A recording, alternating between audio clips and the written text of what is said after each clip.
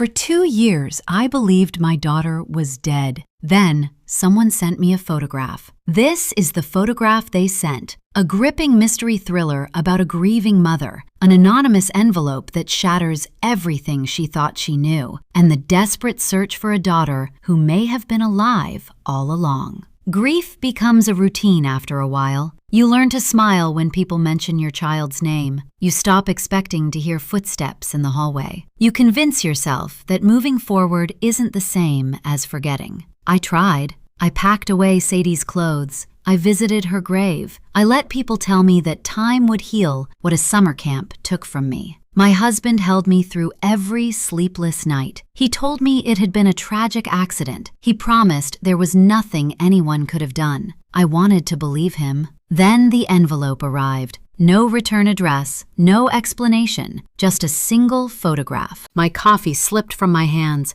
and shattered across the kitchen floor. The girl staring back at me wasn't 16 anymore. Her hair was shorter, her face was thinner, but I would have known those eyes anywhere.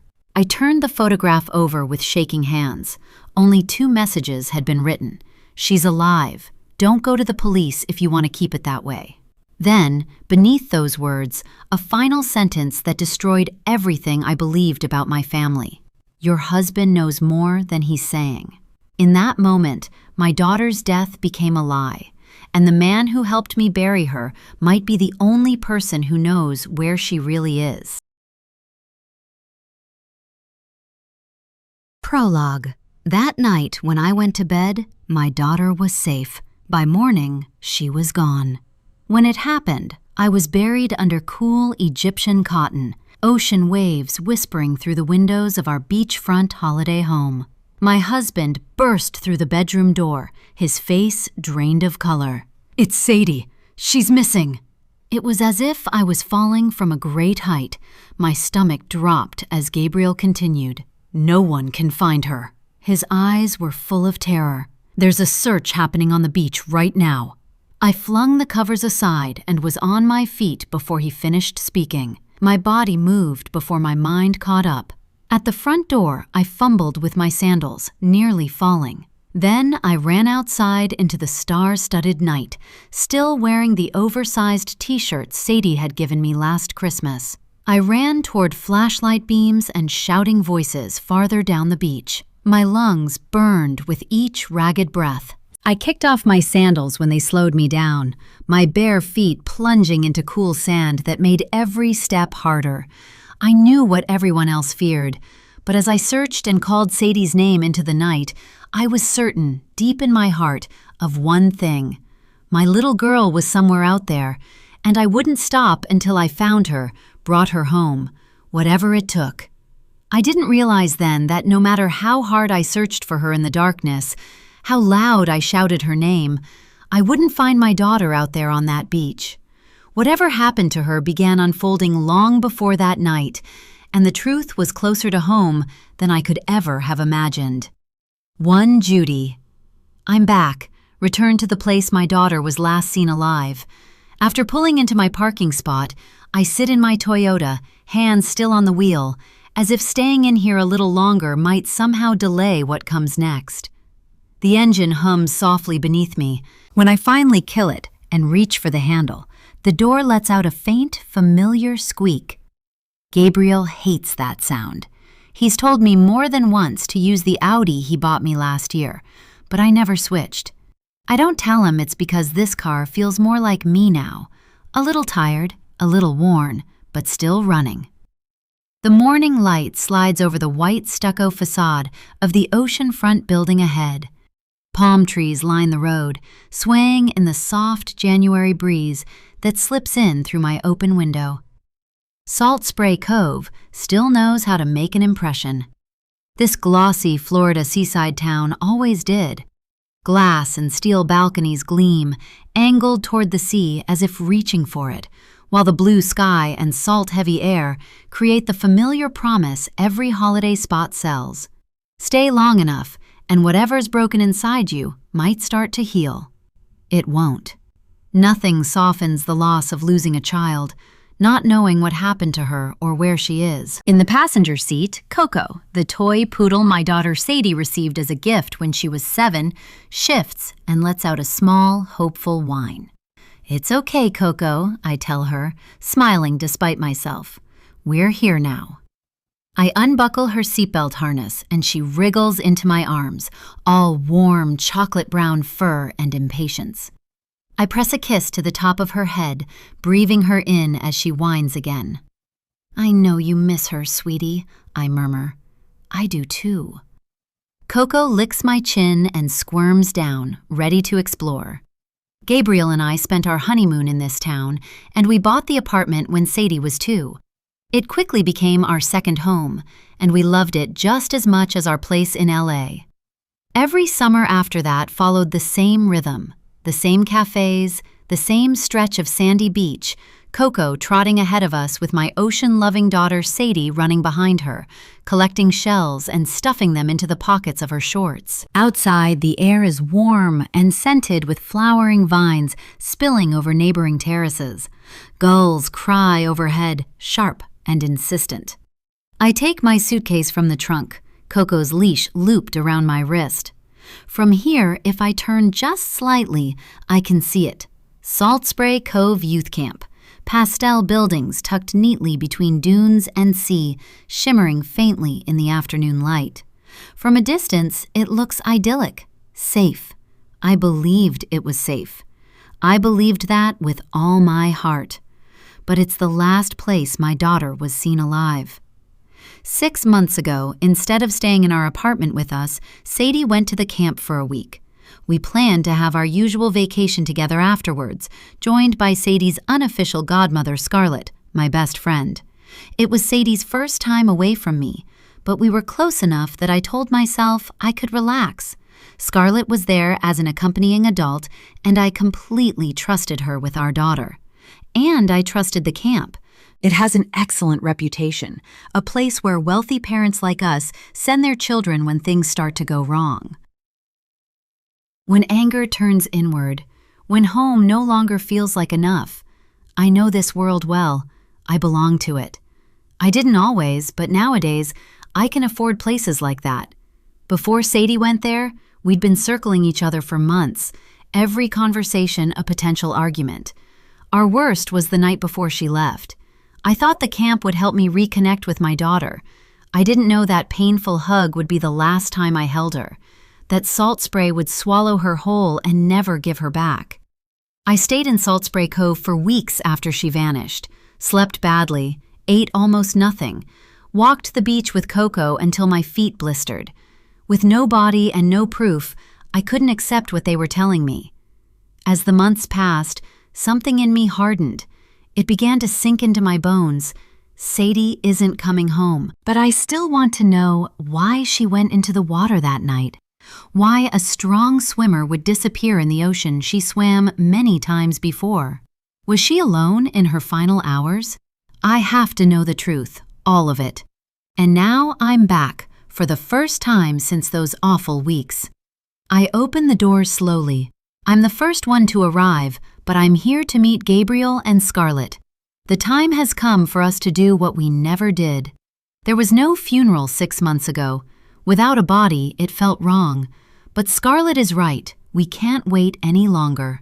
Inside, the apartment is exactly as our housekeeper Alice left it, bright and tidy, but still full of Sadie. Her pink flip-flops right here by the door. Coco goes to them, sniffs, then sits beside them. Her tail is stiff as she waits. Watching her, my throat tightens. "I'm sorry, girl," I tell her gently, scratching her ears before leaving my suitcase by the door and heading for the open kitchen. Coffee first. I move automatically, filter, grounds, water, while sunlight flashes on the sea beyond the balcony doors, catching on the crocheted dolphin on the windowsill, the one my mom made for Sadie before she was born. I miss Mom so much, but I'm grateful she died before Sadie left us. She doted on her granddaughter. It would have destroyed her, just like it did me. 6 months. That's all it's been since Sadie vanished. Some days it feels like 6 years, others like yesterday. I rinse the mug before using it, watching the water bead and slide away. The dish towel catches on my nail as I reach for it to wipe the mug. I wince at the snag, looking down to see a jagged crack in the pale rose polish I'd applied only 3 days ago in the hopes it might make me feel a little more like myself again. Of course, it didn't. I barely even noticed it wearing away.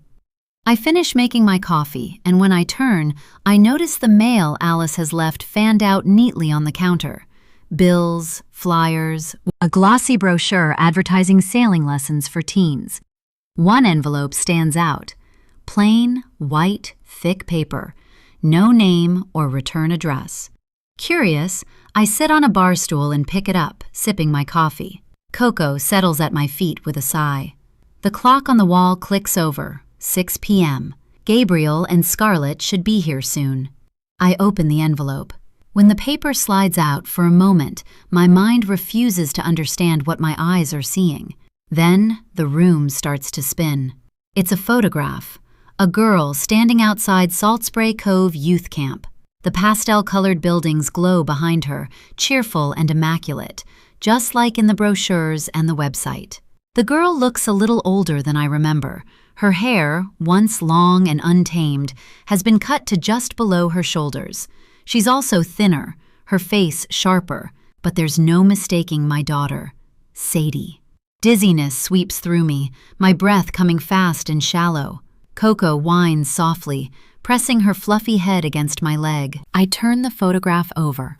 2 words are written on the back, the ink slightly smudged. She's alive. 2. The mug slips from my hand and breaks on the floor. Coco manages to escape to the living room area before the shards scatter and hot coffee splashes over my ankles, staining the white tiles. I don't feel the pain or the heat. I can't feel my feet at all. All I feel is my heart beating loudly in my chest, so loud it seems like it could break my ribs. It's her. It's my daughter in that photo. Is she really alive? As I allow this to sink in, a sudden chill spreads through my body, pressing against my skin, chilling me from within.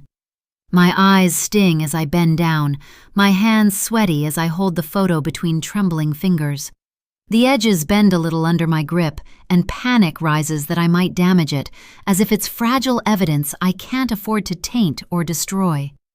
My hands won't stop shaking as I turn the photo over again to have another look. Tears blur my vision, so I blink and try again. Slowly, she comes into focus, her heart-shaped face, her black hair, and the pale scar in the middle of her forehead from when she fell in kindergarten at 5. I remember that day clearly.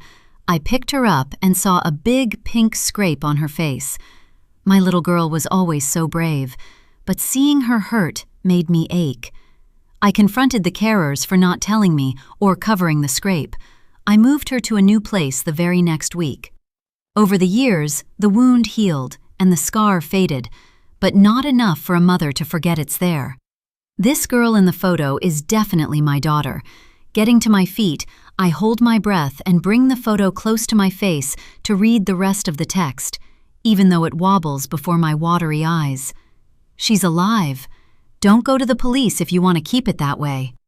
She's alive, I whisper, barely making a sound as Coco returns to the kitchen, sniffing the spilled coffee. My throat dry and my breathing shallow, I stare at the words, letter by letter, forcing myself to believe them. Repeating them feels like it might make them real, less likely to disappear. There's something else in the envelope, a yellow sticky note with more writing. It looks like it was once stuck to the photo and detached. I take it out and read the words on it. They hit me hard and turn the rest of my world upside down. Your husband knows more about her disappearance than you do. I sink to the floor as my legs give out. Even when my knees hit the tile, I ignore the pain. While Coco runs to the balcony doors and barks, asking to be let out, coffee seeps into my shorts, warm and sticky, but I hardly notice. Nothing matters except the words in my hand, the photograph, the girl looking back at me from the glossy paper. The thought that Gabriel might have hidden something from me. What? The ever-present pain in my lower back flares up even more as I turn the photo over again, searching the teenage girl's face. No one can tell me this isn't her. I'm her mother. I would recognize her anywhere. And her moss-green eyes. Those eyes are unmistakable. They look straight into mine, almost reaching through the photograph, as if trying to tell me something. There's sadness there, but also something I can't quite read. All I know is that they're not the same as I remember. The fire that once burned behind them is gone, their usual defiance nowhere to be seen. I did my best to be a good mother, to protect my daughter from the pain of this world. But maybe I went a little too far. Gabriel used to think I was too strict, that I might suffocate Sadie by holding on too tight and making too many rules. Sadie felt the same way, and we argued all the time, especially when she hit puberty. My little girl suddenly became hostile and rejected everything I suggested. Looks like instead of protecting her, I might have pushed her away. Oh God, what if these words are true? What if my daughter is not dead after all? I squeeze my eyes shut and pinch the bridge of my nose, attempting to steady myself. My vision blurs even more, dark spots appearing behind my eyelids. It can't be real. It can't. It's been 6 months. There was a massive search, but she was never found at sea. And now this? And what does it have to do with Gabriel? The thought lands like another blow to the sternum. I remain on the floor, unmoving, coffee soaking into fabric and skin, time passing by without me being aware of it. Suddenly, adrenaline rushes through me, and I scramble to my feet too fast. The room sways, then steadies enough for me to walk straight. I grab my handbag and pull out my phone to dial Gabriel. He answers on the second ring. Gabriel and I didn't drive up together because he had a court case he had to wrap up. And it's just as well, because the silence between us when we are in the same car these days is so thick and cold. Losing Sadie did not only break our hearts, it left a crack in the foundation of our marriage. Hey, already there? As soon as I hear his deep voice, tears fill my eyes. I can't speak. My mouth opens, but no words come out. Judy, are you there? Are you crying, sweetheart? She's alive, I whisper, my voice shaking and my pulse drumming in my ears. Gabriel, I got a photo. Someone sent it. A photo of her. What are you talking about? He asks. Sadie's alive, I hiss. The pause on the other end lasts so long, I think he might have dropped the phone. Then, softly, Judy, what do you mean? I was sorting the mail. I force myself to keep breathing as Coco returns to me, pressing her nose to my leg in an attempt to comfort me. There was an envelope with a photo inside. The girl looks like Sadie. That's not possible, he says. Sadie, we know. His voice breaks on the last word. But there's writing on the back, I cut him off. It says she's alive, and that if we want to keep it that way, we shouldn't go to the police. That can't be true. Gabriel's voice is tight. You know this has to be some kind of joke, right? Who would do that? I snap, picking Coco up. Who would play a joke like this? I don't know. Gabriel sighs. You know the case was big news. What if someone's playing a prank? Gabriel, the photo looks real, and she's standing in front of the camp. The camp? There's a pause. I don't know, baby. It still sounds like a cruel joke. Why don't you wait until I get there? I'll take a look too. How far are you? An hour, maybe. Scarlett should arrive before me. Please try not to get too upset. Okay, I'll see you soon. I hang up and stare at my phone, his words repeating in my head. Maybe he's right, but what if he's wrong? What if my daughter is really out there? I love her. I loved her with everything in me, even when things were hard, even when we fought, especially then. And now this fragile, dangerous hope, the first bit of hope I've had in months. How could I possibly let it slip away? How could I survive losing her twice? I press the photograph to my chest, holding it as if I could warm her with my body, as if she could feel me wherever she is. The paper crinkles lightly in my hand. After filling Coco's bowl with water and opening the balcony doors, I sink back to the floor, still holding the photo to my heart. Tears drip onto the tiles as I cling to her image. My body curls around it, protective. "Baby," I whisper, my voice breaking, "if you're out there, I will find you." 3. Scarlett arrives at the apartment before Gabriel, just as he predicted. I didn't want her to find me on the floor, so I picked myself up, made another coffee to replace the one I'd spilled, and took a bath, letting the water run hot against my skin until the shaking slowed and I felt myself return to my body. Even though I'm more confident now, more inside my body, I'm still shaking beneath the surface, my heart pumping with adrenaline that came with the possibility, the dangerous, intoxicating possibility, that my daughter might be alive and out there. The entire mood around me feels like a pressure cooker that's slowly heating from the inside, ready to explode and destroy everything in its wake. When I open the door to Scarlett, for a split second I don't know how to react. The flowy blue dress and light cream cardigan she's wearing are meant to make her look fresh and happy, but the new lines on her face tell a different story, and not even makeup can hide them. Her dark curls are loose around her shoulders, slightly wind-tossed and untamed. Like me, she looks different from how she did 6 months ago, like she's added 5 more years to her 43. We haven't seen each other in 5 months, but we've talked on the phone at least once a week. Our friendship was not left untouched by the tragedy. Before Sadie disappeared, we talked pretty much every day. I don't want to blame her for what happened, but sometimes it's hard for me to accept that Sadie disappeared under her watch. Scarlett pulls me into a hug first, and for a few heartbeats, I allow my friend to hold me. Her slender arms are warm and familiar, but it doesn't feel right. Something is off. Even though I used to love her hugs, even though I've received so many of them, since Sadie's disappearance, my body resists before my mind can catch up. I'm the first to pull away, my lips curving upward despite the heaviness in my chest. Suddenly, Coco darts away from the couch, a blur of brown fur racing across the room. "Hello, gorgeous. I missed you too."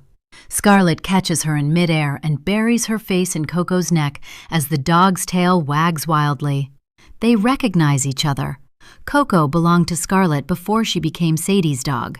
Scarlett decided to give Coco to Sadie after noticing how sad Sadie always was every time she visited Scarlett and had to leave the pup behind. I smile at the two old friends as I think of our own friendship. Every time I see Scarlett, memories flood back. I know the next days will be hard.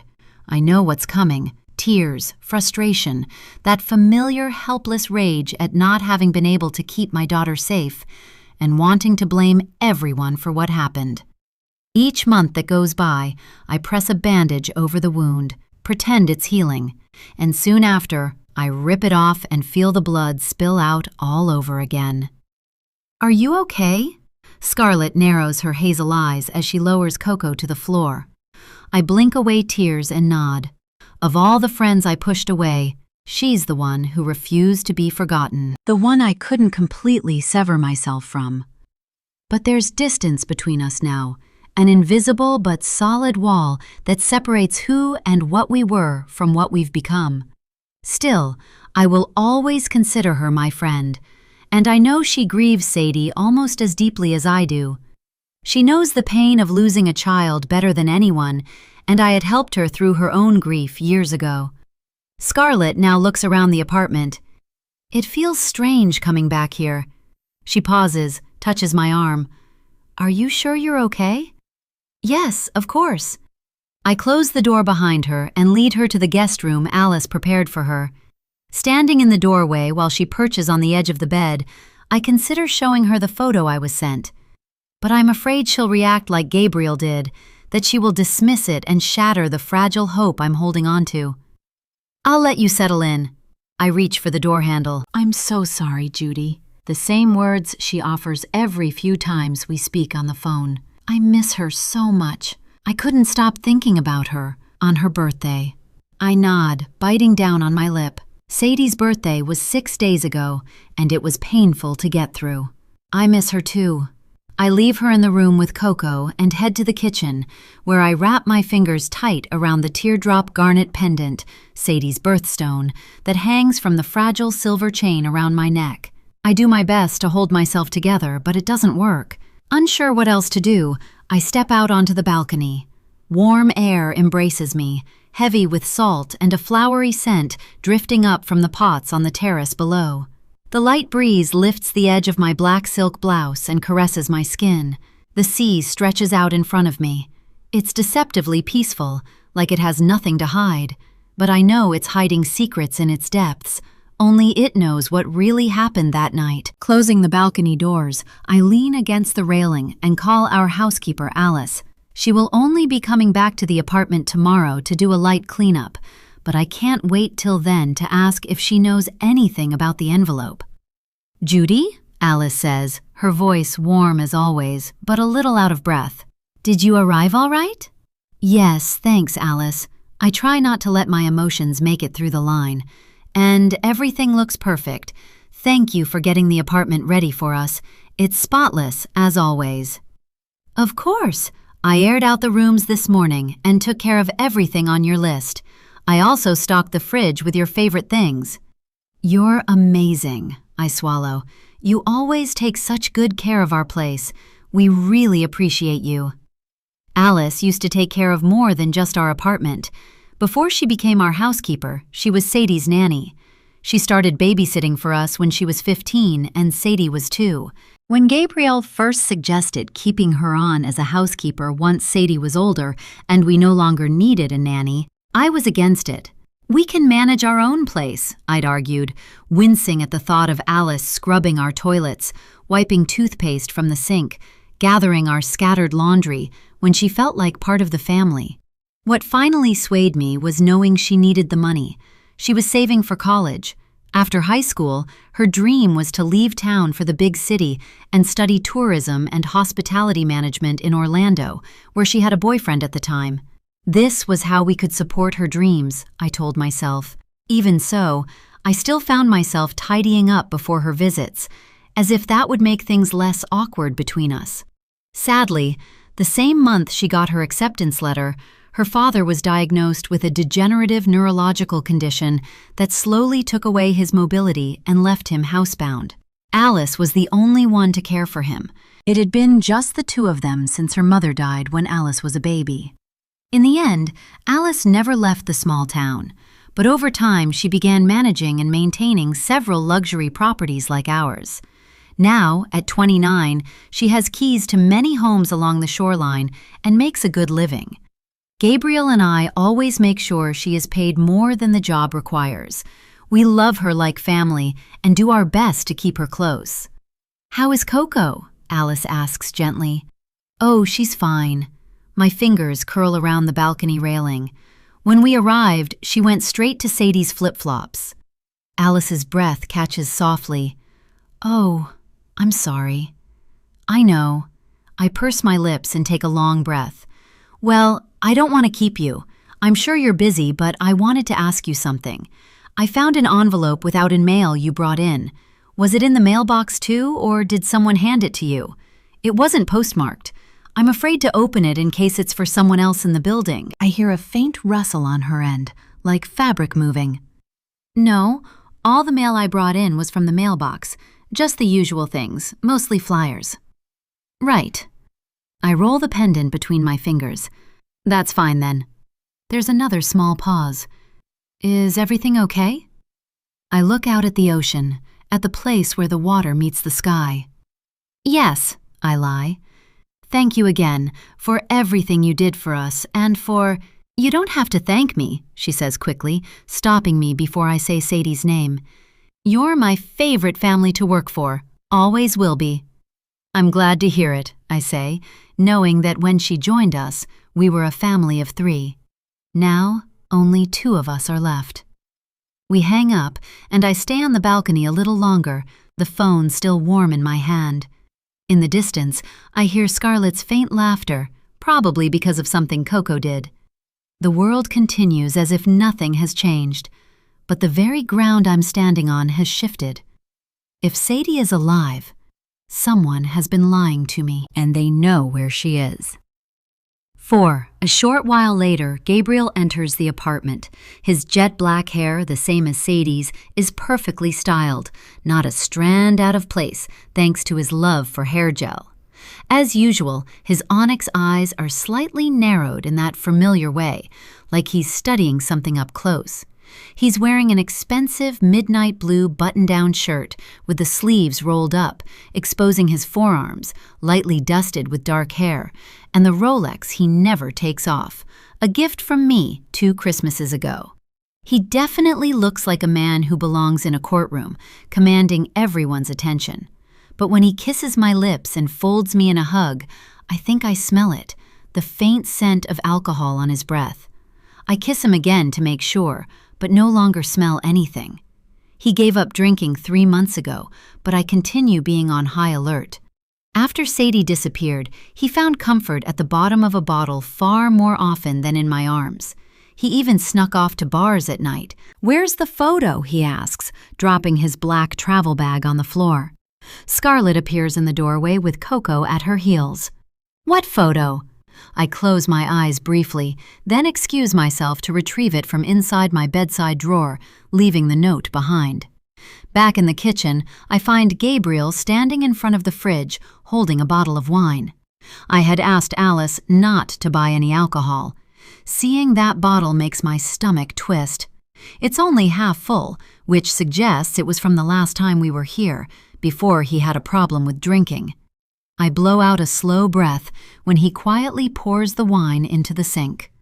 When he turns, I give him a small smile and place the photo on the counter. The moment Scarlett sees it, she recoils, clutching her throat. "That can't be Sadie?" "I don't know, but it looks so much like her. I think it's fake." Gabriel's voice is firm and decisive, the kind he uses in court when he knows he's right. "How can you be so sure?" I pour myself a glass of water from the pitcher on the island and take a sip. My throat is parched. Scarlett bends forward and studies the photo like evidence from a crime scene. "Where did you get this?" "In the mail pile. There's a note on the back." I flip it over. It says, "Sadie is alive, and if we want her to stay that way, we can't go to the police." Scarlett inhales sharply, and Gabriel frowns. "Like I said before, it's obviously fake. It's easy to Photoshop photos these days." My pulse spikes. What if it's not? What if it's real, Gabriel? What if Sadie is alive? "Don't!" He slams his fist on the counter so hard my glass of water rattles. "We've been through this. She's gone, Judy." Guilt and defiance war inside me. I think of the hidden note that claims he knows more than he's admitted. Scarlett's voice is low but firm when she speaks.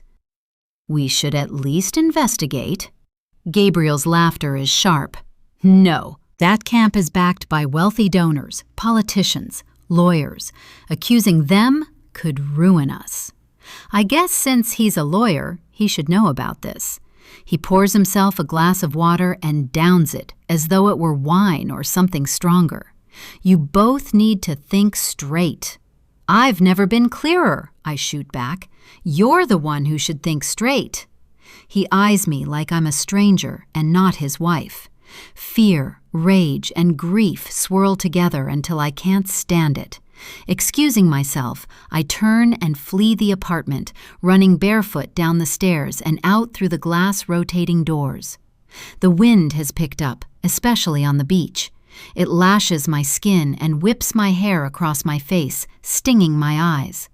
The waves are loud, crashing the shore with a fury that's allowed to be unleashed without judgment, while I have learned to keep mine contained, even though I'd rather burn this world to the ground. My fists clench and unclench as I march into the surf, clothes soaked in seconds, dragging me down as the cold water swallows me, inch by inch. I don't stop until the water reaches my shoulders, my feet barely touching the sandy bottom that starts to shift from under me, like my entire world is doing.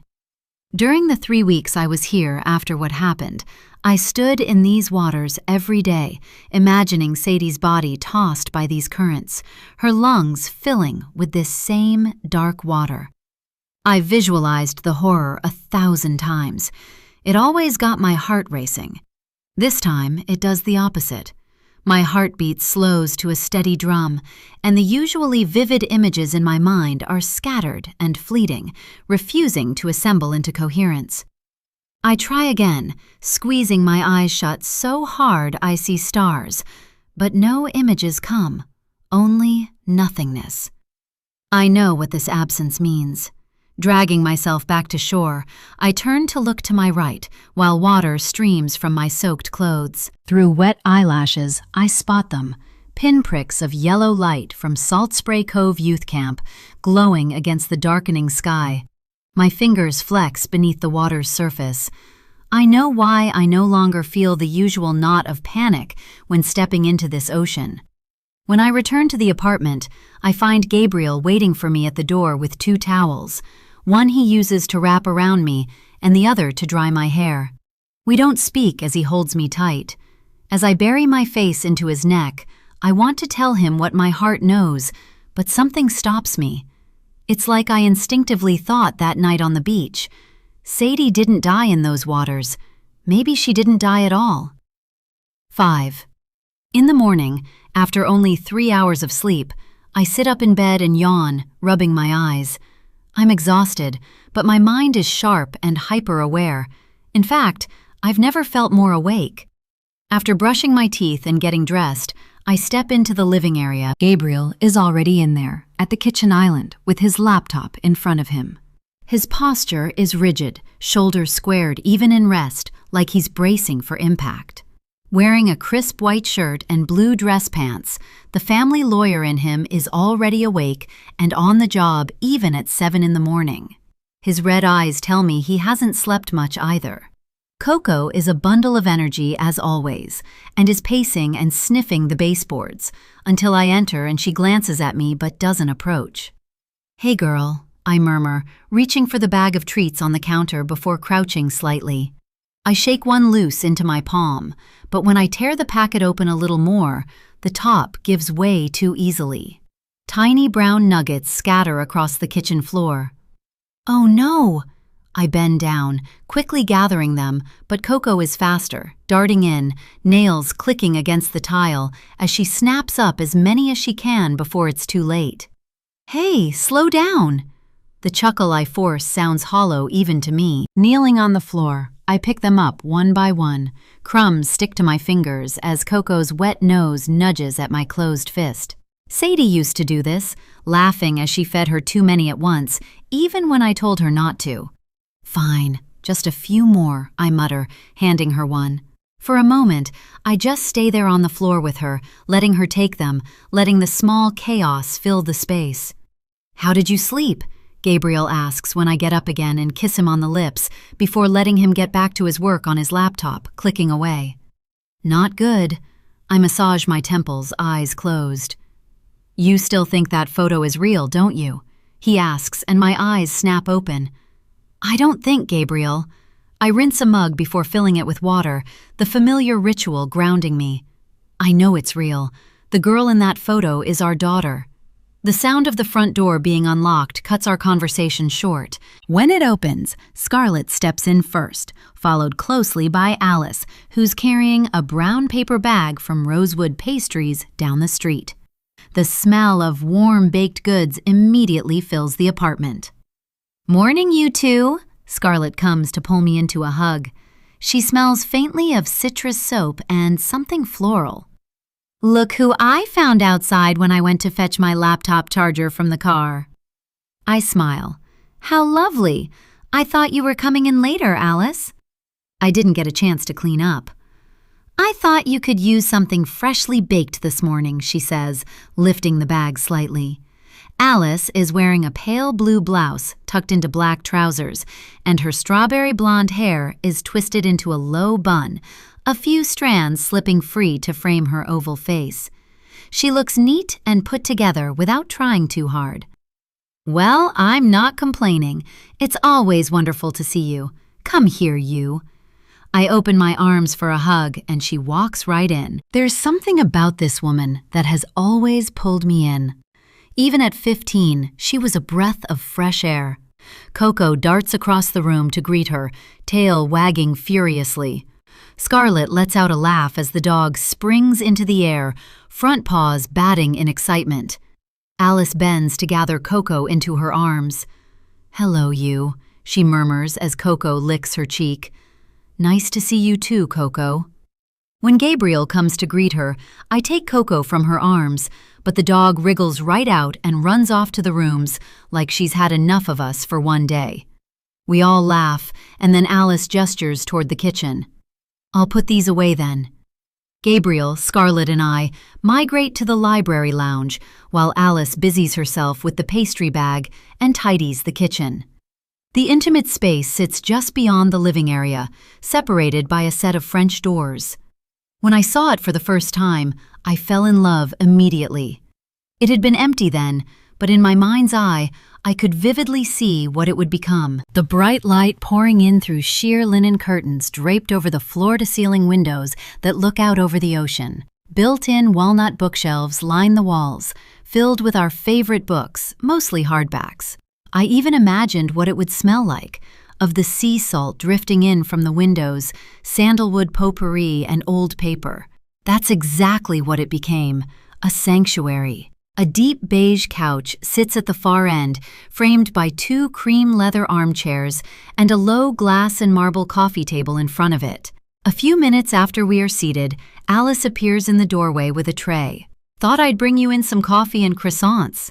She glances down at the tray in her hands, then sets it down. No one speaks as she pours us each a cup, then straightens up. "Would you like me to take Coco for a walk?" she offers. She seems restless. Scarlett nods. "That's a good idea." I glance at Gabriel. "Yes," I say finally. "That would be nice, thanks for that." After we chat a bit about her life and how her father is doing, Alice leans down to fasten Coco's leash. "I'll just take her around the marina. We won't be long." She stands up and looks at me for a moment. "If you need anything at all, give me a call." She leaves, closing the doors softly behind her. "Judy, are you feeling better today?" Scarlett asks when the 3 of us are alone, her eyes searching my face. I glare at her. "Of course I'm not better, Scarlett. How could you even ask me that?" I shake out my jittery hands while blinking back hot tears. Unable to release the mounting tension inside me, I bite down on my lower lip until I taste blood. "I'm sorry, Scarlett. I didn't mean to snap at you. It's just, I won't feel better until we find out where Sadie is and what has happened to her. I'll help. I'll help you find more information. I can also stay a bit longer if you like. I still have a few days before school starts." Scarlett pauses. "I'll do anything for Sadie. You know that." Her voice wavers just slightly on Sadie's name, a crack so small it would be easy to miss. Her offer of help takes me by surprise. I thought she would side with Gabriel. "So, what do we do first?" she asks as she picks up one of the croissants, but after staring at it, puts it down again, picking up her cup of coffee. "I want to go to the camp today." I bite into my croissant. "To have a look around." Gabriel's jaw tightens. "You can't." "Why not?" "I just want to ask questions," I reply.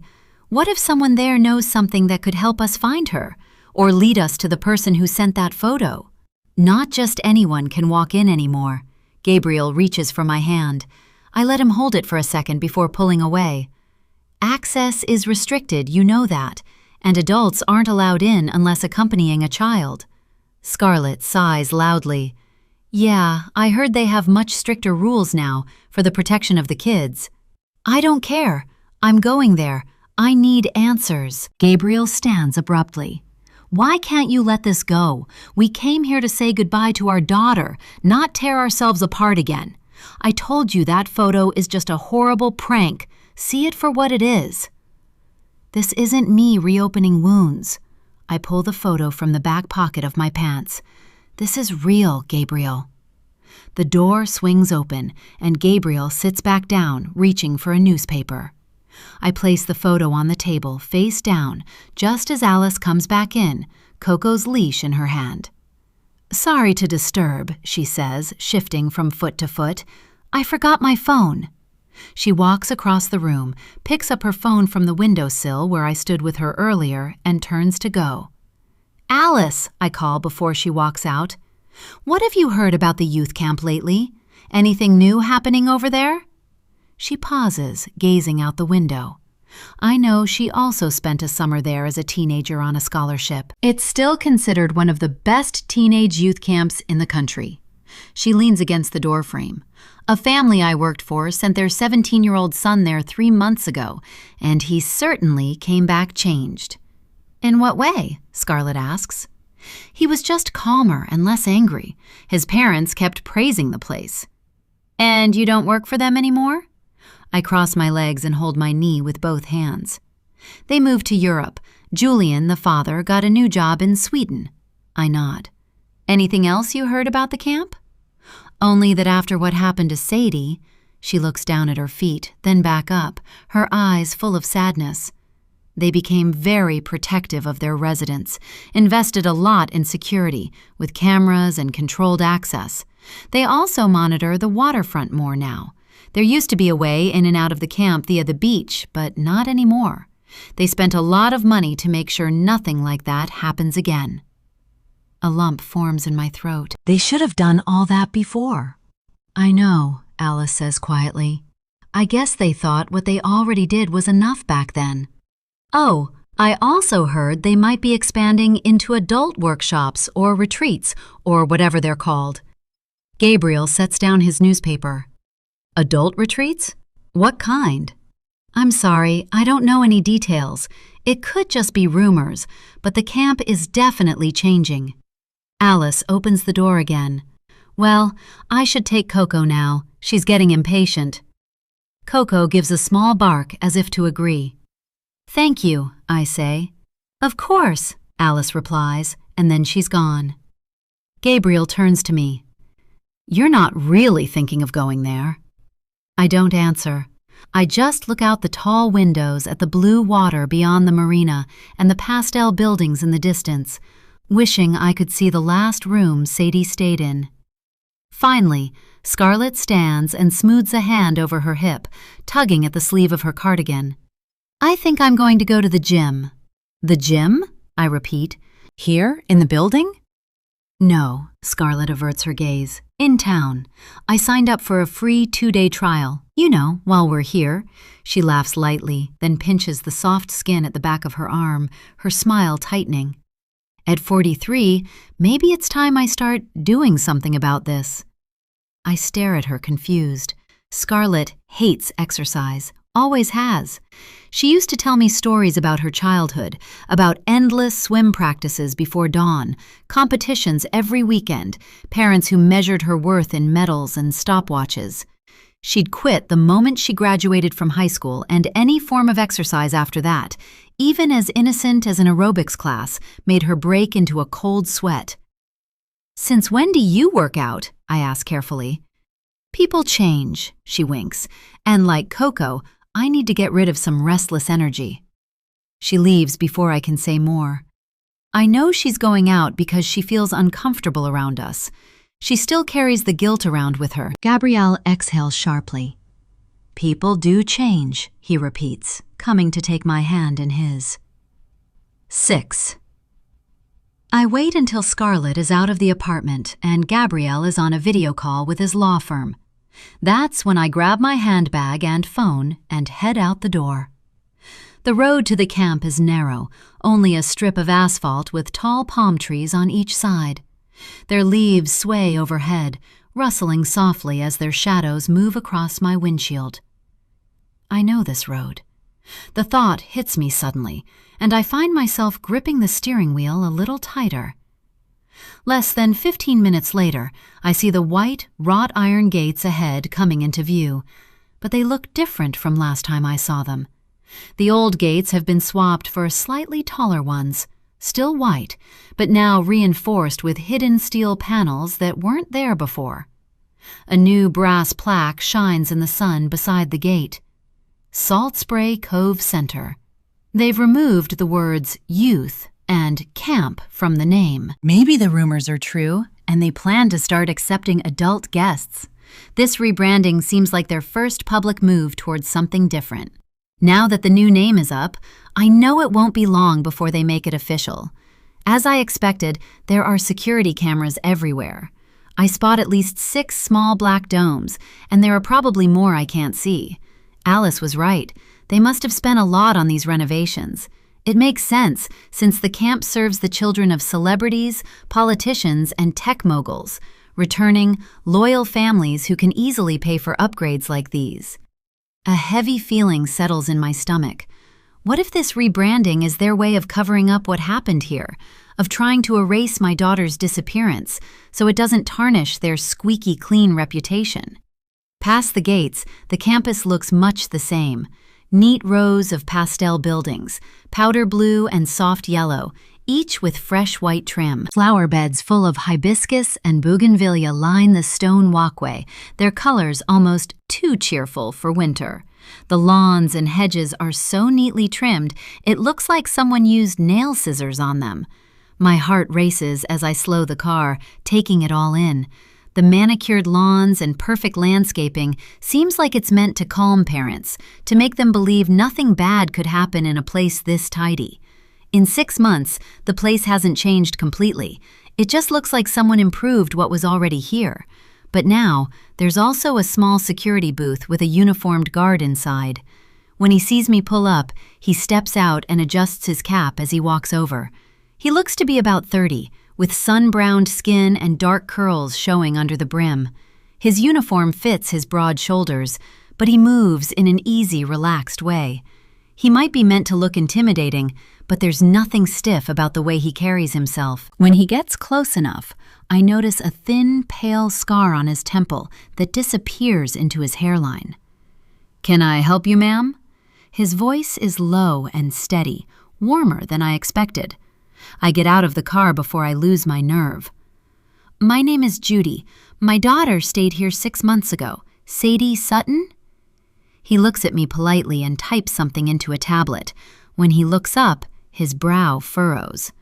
"You're not on the approved list," he says, but his tone isn't exactly unkind. "I'm afraid only registered guests are allowed on campus. I just want to have a look around and talk to someone in charge about an important matter." "I'm sorry, ma'am, that won't be possible." I look past the guard and see teenagers moving in groups across the grounds. They all wear matching pastel t-shirts with the Salt Spray Camp logo over their hearts and identical blue jeans. They seem relaxed, calm, and happy. Another group sits cross-legged under a spotless white pergola, smiling and nodding at a young counselor. Nearby, 2 other girls lie on their backs in the grass, looking up at the sky, completely at ease, rested, content, safe. Things my daughter wasn't. How could a place that looks so perfect and controlled have failed to keep my child safe? I wet my dry lips and try again to convince the guard. "My family has connections here. I only need a moment with the director." The guard's expression changes slightly as a second uniformed man with a tighter expression and thick eyebrows appears next to him. After I make the same request to him, he gives the same answer, and I snap at him, demanding to see the director immediately. "I'll need to ask you to leave the property now, ma'am. We put our resident security above everything else." I nod.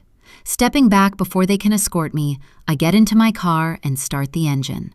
As I pull away, I throw one last glimpse at the children, searching for Sadie. Finally, cold floods my veins as I drive back down the road and allow the trees to close in again, to swallow the camp, or center, from view. Whatever this place is now, whatever it's become, it won't keep me from finding an answer to my question, the only question that matters.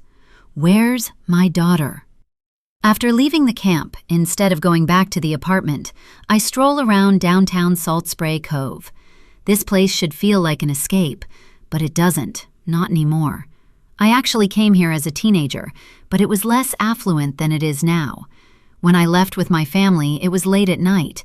I remember streetlights blurring past the car window and the town fading away before I could memorize it. After that, Salt Spray Cove lived only in my imagination. I didn't come back until my honeymoon with Gabriel. One of our gifts was a honeymoon package at a hotel in Salt Spray Cove. There was no card or name, just an envelope with a reservation at the Grand Cove 5-star hotel. Those 2 weeks were perfect. Champagne on balconies overlooking the water, walks on the beach, slow mornings in white sheets.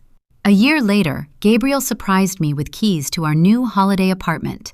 He got the idea from another tourist he met on our honeymoon.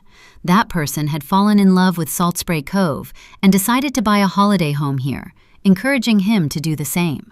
I still love this town, but now it feels too carefully arranged, almost like a glossy brochure come to life. It doesn't feel like a place where people actually live. Maybe that's the point. Towns like this might exist just for making memories before we return to our real lives. Avenues lined with palm trees lead to the marina, where expensive white yachts sit in neat rows. One of them is called Second Chance. That's exactly what I need. I observe luxury SUVs speed past boutiques with floor-to-ceiling windows. Inside, designer clothes, shoes, and genuine leather handbags cost more than some people's rent. After wandering for a while, I end up at an upscale open-air market. The organic produce is stacked in perfect pyramids, looking more like museum pieces than food. I sigh when I see a couple in horse riding gear laughing under a striped umbrella. I miss when Gabriel and I laughed together. Staff in crisp white aprons offer silver trays of samples, speaking in quiet, polite voices. No one shouts prices or haggles here. The atmosphere is carefully maintained in a place where money is rarely a problem. I turn down an offer of truffle pecorino at the cheese stall. Instead, I pick up a small cup of imported strawberries, some fresh lemons, heirloom tomatoes, and a loaf of sourdough from a pop-up bakery tent. The woman at the register gives me a brown canvas tote with the store's logo on it. Her bright blue silk scarf shifts as she moves. "Thank you so much," she says, waving as a tennis bracelet of small diamonds catches the light. As I leave the market, the streets open up, bordered by perfectly trimmed hedges and olive trees, imported from places far away. Soon, I reach a playground that looks like it belongs in a design magazine. There are climbing frames made of pale wood, slides with matte metal finishes, and huge canvas sunshades over the rubber flooring. On stone benches, several au pairs scroll through their phones, hardly glancing up at the children they are meant to watch. I stare at mothers pushing swings and children chasing each other across the grass, shrieking with laughter. Their sounds of joy feel like a gut punch. Other mothers in oversized sunglasses push strollers that cost more than a small car. Watching them all feels like pressing on a bruise. I was a mother once. I still am. I remember the weight of Sadie in my arms after 12 hours of labor. I remember her first day of preschool, her fingers locked around mine, tears streaming down her face as she begged me not to leave. I remember the pride and pain of her first day of real school, how she stood a little straighter, but still glanced back to make sure I was watching. And I remember when she started pulling away, when she fought me, when she wanted independence so badly it felt like rejection.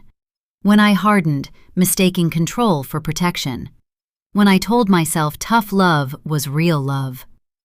Thinking back to the photo I received, I force myself to continue believing that my daughter is still out there, alive and waiting for me to find her, so we can have a second chance. I leave the park before doubts set in. I am Sadie's mother, I whisper to myself. That doesn't end because she disappeared. I wipe my eyes with the back of my hand and tilt my face up toward the sky. It's a rich blue today. Is she seeing this same sky? For my own sanity, I have to believe that photo is real. Anyway, who would do this? Who would go to the effort of staging a photo, printing it, writing those words, and mailing it? That wouldn't just be a prank. That would be unspeakably cruel. On my way back to the car, I stop short in front of a flower shop I recognize. One of my favorites, Maison des Fleurs. Gabrielle bought me a bouquet here on the first day of our honeymoon. I dried the petals and kept them for years. I'm almost certain they're still in a box somewhere, buried beneath things neither of us are ready to throw away. I stand there now, staring through the window. If not for the photograph, I would be buying roses, peach roses for the funeral. Unable to stop myself, I walk inside, and my fingers trace the petals, velvet soft, alive with color. My mind fights viciously, listing reasons why the photo could be fake. It's been 6 months with no body and no proof. But my heart refuses to listen to the voice of reason, refuses to snuff out the first real spark it's felt since the night Sadie vanished. "May I help you?" the shopkeeper, a woman with a platinum pixie cut, asks. "Just looking, thanks," I say, and instead of continuing to do so, I walk back out into the sunshine, sweat prickling at my hairline. Inside the car, I set the shopping tote on the passenger seat and lean forward, resting my forehead against the steering wheel. Then I stare back out at the town I once loved and now can't seem to escape. My pulse spikes when I pull the photo from my bag and stare at it for the 100th time. And then I catch a movement in the rearview mirror. A man with a black t-shirt, black jeans, and dark glasses is standing near a parked Mercedes across the street. He looks like he's staring at me, but he can't be. I'm just imagining it. I've barely slept, and exhaustion is making me see things. Ignoring him, I start the engine and pull away from the curb, my eyes still on him in the mirror as he turns and walks in the opposite direction. Still, my hands stay tight on the wheel as I drive back toward the apartment. I can't stop checking the mirror too often as my foot presses harder on the gas. Could that be the person who sent the photo? I nearly run a red light and have to slam on the brakes to avoid clipping a delivery truck. I pull over, my hands shaking so badly I have to grip my thighs until they stop.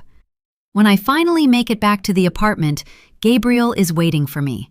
Scarlett is still not back from the gym.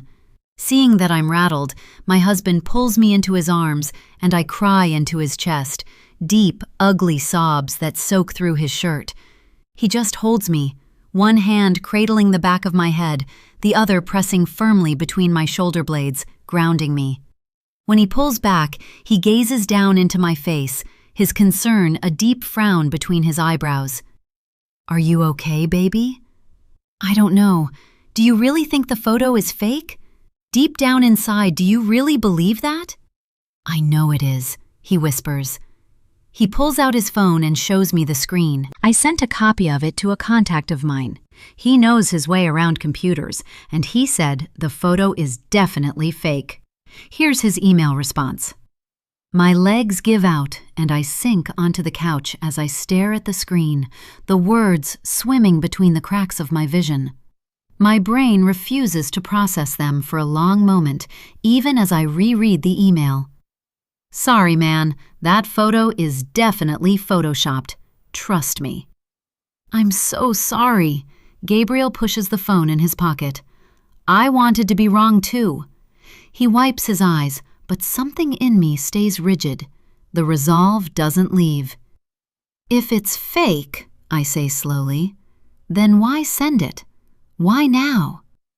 Gabriel opens his mouth, then closes it. He can't answer that question. "Sadie is out there, Gabriel. I just feel it. Our baby didn't drown that night." Gabriel still doesn't respond. I move to the window and stare out at the distant lights of the camp. I will find out what really happened, even if it kills me. 7. Scarlett sits on one of the balcony chairs, knees drawn to her chest, toes gripping the edge of the seat. The sliding door to my and Gabriel's bedroom is open behind us, the curtains breathing in and out with the sea air. Even from out here, I can hear the faint rustle of papers. Gabriel is working in the library. The sky has darkened to that deep coastal blue, the kind that makes the ocean disappear into itself. Somewhere below, waves slap against the rocks, steady and indifferent. I just don't get it. If there's even a chance she's alive. My voice drifts off. Scarlett exhales through her nose. She's holding her glass of grapefruit juice, but hasn't taken a sip in a long time. When she finally sets it down on the small table between us, her hand shakes just enough for me to notice. I know. Her shoulders sag as if the words weigh more than they should. I hate that I'm saying this, Judy. I really do. But if Gabriel's contact is right, if the image was altered... She trails off, lips pressing together, jaw tightening. She looks away, out toward the water, as if she can't bear to see my face when she finishes the thought. Then what? I throw my arms in the air. We just accept it? We scatter flowers in the sea, pack up and go home, to just accept that she's... gone? It's only been 6 months, Scarlett, not years. There's still a possibility... A sob stifles my words. Scarlett doesn't answer right away. Instead, she rubs her thumb over the glass, polishing it again and again without realizing. I don't want to give up, she admits finally. I just don't want you to get hurt again. That does it. Something sharp flares in my chest. Hurt? Scarlett, there's nothing worse that could ever happen to me. She turns back to me then, really looks at me. Her eyes are glassy, rimmed red, and for a moment the mask slips. I see it. The fear and the grief she carries as tightly as I carry mine. I need you with me, Scarlett. I can't do this alone. Not again. She nods once. It's small, but it's decisive. I'm not going anywhere, Judy, I promise. The folded sticky note burns against my thigh, hidden in the pocket of my shorts. I almost reach for it, almost tell her about the message, what it said about Gabriel. But something holds me back, a quiet instinct, a warning I can't quite name. If I say it out loud, everything changes. Later, the apartment goes quiet. Gabriel eventually comes to bed beside me. We lie next to each other, but miles apart, both staring at the ceiling, neither of us sleeping. The space between us feels crowded with everything we're not saying. I finally fall asleep, and when I wake up at around 11, I don't find him next to me. When I go looking for him, I don't find him. I just hope he hasn't started drinking again and is at some local bar. When I emerge from the bedroom the next morning, Scarlett is already up, standing barefoot in the kitchen, wrapped in one of the soft, white robes from the bathroom. Coco is sleeping on her cushioned bed in one corner of the kitchen. Gabriel is working in the library again. I know he came home close to 1 in the morning, but I didn't ask him where he went because I didn't have the energy. Or perhaps I was afraid of the answer. Scarlett pours coffee with careful precision, as if concentration might keep her hand steady. I've been thinking. Her fingers tighten around the mug. Just for a second. I might try as well. To get into the camp, I mean. To find out if they know anything. You? She shrugs and finally meets my eyes. Why not? Maybe they'll let me in, talk to me. I don't have history with them. Not like you. What do you mean, history? I mean, they might be more guarded knowing you are Sadie's mother. Yes, that's true. Thank you. Relief loosens something in my chest. She lifts her mug, then pauses. Judy, whatever happens, we don't stop. We can talk later if you like. I'm here for you, always, like you were there for me when I lost my baby. After she leaves the apartment, taking Coco with her, I go back into the bedroom and suddenly can't breathe. The space feels smaller, the air heavy, and every breath is hard. I just want some air and peace, somewhere without grief, where my husband and I aren't moving around each other like ghosts. I don't tell Gabrielle I'm leaving face to face. Instead, I scribble a note and place it on the kitchen island. Going into town for a bit. Be back soon, Jay. With my keys jingling in my hand and my bag over my shoulder, I slip out. I know where I need to be at this moment. The one place in town that has always felt like a sanctuary, where I felt closest to Sadie. 20 minutes later, I'm at the Salt Spray Cove Public Library, known locally as the Pelican Room. Sadie and I used to come here together whenever we were in town, especially if things felt tense at the apartment after an argument. This was where we could reconnect.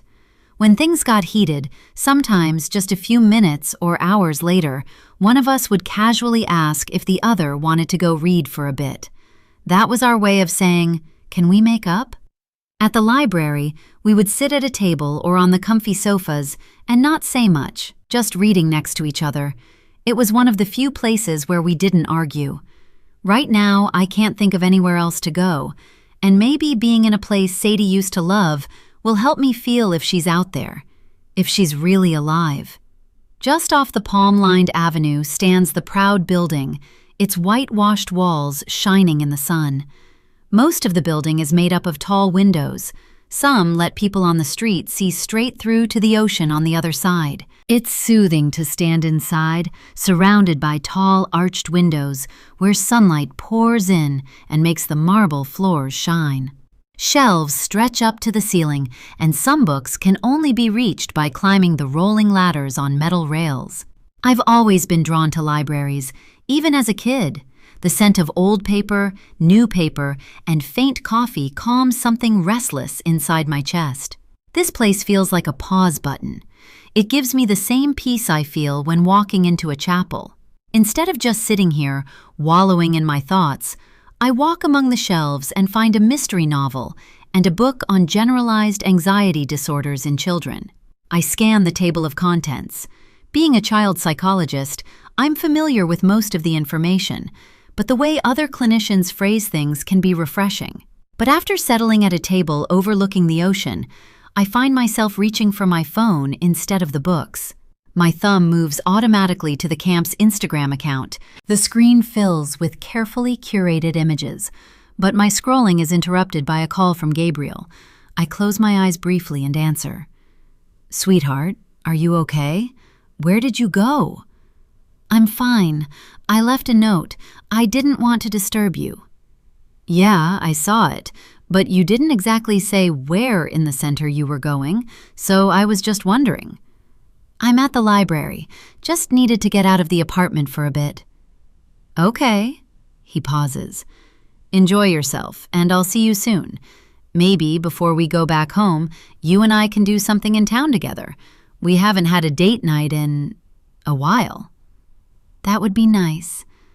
I allow a bittersweet smile to touch my lips as I remember our last date night, right here in town, before everything tainted it.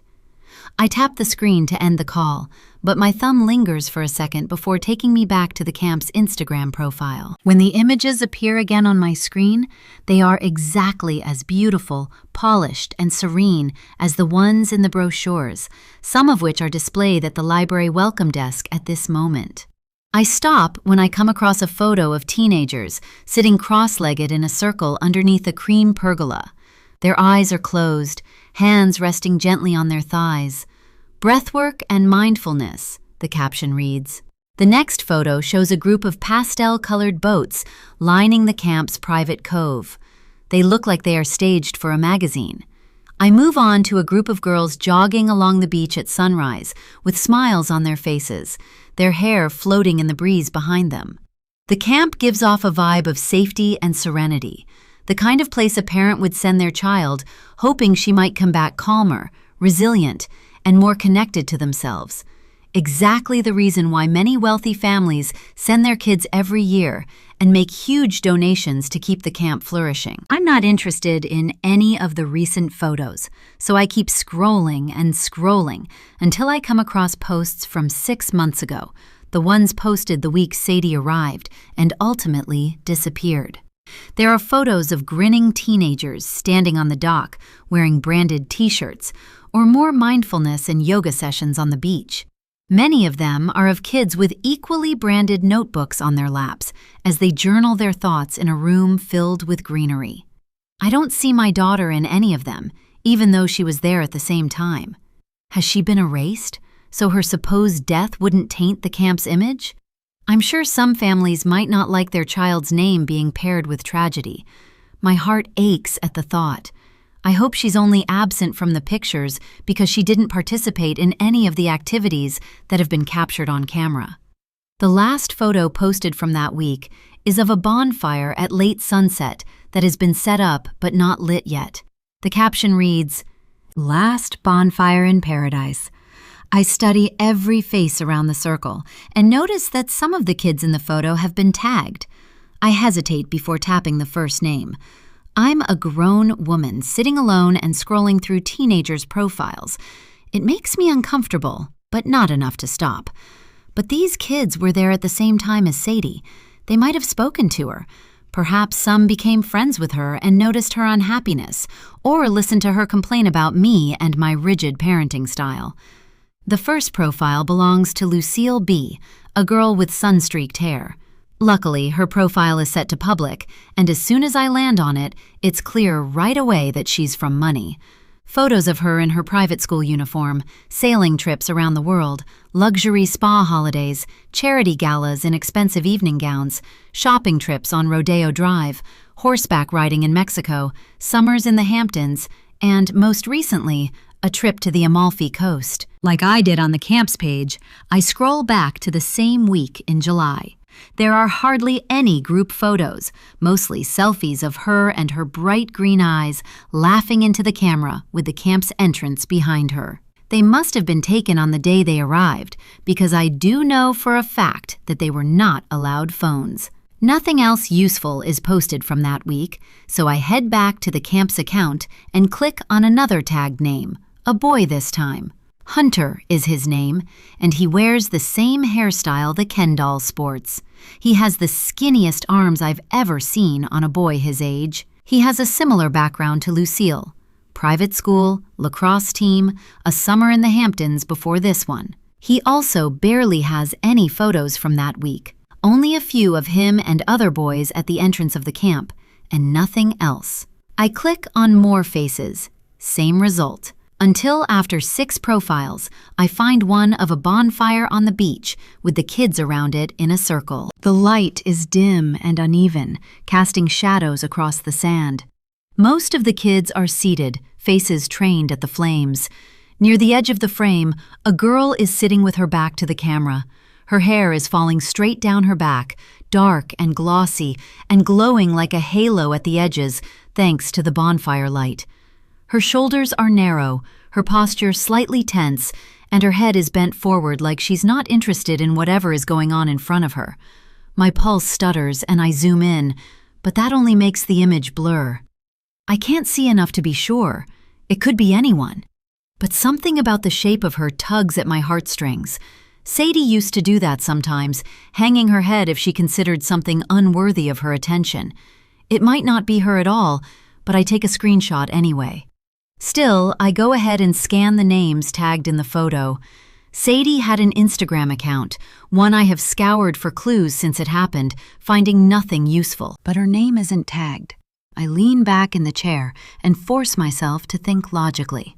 If Sadie is alive, if she did not die in that water, where is she? What if she ran away? The thought I've circled around since receiving the photo sinks in, catching me off guard and tightening my chest. Would that be possible? 6 months ago, she was an angry teenager, pushing against every boundary I set. I still recall the heated argument we had the night before she left with Scarlett.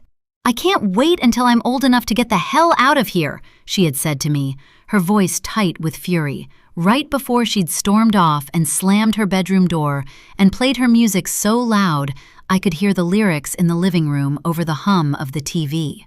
I had thought it was nothing but the usual teenage outburst, along with many others that came before it. But now, what if that one triggered something? Had I really pushed my daughter so far that she'd choose disappearing over coming home? I look back at the bonfire photo. If she had made friends that week at the camp, would she have told them what she was planning? "Judy!" a voice calls, and I look up to see an older woman walking toward my table with a tentative smile. Her name is Georgia Price, one of the librarians.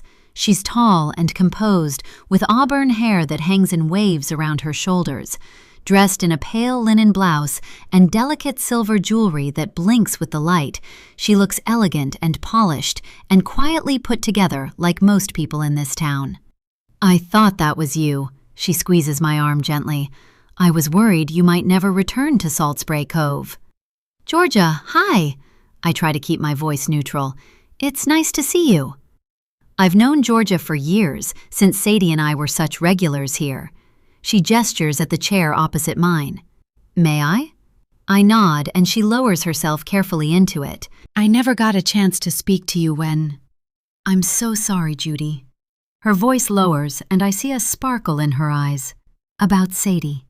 Thank you, Georgia. She folds her hands on the table. I miss seeing her in here. I don't think I've ever met a child that loved books as much as she did. I nod, unable to speak for a moment. She loved coming here, I manage finally. Yes, the librarian says quietly, her red lips curling in a bittersweet smile. She did. When she came alone, sometimes she stayed right up to the minute we closed. We sit there for a moment in shared grief. I swallow and wipe a tear from my cheek. I don't want to believe she's gone. Is that why you came back? I shake my head. We wanted to throw petals in the ocean, a sort of funeral. Well, that sounds beautiful. Georgia's hand covers mine for a second before she draws it back. Salt Spray Cove, especially the camp, will never forget her. I heard they tightened security since then. They even have more cameras on the beach and a clear division set up to separate the camp's private beach from the public beach. I suppose it doesn't help now, but… She trails off and then sighs. The new improvements were all over the papers. The papers?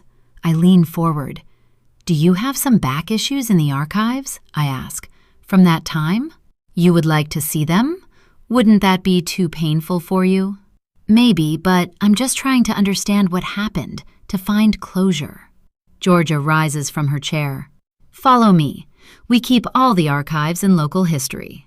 She leads me down a narrow aisle between tall shelves, her slim gold Rolex catching a light. Everything's yours to browse, she adds, her voice softening. Just let me know if you need anything else. I appreciate it. Thanks, Georgia. Before she walks away, she puts a hand on my arm. I'm sorry again for your loss.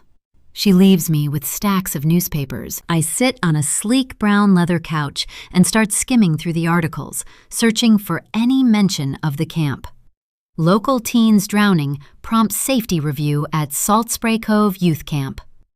Salt Spray Cove Youth Camp, beachfront access restricted following tragedy. Salt Spray Cove Youth Camp installs new security cameras. When the papers aren't writing about my daughter's death, they fill the pages with regular camp news. There are stories about fundraising galas with wealthy donors, new cabin permits, and rumors about possible changes in camp leadership. None of it tells me what I want to hear, if my daughter is alive. As I walk to the car, I open Instagram and head straight to Lucille's profile. Without thinking, I start typing her a message. Hi, Lucille. You don't know me, but I'm Sadie Sutton's mother. Sadie was at Salt Spray the same week as you last July. I hope it's okay that I'm reaching out. I'm trying to understand her final days. If you spoke to her at all or noticed anything that seemed unusual about her behavior before she disappeared, I would be grateful to hear from you. But please don't feel pressured to respond. Thank you so much, Judy. I stare at the words, then tap send before I can change my mind. My throat tightens as I search for Hunter's profile. I compose another message, only changing the wording slightly. Hi, Hunter. I'm Judy, Sadie Sutton's mom. She was at Salt Spray with you last July. If you remember any conversations with her or observations about her behavior before she disappeared, I'd be grateful to hear them. Even the smallest detail could help. Thank you for your time, Judy.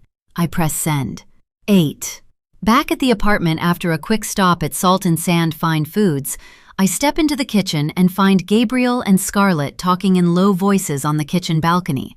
They must not have heard the key turning in the lock because they both look startled to see me. What were you talking about? I ask, but neither says a word, so I let it go. I got groceries. I'm making lasagna for lunch. I'll use those fresh tomatoes I got yesterday at the market. Still nothing. Come on, I know you were talking about me, I press, putting the grocery bag down a bit harder than I meant to. Scarlett comes and gently guides me into a chair. Coco circles once and settles against my ankle, warm and steady. Judy, I'm sorry. Scarlett's voice wobbles as if she's been rehearsing but still can't get it right. I couldn't get into the camp either.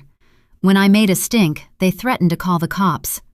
She picks at her thumbnail, a nervous habit she picked up after Sadie disappeared. Okay. I shoot to my feet. Then we'll find another way. Gabriel, you have connections, right? Can't you pull some strings? I just need to get in there, to speak to the director and maybe the staff. You know it's not that simple. And the camp staff was already interviewed, Gabriel replies. But maybe they have new information to share that they forgot to tell the cops. Something Sadie did or said before she disappeared that could help us figure out where she is. Judy, I can't just… Fine, then don't, I snap. If there's a way, I'll figure it out myself. Scarlett rises to her feet. I'll leave you two to talk. She edges toward the door. I have an appointment. Where? Who are you meeting? I call after her. Someone from the gym, she answers without turning. I'll be back in about an hour. Maybe I'll bring dessert. I can't help wondering if she started dating again. I hope so. She deserves to be happy. Once she's gone, Gabriel steps forward, takes my hands, and kisses my palms.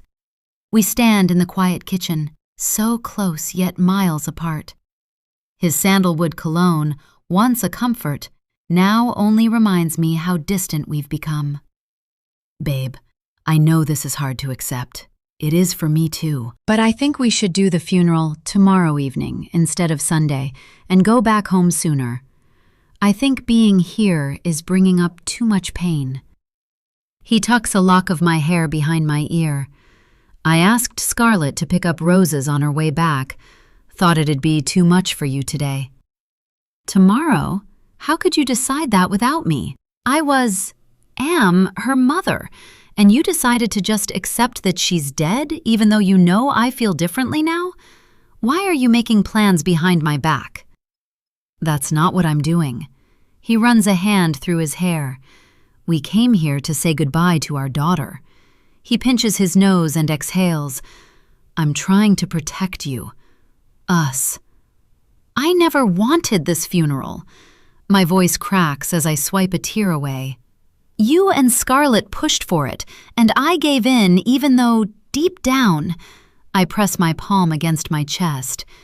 Deep down, I feel she's still out there. When, 2 months ago, Scarlett suggested we needed closure and that a funeral for Sadie might help, I resisted for a long time. Eventually, they convinced me. Now I regret ever agreeing to it. Gabriel takes me by the shoulders. Honey, we need to move on. The sound of glass exploding somewhere in the house cuts him off mid-sentence, and Coco barks sharply. She skids across the hardwood as she races from the kitchen toward whatever caused the crash. Gabriel and I freeze, staring at each other before snapping into action. My bare feet slap against the floor as I race toward the guest bathroom. Behind me, Gabriel's heavier footsteps thunder down the hall.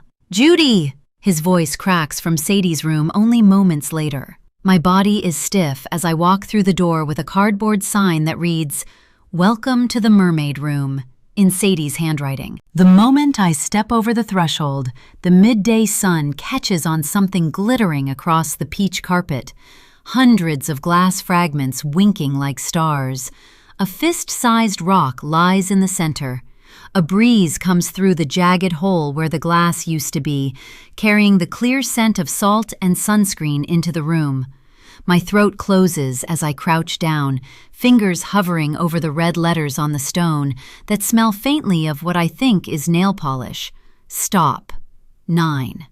I stand in the middle of my daughter's room, glass shards glinting around the sharp rock. Stop. I repeat the word in my head, letter by letter, the way I used to make Sadie spell hard words when she was little, with the help of alphabet flashcards. 2 things crystallize with terrifying clarity. Staring at the rock, a horrifying thought lands, and I turn to Gabriel, tears welling up in my eyes. Whoever sent me the photo wants to send another message. What if Sadie really didn't drown? I say to my husband. What if she somehow survived, but the current carried her far from the camp's shore? What are you saying? Gabriel picks Coco up and carries her out the door, closing it so she does not get near the broken glass. Gabriel, I think our daughter was washed up on shore and someone found her. Kept her. I let out a loud sob. And now they want money from us. That's why they sent that photo. A sick twist tightens in my stomach. What if the person I thought was watching me is the kidnapper or someone working with them? What if he was waiting to see how far I would go to get answers? But they didn't ask for money, Gabriel says, approaching the rock. Not yet. I think this is just the start, a test, and they plan to send another photo, making their demands. They waited, I whisper.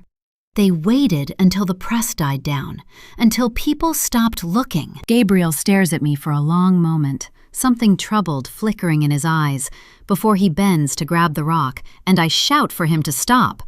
Don't! What are you doing? I snap. We need to get rid of this. His fingers are a few inches from the rock. His voice is clipped, decisive, the way it always is when he's already made up his mind. I grab his wrist, feeling his pulse hammer against my thumb. That's evidence. You can't touch it. You'll contaminate it. He stares at me. What do you mean? What do you want us to do with it? This is a crime, Gabriel. What we have to do is call the police, and they will decide what to do. I turn and head for the kitchen, where my phone is in my handbag on the counter. I'm calling them now. Before I can dial, Gabriel's fingers close around my wrist. He yanks me toward him, the motion so sudden I release a sharp breath. We can't. He leans in until I can smell the coffee on his breath. I step back, freeing my arm from his grip. Someone just threw a rock through our window, our daughter's window.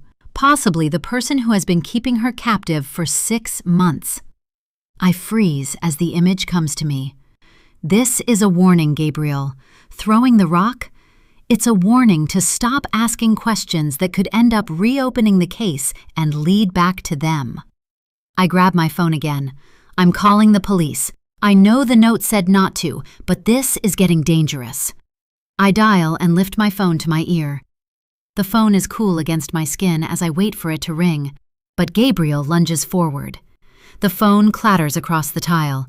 He snatches it up and ends the call, chest heaving. What are you doing? That rock could have fingerprints. My nails bite into my palms. You're a lawyer. You know this is a solid lead. You've handled enough evidence to know what this means. Whoever threw it connects to the photo, to everything. Even as I say it, I realize how much sense it makes. This is a lead, a real one. My phone still clutched in his fist, Gabriel collapses onto a kitchen chair. He hunches forward, dragging fingers through his salt and pepper hair, as lines I've never noticed before etch themselves deeper across his face. In this moment, my husband looks haunted, like a stranger, like someone cornered. What's going on, Gabriel? Nothing, he says, averting his gaze.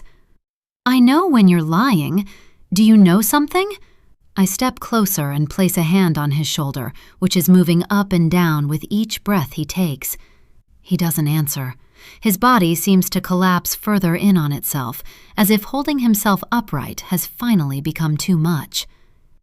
Gabriel, what exactly do you know? In that instant, everything snaps into place. The note, the warning. Your husband knows more than you do. What do you know about what happened to Sadie? I narrow my eyes at him. I know there's something you are not telling me. Tell me the truth. There's nothing to tell. He sits up straighter. His expression softens, but his eyes flick away a beat too long.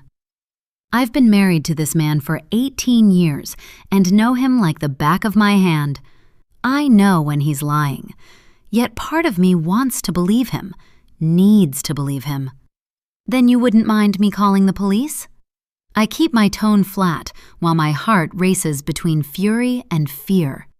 My eyes never leave his face, searching for more signs of his unspoken lies. We need them to help us find out who threw that rock. He exhales and mumbles, "I did it." Everything goes still and quiet, except for the kitchen clock that seems to be ticking louder, each second landing like a blow. What? I wait for him to laugh, to say it's a joke, to give any explanation that might make sense. I did it. He slides his gaze from mine. My head starts to spin and my lips tremble. This is Gabriel, my husband, my child's father, the man who taught her to ride a bike, who cried at her school plays. What are you saying? I want to unhear it, to rewind time by 30 seconds. He rubs the back of his neck, that familiar gesture of guilt I've seen 100 times over the years. I didn't throw it myself, obviously. Someone else did. For me. I paid them. You paid someone to throw a rock through our daughter's bedroom window? My voice barely sounds like my own. The words taste wrong. This can't be the same man I built a life with. The anger is like a volcano about to explode in my belly. Why? What the hell, Gabriel? When the window shattered, Gabriel knew exactly where to go. He was first in Sadie's room. I bury both hands into my hair. Who did you hire? As I wait for a reply, we hear the front door open and close, and soon after, Scarlett steps inside. Scarlett? I turn toward her. My cheeks are still hot with the fury burning through them from inside. Why are you back? She only left a few minutes ago. My appointment. It got canceled. She doesn't meet my eyes, and then I see it. The look that passes between her and Gabriel. It's silent and loaded, a glance that carries shared knowledge. I turn on her. You did this. The words force themselves through my gritted teeth. Did what? She frowns and looks at Gabriel again, too quickly. What a fool I was. All this time she was pretending she would help me find Sadie, but she was working with Gabriel to try and stop me. Maybe she did not even go to the camp today like she said.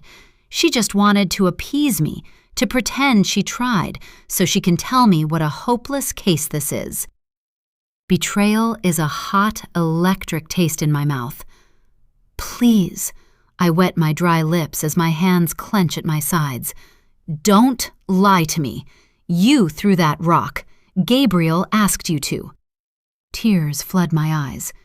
You're in this together. You are working together to stop me. She falls silent, confirming it. She was out there for a few minutes, long enough to head to the beach, find the rock, and throw it. So if we call the police, I continue, they'll find your fingerprints on it, won't they? She nods, barely perceptible. Her eyes won't meet mine. We needed to stop you. Gabriel goes to stand next to her. This was getting dangerous. I also suspected what you just told me, that someone has her, and if we are not careful, they could hurt her, Judy. I can't believe this. I spin back to face them. You said you'd help me, Scarlett. You said you were on my side. I am, you know that. I was trying to protect you. You had no right. I jab a finger in her direction. You could have said you didn't want to be involved. You could have just said no. Why didn't she tell me that Gabriel suspected Sadie has been kidnapped? I'm calling the police to tell them about the photo. I need their help to find the monster who has my daughter. You can't do that. Gabriel's voice is sharp and final, but it doesn't move me. I snatch my phone back and push past him. There's something I need to do before calling the cops. In my bedroom, I yank open the bedside drawer and take out the folded sticky note. I return to the kitchen and slam it onto the table. You don't want me to call the police because you know more than you told me. So tell me what that is. Please, explain. His hand trembles as he reads it. Then he sighs. I'm sorry I didn't tell you, but I got a photo too. His voice is almost inaudible. About 2 weeks ago. Same girl, wearing the same clothes, but she was against a different background, on the beach. He grips the island with both hands, head bowed. They said Sadie was alive. He drops his head. They did. They asked for money to keep it that way. I sink into a chair, my legs weak as it hits me that I was right. So they were already blackmailing you, I whisper. And when you didn't respond, they came to me. Where's the photo? It's another piece of evidence. I destroyed it. Shame flickers across his face. I thought it was a hoax. I was furious. I turned to Scarlett. And you? Did you know about this? She purses her lips before nodding. Gabriel told me. You both knew. Pain tears through my chest. And neither of you told me. She comes to put a hand on my shoulder, but I shake it off. Don't touch me. She steps back and folds her arms. We knew it would hurt you so much to see that photo. We were protecting you. Protecting me? I'm not a child. My eyes are burning now, hot with rage as I glare at each of them in turn. You received proof my daughter is alive, and you just ignored it. I didn't, Gabriel says. Tears have filled his eyes and are now trickling down his cheeks. He swipes them away angrily, then meets my eyes. I know it's probably a fake, but if I went to the police and this was real, if someone actually has her, it could put her in danger. I needed to keep quiet and get answers. I hired a PI to look into it. And you didn't think I deserved to know? Her own mother? My whole body is shaking so hard I can barely keep my voice steady. So while I've been losing my mind over the death of our daughter, you've been running an investigation behind my back? He didn't want you to go through more pain, Scarlett replies. We wanted to spare you. We really believed it was probably a hoax or... She runs out of words, mouth twisted with anguish. We still do. Judy, let's do the funeral and go home. Whoever sent those photos is just someone desperate to milk money out of Sadie's disappearance. They don't have her. Much as it hurts, we need to accept that she died that night. She sucks in a breath. Someone is just trying to capitalize on Sadie's case. They don't actually have anything. She didn't die, and I'm not leaving until I know the truth of exactly what happened. And I'm not doing the funeral tomorrow or on Sunday. My voice drops to something colder. And from now on, you don't get to decide what I can or cannot handle. No more secrets, no more lies. But even as I say those words, I stare at my friend. I can't shake the feeling that there's more she's not telling me. 10. I stay in the kitchen for a long time while Gabriel and Scarlett head to Sadie's bedroom. I can hear the sound of glass clinking as they attempt to clean up their mess. Unable to move, I sit holding Coco, who's pressing her head into my chest. Resting my chin on the top of her head, I do my best to breathe in through my nose, out through my mouth. The sweeping waves outside don't have their usual soothing effect on me. My hands are clenched hard enough to leave little crescent moons in my palms. I don't even know what the right next move is, only that I can't trust anyone. I'm furious, my blood boiling and churning inside me as I think about what they did behind my back. How could they treat me like that? Like I'm some fragile thing that can't be trusted to handle the truth. Yes, for months, I spent hours a day in bed, staring at the ceiling, pill bottles lining my nightstand. I couldn't shower without sitting down, couldn't make toast without burning it, couldn't speak without my therapist, Dr. Winters, coaxing each word from me like she was pulling teeth. I was completely shattered. But I started to live again as best I could. I pulled myself back to my feet.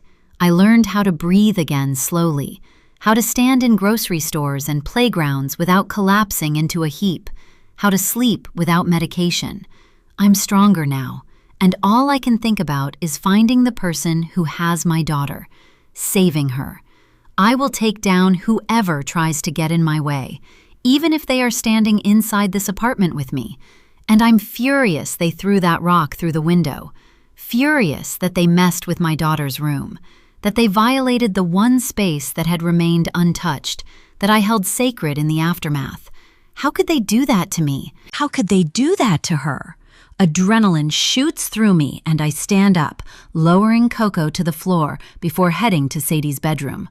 "Stop!" I demand. They both freeze, glancing at me and then at the rock still lying on the floor. The jagged hole in the window gapes like a wound, mocking me. That rock feels like it has cracked its way through my chest and left the same gaping hole inside my heart. Gabriel clutches the broom like it's the only thing keeping him upright. His gaze is fixed on the floor, shoulders caved inward with shame. Scarlett stands near the bed, hugging herself as if trying to hold broken ribs together. Her swollen eyes betray the silent crying. The sight of her stirs something complicated in me, rage tangled with understanding. There's no doubt in my mind that she loved Sadie. She would have done everything for that girl. And I know Sadie felt the same way about her. That's why when I told Sadie she was going to the camp last July, she asked for Scarlett to go with her instead of me. Sadie had spent endless sleepovers at Scarlett and Matt's house before they divorced. I remember how she would burst through our front door after weekends at Auntie Scarlett's, chattering about movie marathons and ice cream dinners, privileges I never allowed.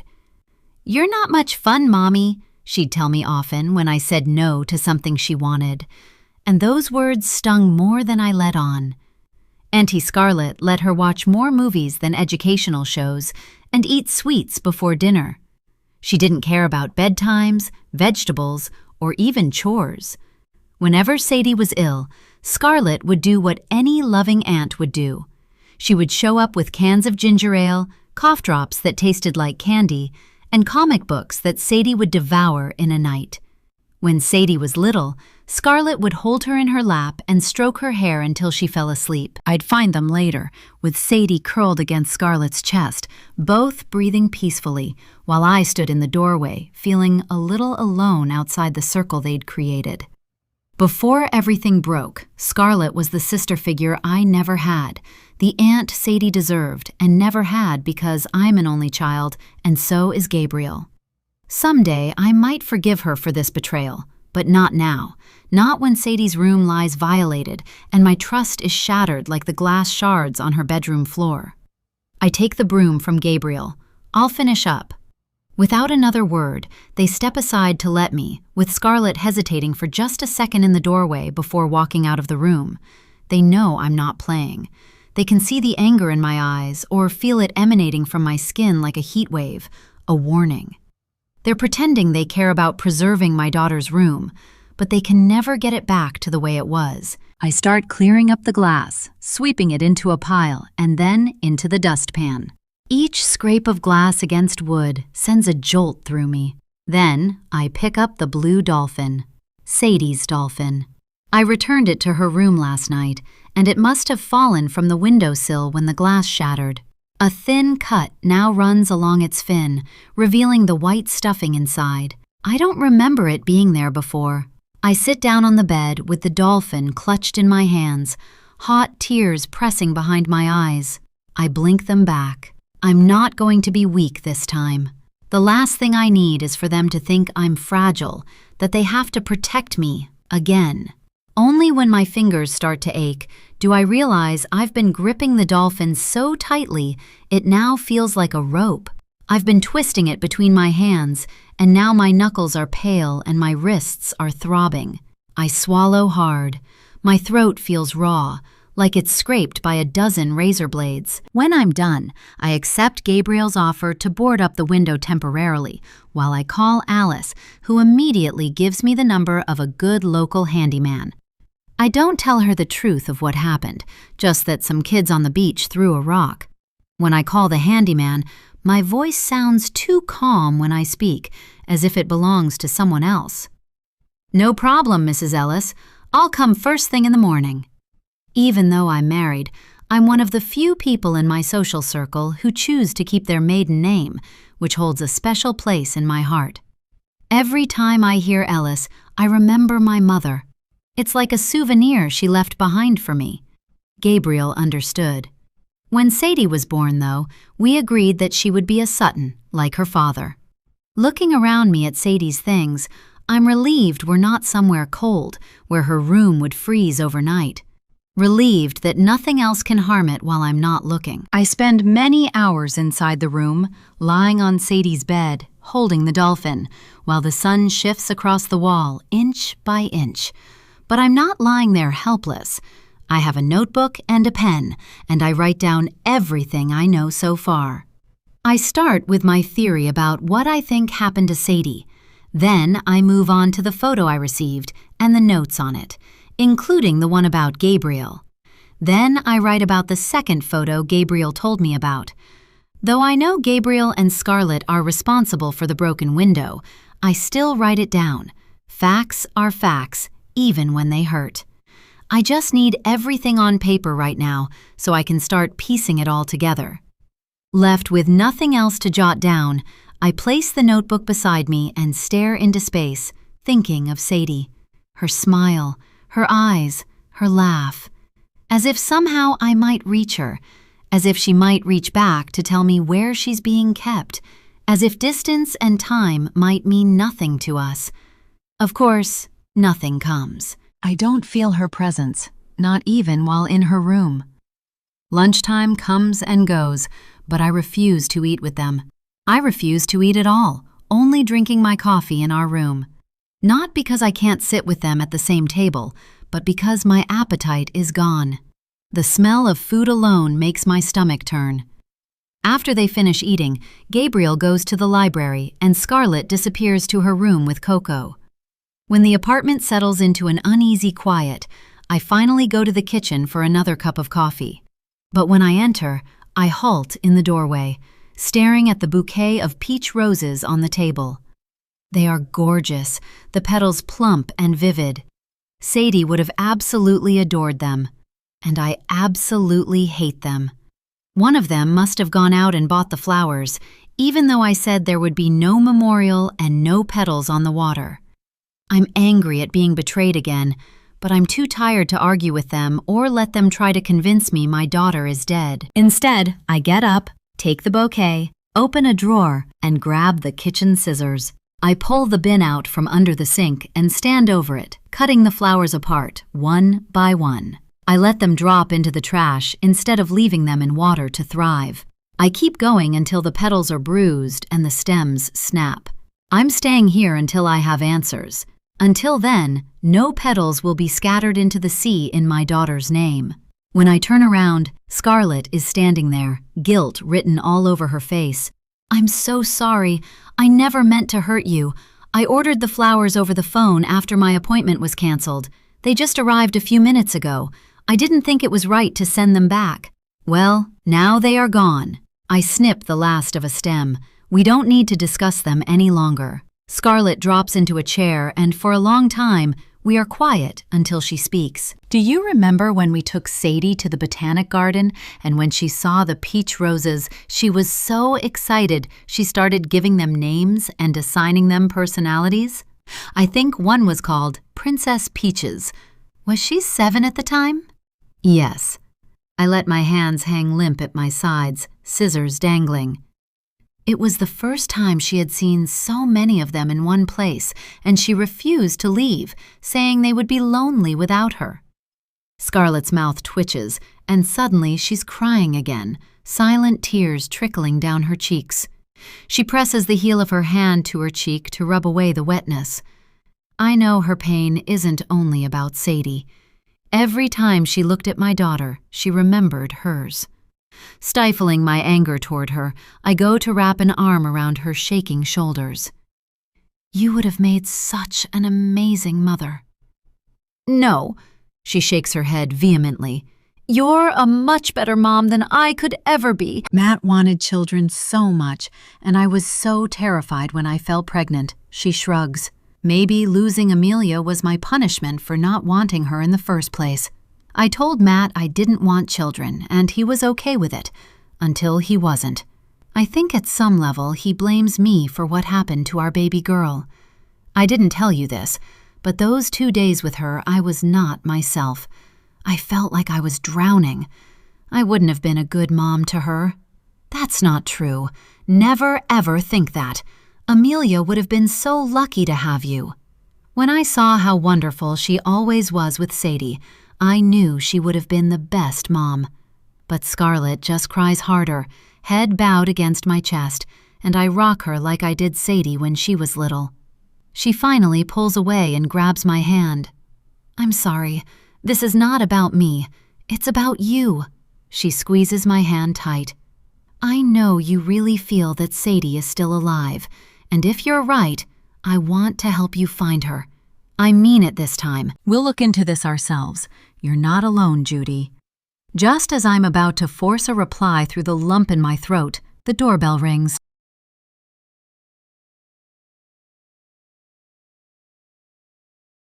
11. When I open the door, a man stands in the hallway with a metal toolbox in one hand. He's in his mid-50s, with sun-lined skin and a neatly trimmed salt and pepper beard.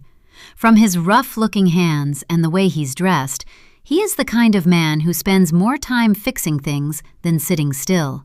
His work boots are scuffed, his t-shirt faded soft from too many washes. "Mark Jacobs," he offers his large hand. "I'm here about the window." His grip is firm, and his palm feels like sandpaper. When I look down at our clasped hands, I notice the calluses framing his fingertips and a thin scar that runs across the back of his right hand. Behind me, I hear movement in the kitchen. Scarlett had been rinsing a mug at the sink, and though I don't turn around, the sound of running water stops immediately and the room goes very still. I don't need to see the look on her face, the guilt. Gabriel steps out of the library, followed by Coco sniffing at his heels. "Gabriel, this is Mark Jacobs," I say. "He's here to fix the window." "Window?" he asks, cocking his head to the side. "Yes." Mark steps forward. "I got a call about a defect window, broken glass." He looks at me a little confused, perhaps wondering if he's at the right apartment. "Yes, right." Gabriel's shoulders stiffen. The movement is subtle, but it's there. He carries the look of someone reminded of something they'd rather forget, but he comes to shake the handyman's hand. "Thanks for coming." His voice sounds like that of someone who has been smoking for years. I smile at the man. "I'm the one who called you. You told me you wouldn't be able to make it today." "That's right." He smiles, spreading out the wrinkles, fanning the corners of his dark eyes. "But I had a canceled appointment. I was in the building fixing a washing machine in apartment 5, and I figured I'd check in, see if you're home." He shuffles in, stepping carefully over the edge of the welcome mat, as if he's not sure about the rules of entering a stranger's home, which seems odd given his job. "Well," Gabriel glances at me briefly, "I was just about to take a call, a work thing." He pats his jeans pocket where the phone must be. I'll take it outside. Get out of your way." He doesn't wait for an answer, just grabs his keys from the mantel and heads for the door. The door shuts behind him. Scarlett, who I even forgot was standing there, clears her throat and also finds an excuse to escape, saying she's going to read on the balcony. As she backs away, she doesn't meet my eyes.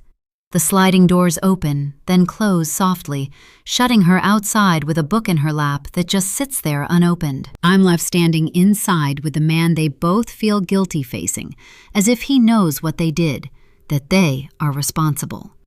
"This way." Mark and I walk down the hall toward Sadie's room. He pauses just inside the doorway, taking in the boarded window, then the rest of the room. "What happened, if I may ask? Someone throw a rock?"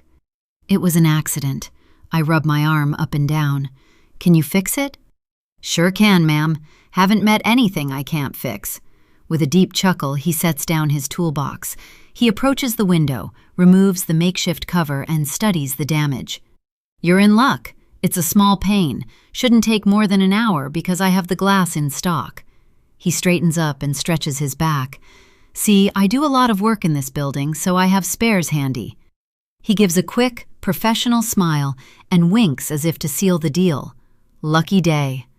He excuses himself to go and get the pane of glass, his footsteps echoing on the wooden floor. He is gone for several minutes. Left alone, I wander down the hallway, touching my fingers to the baby blue plaster and trailing the edges of our family photos. I think of going to wait with Scarlett on the balcony, but I don't feel like it, so I head to our room instead, just sitting on the bed to catch my breath as I wonder where Gabriel really went. If he starts drinking again, I fear that could destroy what's left of us. Luckily, my thoughts are disturbed by Mark returning with a soft knock on the door instead of ringing the bell. He enters the apartment carrying the new pane of glass, gloved hands steady beneath the edges. "Ready if you are." He tilts his head in the direction of Sadie's room. I show him in, remaining in the doorway as he sets down the glass on the bed and opens his toolbox, laying out his tools in a neat row that glimmers in the light. His movements are practiced, efficient, and he asks questions only when he has to, like how long the window has been broken, and if I would like him to clean up the glass shards from outside that I didn't even notice. I'd rather take care of it, thanks. Then I excuse myself to let him work in peace, only returning half an hour later. "Can I make you a coffee?" I ask, leaning against the doorframe. "That'd be great. Give me a minute." When he joins me in the kitchen, Scarlett is still on the balcony, visible through the glass. She still hasn't turned a page, just staring out at sea. "You visiting?" Mark wraps his calloused fingers around the mug, steam rising between us. "Kind of. This is our apartment. We come here sometimes." He examines me for a moment, maybe recalibrating his assumptions, before taking a careful sip. "Nice place. You've made it up real nice. What made you choose Salt Spray Cove as your favorite place to set up a second home?" He's quite the chatty type, isn't he? Not that I mind. I answer with a bittersweet smile. "We had our honeymoon here." He sips, leaving a half moon of coffee on his upper lip that he wipes away with his thumb. "It's a good place. Outsiders love it here. I've heard it's even more popular because of the camp." His coffee mug freezes halfway to his lips. "That's right. The camp sure does put us on the map." He sets his mug down with a sharp clink. "It helps a lot of kids. Thankfully, what happened didn't make it lose its reputation." "The missing girl?" I grip my mug.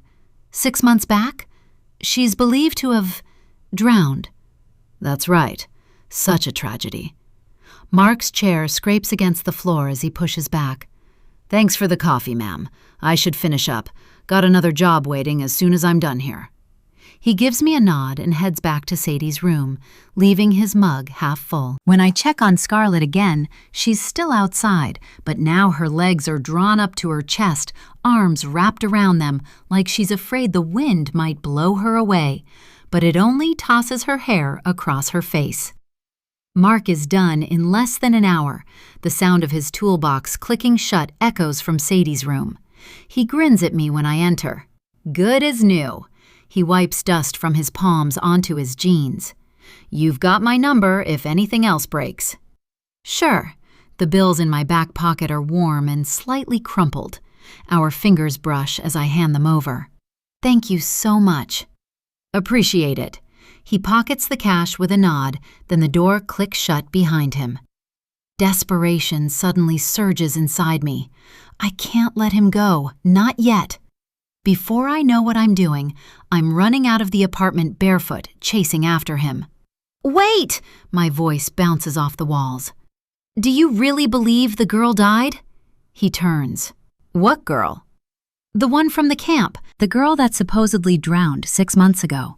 His eyes narrow, then widen with recognition. "Oh, I know who you are, ma'am. I knew that name on the door rang a bell." His Adam's apple bobs up, then down. "Sadie Sutton. She was all over the papers. You're her mother, aren't you?" "Yes." Something hot pricks behind my eyes. "I am. I'm her mother." "I'm sorry. I'm so sorry for your loss." Mark's gaze drops to the floor. He rubs the back of his neck, then looks up.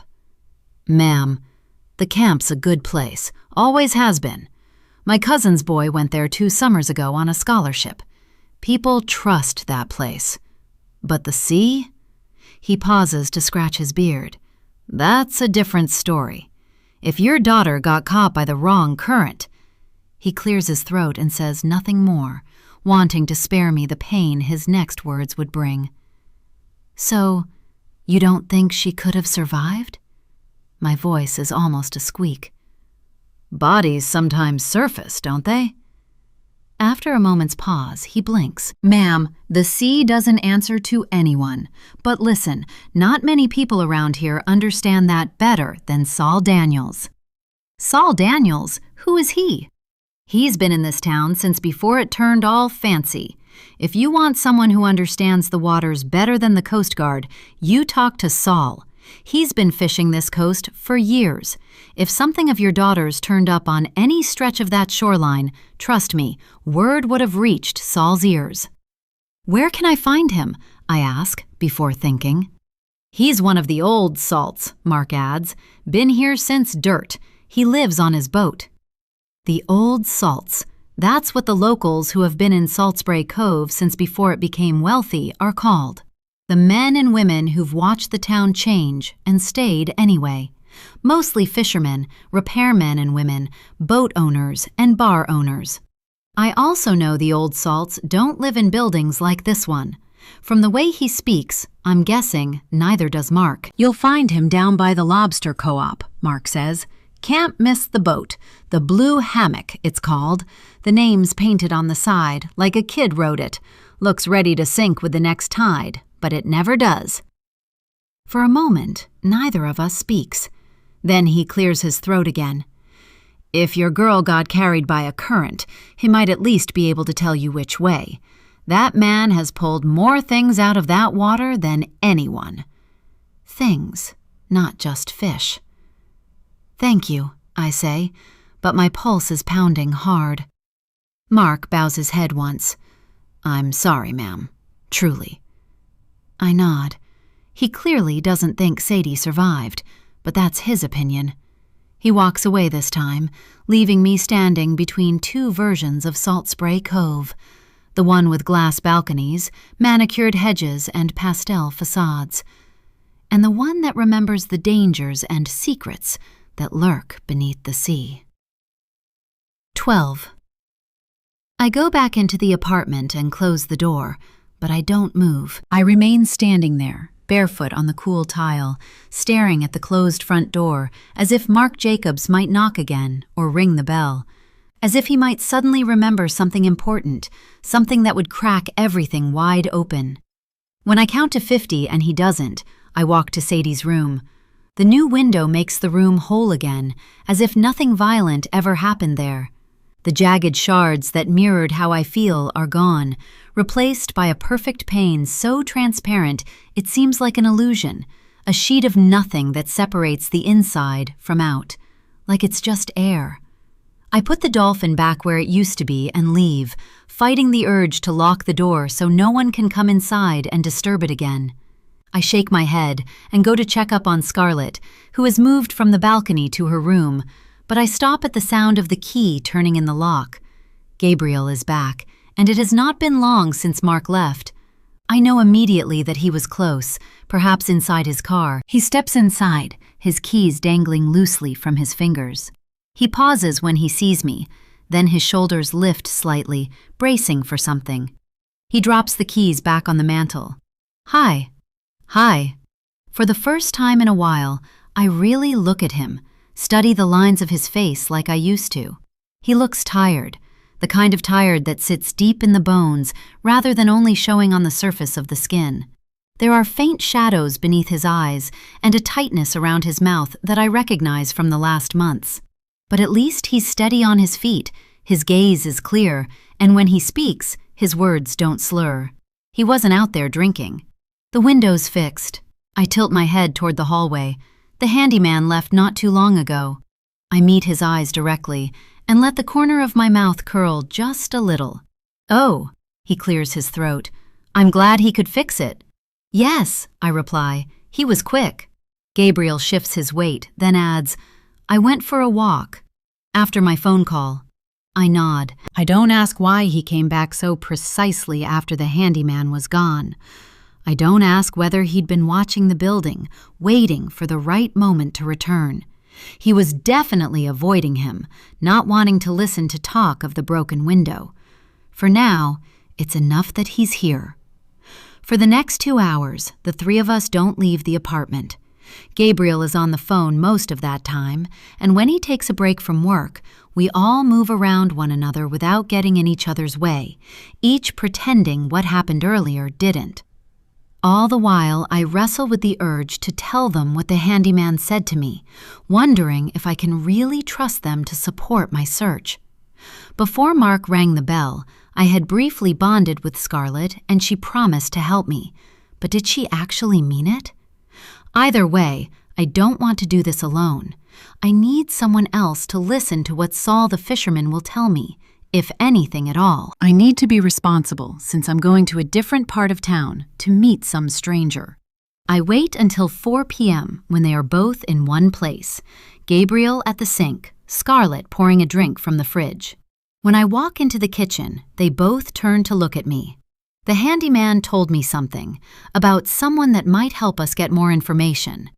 Gabriel looks up from the kitchen sink where he's been rinsing his mug. The water runs too long before he turns it off. He watches me carefully now, alert. Who? A fisherman. I lean against the kitchen island. Apparently, his name is Saul Daniels, and he lives on a boat. He's familiar with whatever goes on in the sea. He might know something, anything. Something flickers across Gabriel's face. You want to go and talk to this guy? Of course I do. If he knows something, I want to know. To my surprise, he sighs and doesn't fight me. Okay, when do you want to go? Today, in an hour or two?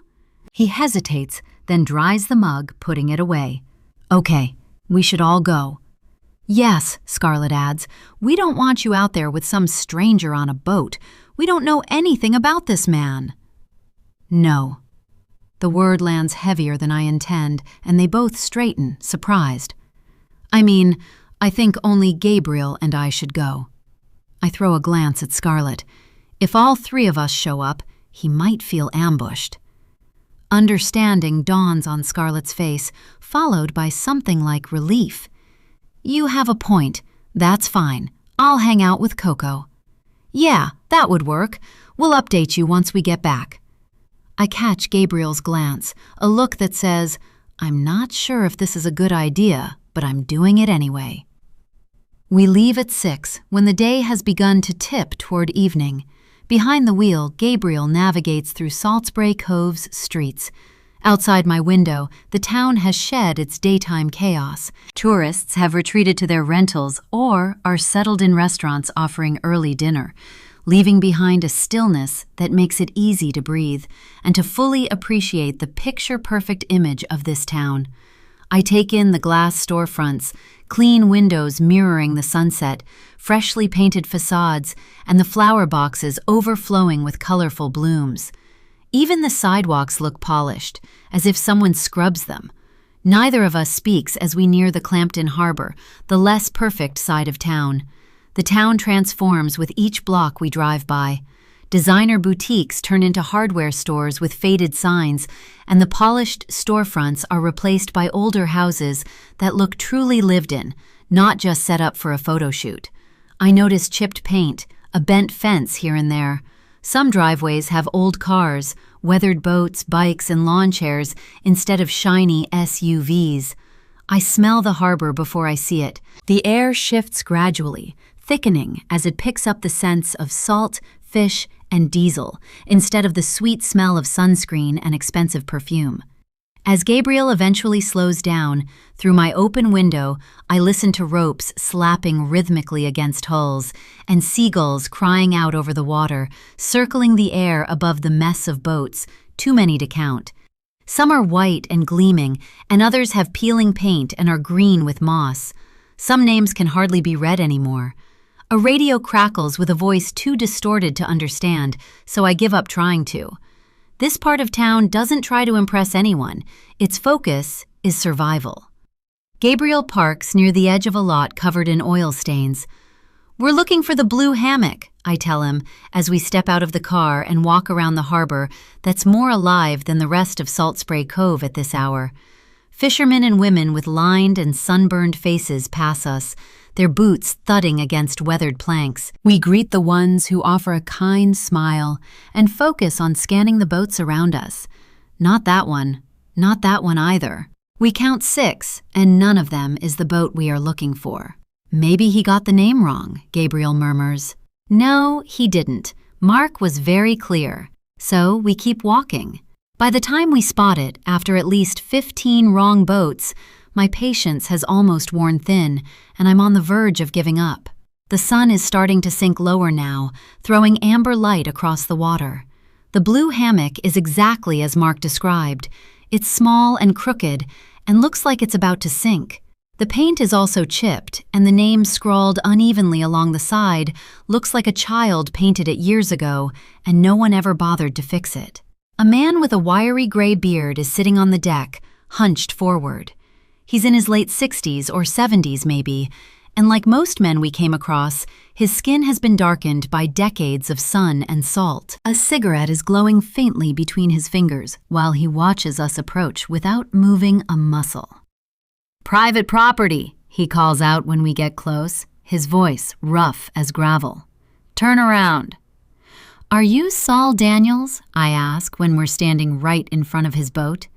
He stares at us, then flicks the cigarette overboard. "Who's asking?"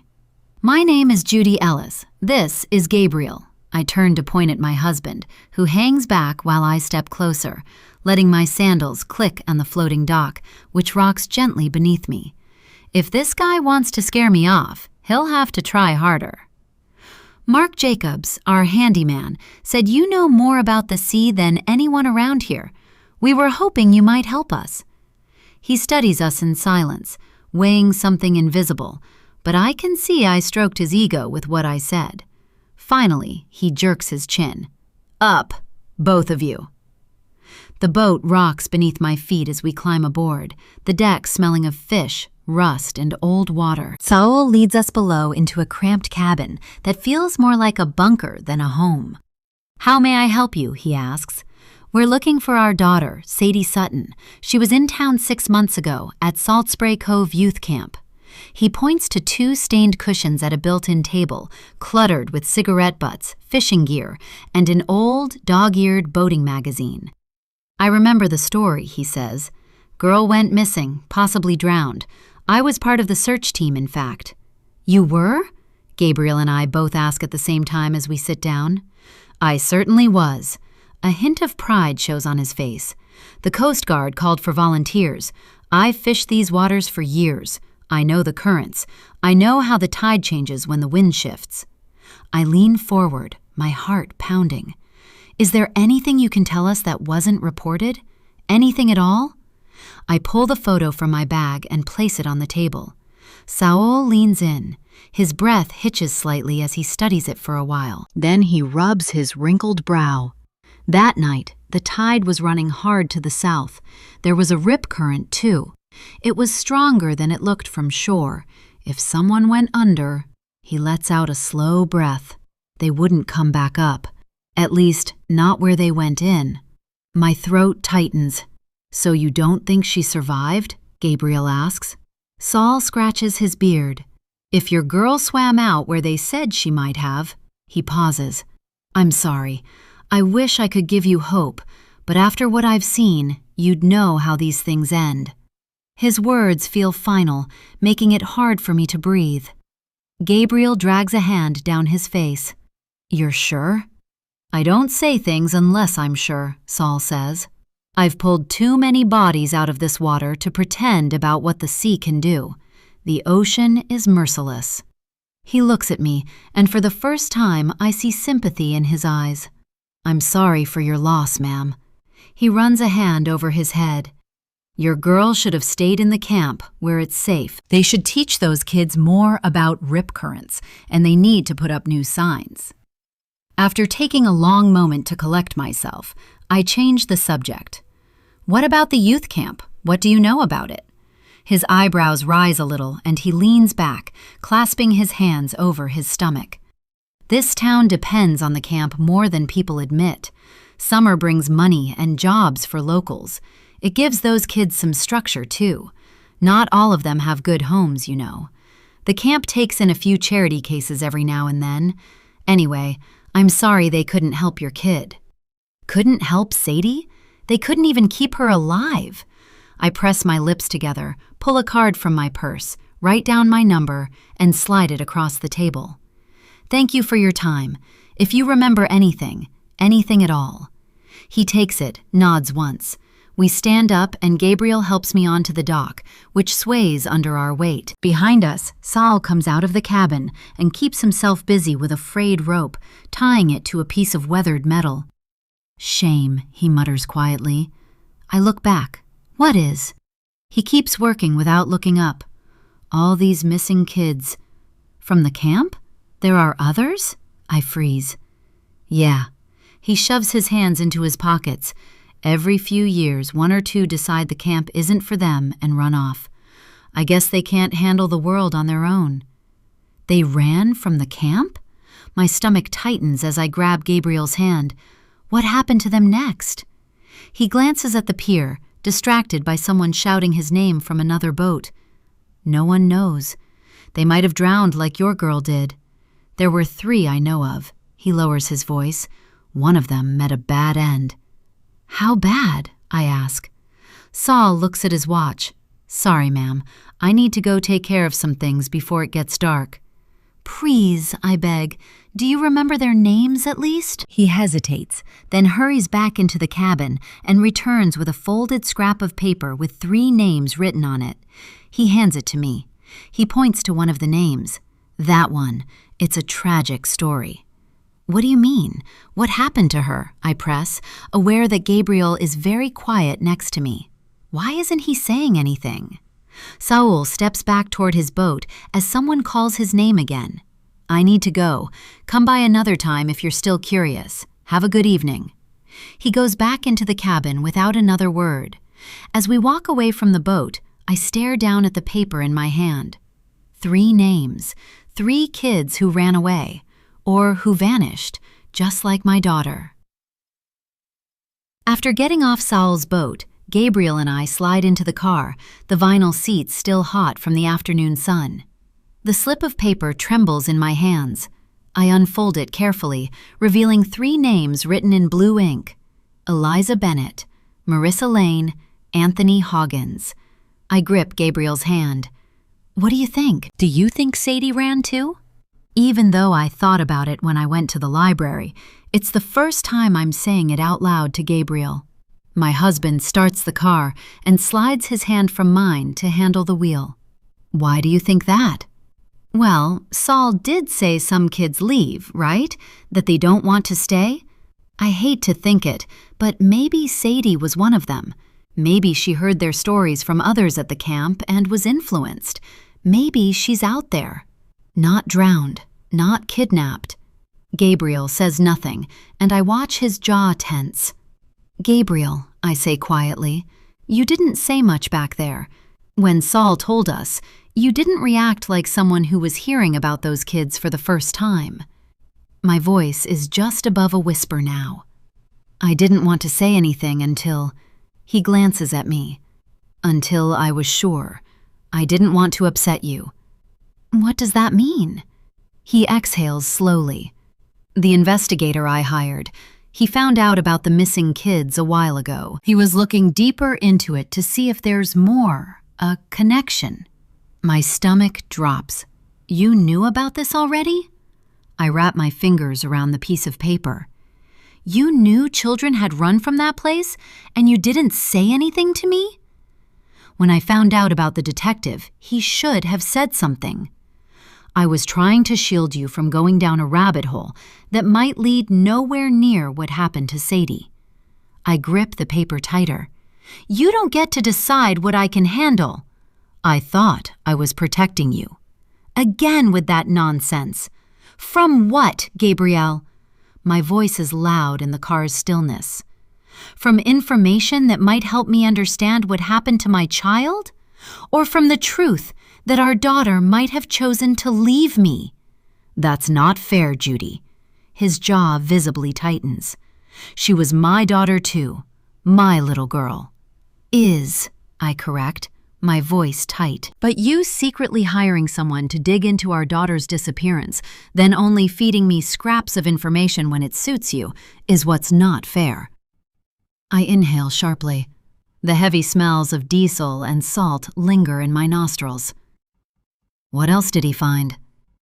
Nothing that proves Sadie ran. And why hide that information? He grips the steering wheel tighter. Because, like Saul said, one of those kids didn't make it. When we get home, I go straight to our bedroom, unable to be in the same room as my husband. As I walk away, Scarlett's voice floats from the living room, low and urgent. "What did the fisherman say?" "Nothing helpful," Gabriel mutters. Liar.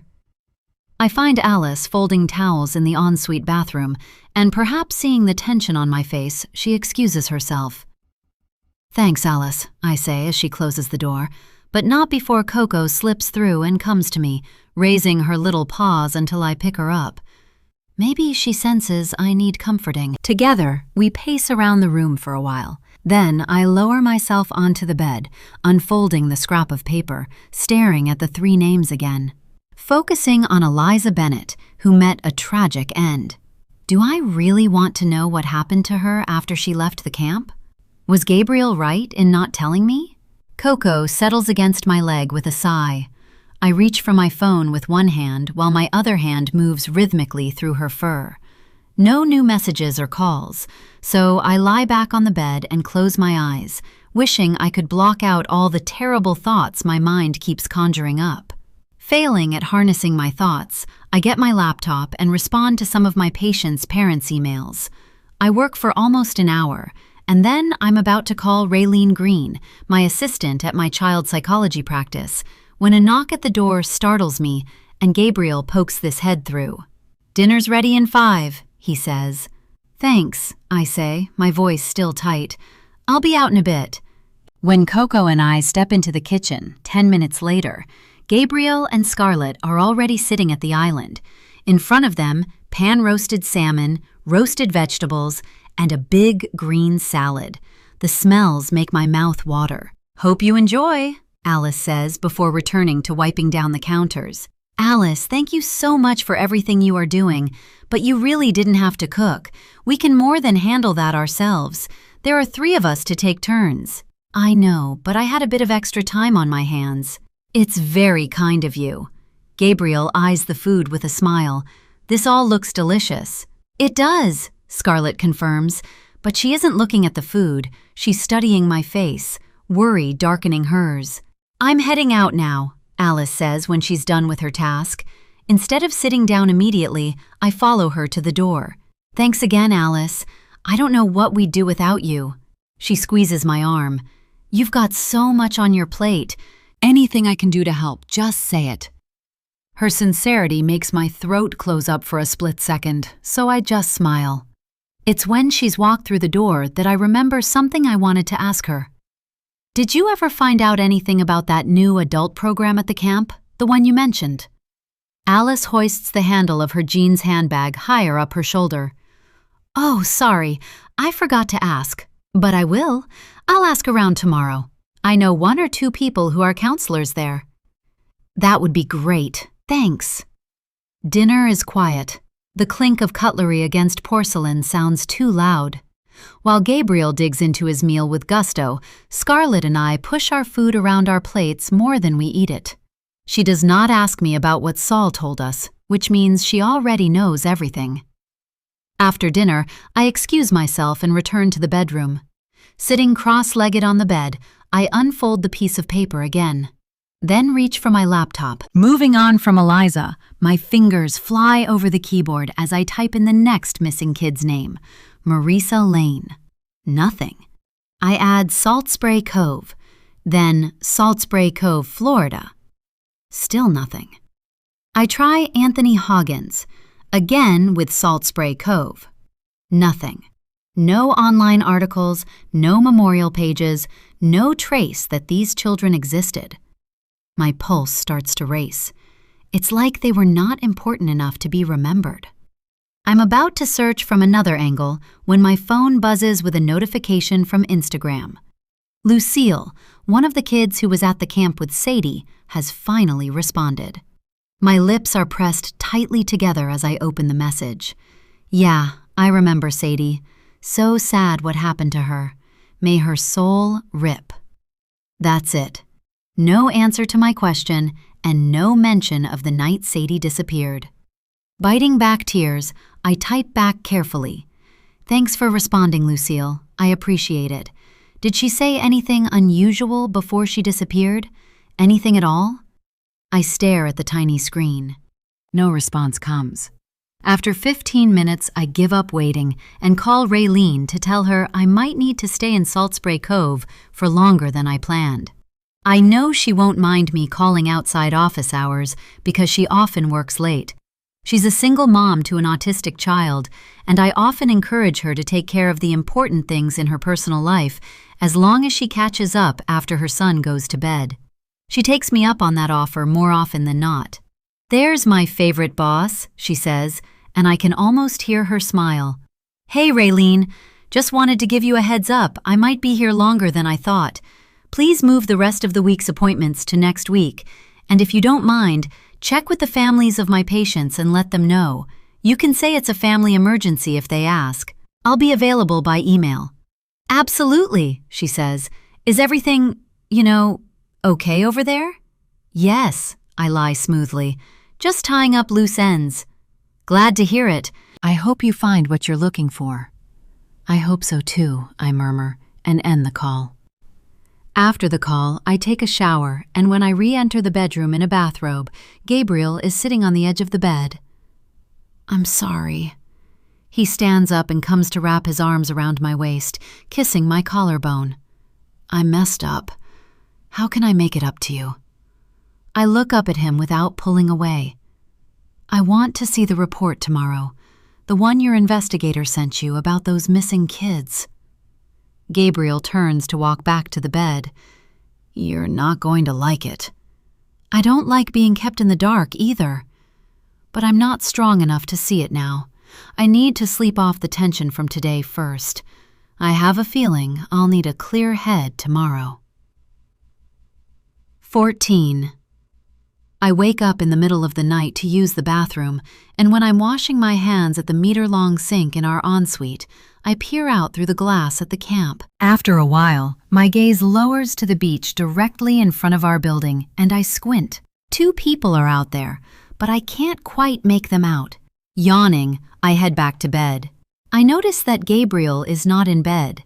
I'm immediately reminded of that day Sadie disappeared. I woke up restless in the middle of the night to find the place next to me empty and cool. He walked into the apartment a few minutes later, said he couldn't sleep and had gone for a walk on the beach. I remember he'd looked sweaty, like he had gone for a run instead of a walk, his hair stuck to his forehead. We'd started to watch a movie together because we were now both wide awake. I also remember that he was unable to sit still, like something was troubling him. I figured it had to do with work. 30 minutes later, exhaustion caught up with me again, and I went to bed. Even though it was late, Gabriel said he had an urgent report to write that he had forgotten about and would work in the library. At some point while I slept, I thought I heard the front door closing, but I didn't wake up again until 2 hours later. That's when Gabriel woke me up to let me know that Scarlett had called to tell us that Sadie was missing. The moment my heart shattered, and nothing would ever be the same again. After the stay at the camp, Sadie and Scarlett were meant to join us for a few days before we all returned home. We knew from Scarlett that Sadie was being bullied by some kids in her class, so we came before they checked into the camp, letting her know that we were close in case she needed us. In addition to the bullying, for months she'd been testing limits, slamming doors, hurling "I hate you" like daggers, clashing with me constantly. Gabriel missed the worst of it, buried in case files. His work schedule was hectic, and he was rarely home. When she got her nose pierced with a friend after school, I nearly lost my temper. But the moment I found out she had stolen a pair of earrings from a store in a nearby mall, I totally lost it. I was terrified of what would become of her if we didn't do something. I asked Sadie if she wanted to go, making the camp sound fun, showing her the glossy photos. Sadie refused, so I said I'd go with her, that we would make it a mother-daughter week. The next words she said broke my heart. "Can I go with Auntie Scarlett instead?" She didn't even seem to notice the tears in my eyes when I nodded. That was the only way for me to get her to go, with the credibility of her beloved Scarlett, who thankfully agreed. I wish she hadn't. I wish I had not forced Sadie to go, but how could I have known this is how it would end? It's shortly after midnight, and like last time, I walk barefoot through the house in search of Gabriel. Maybe I'll ask him to just go ahead and give me the PI's report already and not wait until morning. I check everywhere, but don't find him. On my way back to our room, I notice that Scarlett's bedroom door is open. I peek inside, expecting to find her sound asleep, but she's not there. Back inside our bedroom, I pull out a pair of night vision binoculars I bought 6 months ago and spent hours staring through them, searching the distant sea for my daughter. Standing out on the balcony now, I peer through them at the two figures on the beach. They look like they are arguing. Their body language is sharp and tense as they point fingers.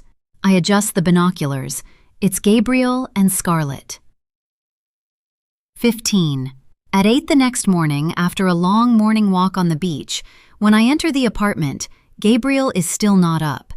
I had waited for him last night, and he arrived perhaps 20 minutes after I saw him with Scarlett on the beach, but I pretended to be asleep. Seeing them out there reminded me of Sadie's broken window, how they schemed behind my back. When he does walk into the kitchen, 15 minutes later, I still don't confront him. I pretend I know nothing and make him a cup of coffee. "Thanks, babe." He kisses and hugs me, holding me a few heartbeats longer than necessary, while Coco tries to push us apart with her damp snout. 10 minutes after we have settled down at the island, Scarlett, who had gone out earlier, lets herself into the apartment carrying a bag of groceries and a white and pink box from the bakery. "Good morning, you two."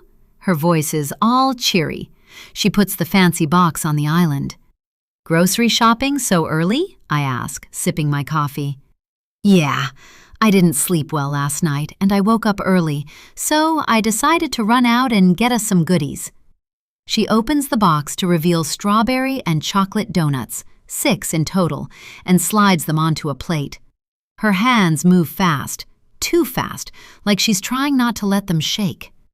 "Thanks." Gabriel immediately reaches for a chocolate one, and with his mouth full, he nods. "These are so good. Glad you like them. There's a new place on the square. I figured we could all use a treat." She turns her back to put a carton of milk and eggs in the fridge, then turns to me with a bright smile. "I also brought croissants." She pulls them out of the bakery bag and puts one on a plate for me. "I know you love these." "Thanks," I mutter. "You said you couldn't sleep. What kept you up?" "I was just thinking about everything. Sadie, the investigation." Pain sweeps across her face and she turns away, but I saw the tears. "But let's eat." After all the groceries are packed away, she sits at the end of the island, her hands in her lap. She doesn't touch the pastries she brought. I take another sip of coffee, the steam rising into my nostrils. I also had a hard time sleeping. I woke around 12, heard something like a door closing. "Probably the neighbors," Gabriel suggests, too calm. "Probably." My eyes meet his. Is he such a good liar that he shows no sign of guilt? Whatever they were talking about, I was not meant to hear. For a moment, none of us speaks, enjoying our food in silence. Then Gabriel's phone shrills and he glances at the screen, getting up. "It's the firm. I need to take this." He steps out onto the balcony, sliding the door shut behind him. After getting up to wash Coco's food bowl and refill it, I return to Scarlett. "I saw you and Gabriel on the beach last night," I blurt, unable to hold it in any longer. She puts down a croissant and brushes the fragile crumbs from her fingers with a napkin. Then she lets out a brittle, almost humorless laugh. "Yes, we both couldn't sleep and found each other on the beach. Not a good idea because we ended up arguing." She chews her bottom lip. "About what?" I meet her gaze head on. She glances at the closed balcony door, then back at me. Her voice drops. "Gabriel still thinks we should leave town as soon as possible. He asked if I'd help convince you to drop the investigation and go home. He even suggested postponing the funeral for a few weeks or months. He said he's worried about you. She shakes her head. He won't like that I'm telling you this. The funeral is off, not postponed, I say sharply, and I'm not going anywhere until I know the truth about what happened to my daughter. Scarlett nods once. I told him as much, and he got upset. The balcony door slides open again, and my husband steps back into the apartment. What's going on with you two? Gabriel narrows his eyes, sensing the tension in the air. I was just telling Scarlett that I'm not leaving town until I know what happened to Sadie. I reach for a croissant and bite into it. Bring me the report from your PI about the missing kids. Now? He asks. Yes, now, I say through gritted teeth. If you don't mind. He looks like he's about to argue, but changes his mind, nods, and leaves the kitchen. He returns holding a manila envelope which he hands to me. After taking a few breaths to prepare myself, I tip out its contents. There are printouts, 3 perfect squares attached to each other with a paperclip. Each one shows a child's face, but what freezes my insides is the same word printed across the bottom of each image. Missing. They were all around Sadie's age, 16. Scarlett picks up the first photo, stares at it for a second before turning it over to read the writing on the back. Eliza Bennett, she reads softly, 14. Gabriel takes the second. His expression tightens as he does the same. Marissa Lane, 15. My fingers close around the third. Anthony Hoggins, I whisper, also 15. There's a report inside, Gabriel says in a strained voice. I reach back into the envelope. It's a struggle to keep my hands steady as I unfold the single typed page and start reading out loud. Confidential Investigation Summary. Mr. Sutton, following your request, I conducted an investigation into Salt Spray Cove Youth Camp. During this process, I identified 3 additional cases involving minors who attended the camp and were subsequently reported missing after leaving the premises without authorization. Eliza Bennett, age 14, reported missing 2 years ago. Marissa Lane, age 15, reported missing 5 years ago. Anthony Hoggins, age 15, reported missing 7 years ago. In each case, the minor was confirmed to have been enrolled at Salt Spray Cove Youth Camp prior to their disappearance.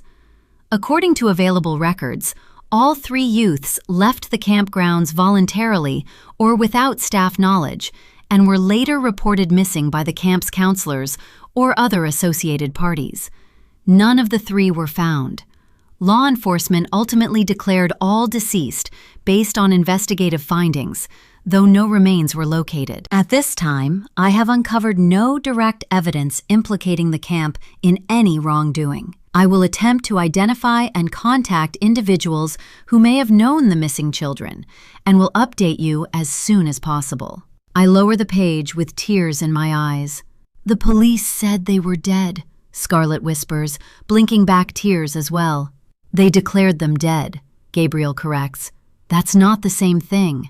I look down at the photos again, at their faces, all non-smiling at the camera. Eliza has big brown eyes that match her skin. Anthony's lips are parted, and I detect a missing tooth, and Marissa has a prominent widow's peak and a tiny nose. I cover my mouth with both hands as fear spreads through my body like frostbite, starting in my fingertips and working up my arms to my heart.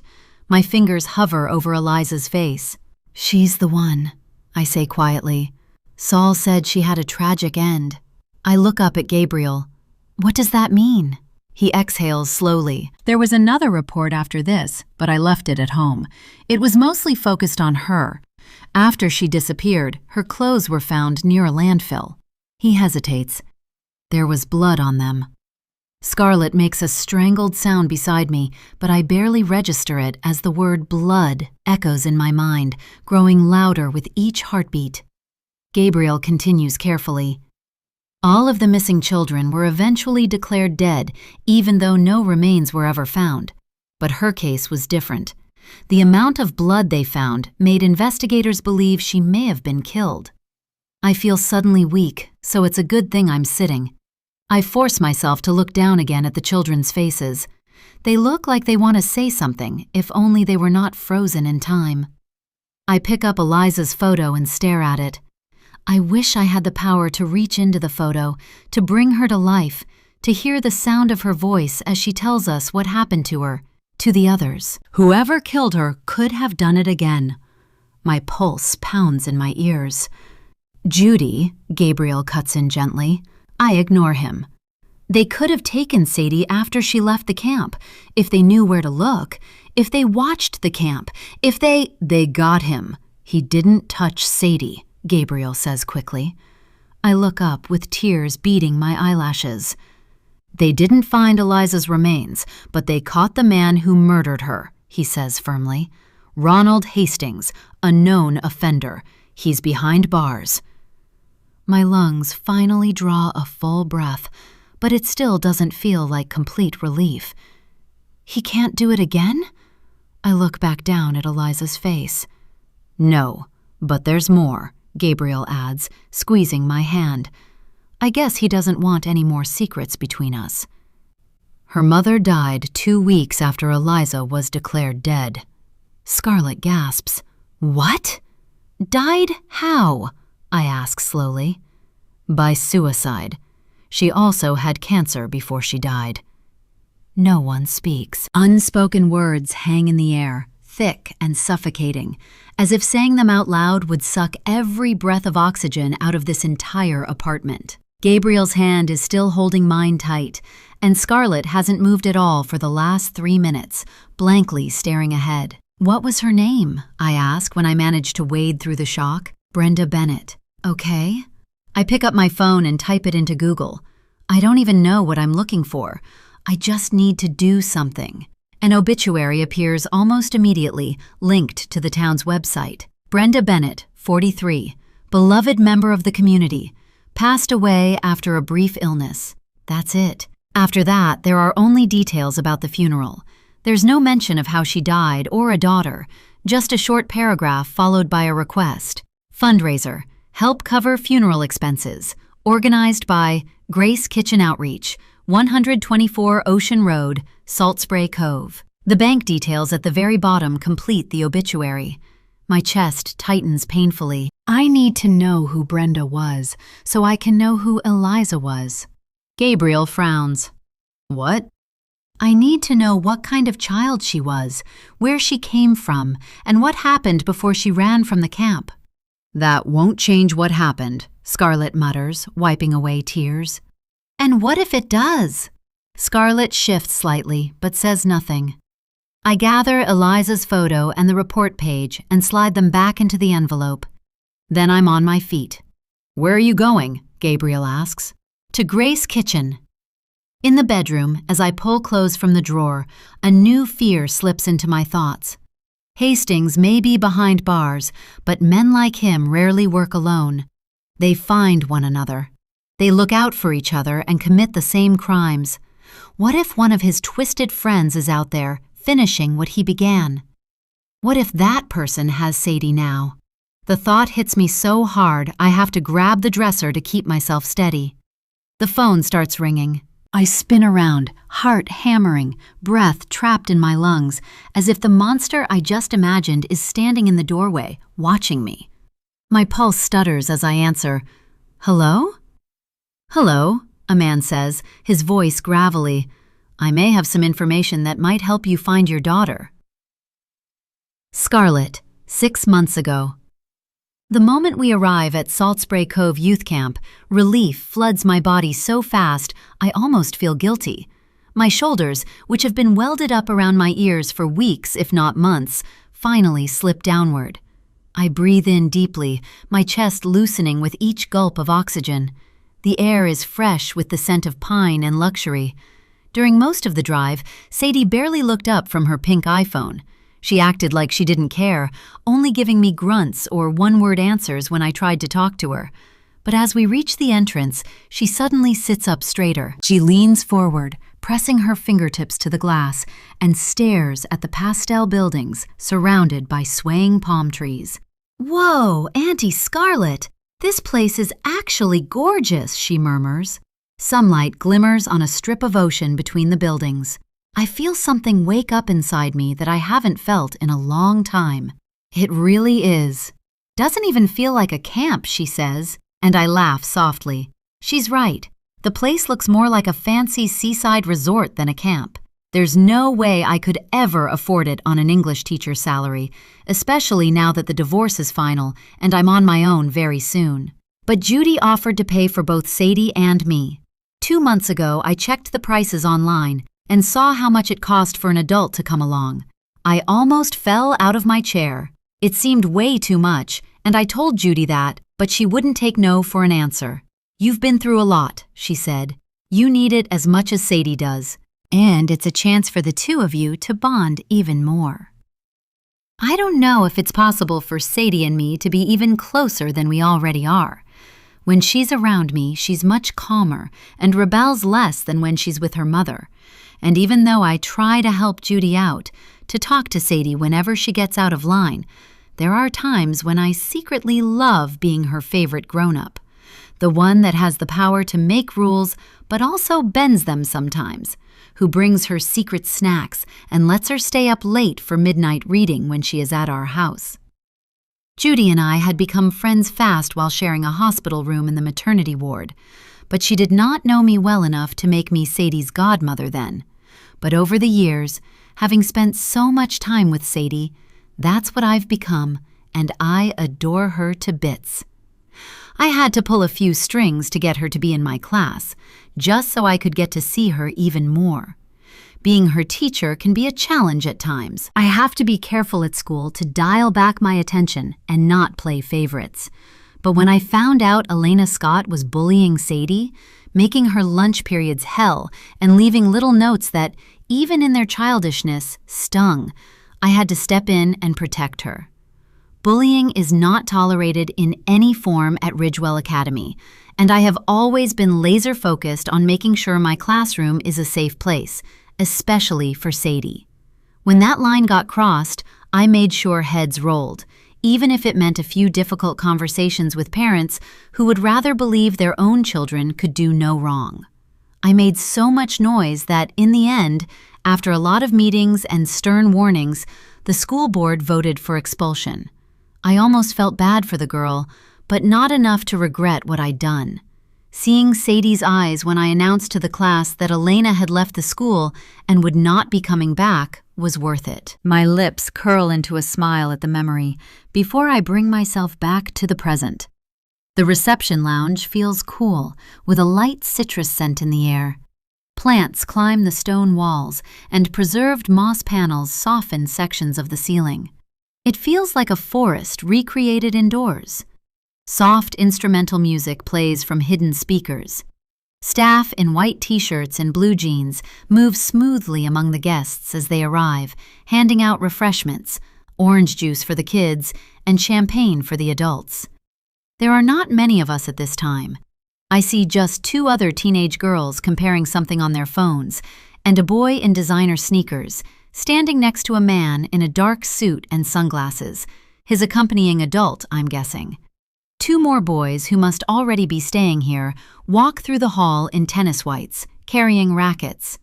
Their laughter bounces off the walls before they slip through a pair of glass doors at the far end. I notice Sadie staring at those doors a little too long, but say nothing. I take a sip of the champagne and check my watch, just as a very blonde woman in her 40s walks through the shiny elevator doors. Her hair is styled in a perfectly sleek ponytail, and she's wearing a dark gray suit with a breast pocket over a white silk blouse. With a bright smile, she approaches the 2 girls first and gives each a gentle hug. "Where's Mandy?" one of the girls, a redhead with freckles, asks, and the woman mentions something about an extended leave of absence. They must be regulars. The girl must have been talking about Mandy Potter, the camp director. I saw her photo on the camp's website, positioned next to the portrait of her late mother, Erin Potter, who started this place before investors transformed it from a traditional youth camp to a luxury one. I didn't see this woman on the website. Aside from Mandy and Erin Potter, no other employees were listed. My handbag vibrates, but I ignore it. It stops only for it to vibrate again, almost immediately, persistent. Still, I don't make a move to answer the call. Not now. The woman welcomes the man and his son before she comes to us, extending a hand. Scarlett Grant, I presume? Welcome to Salt Spray. We're very happy to have you. I'm Megan Hale, the interim director. Her grip is firm and dry, and her eyes hold mine just long enough to make me feel welcome and important.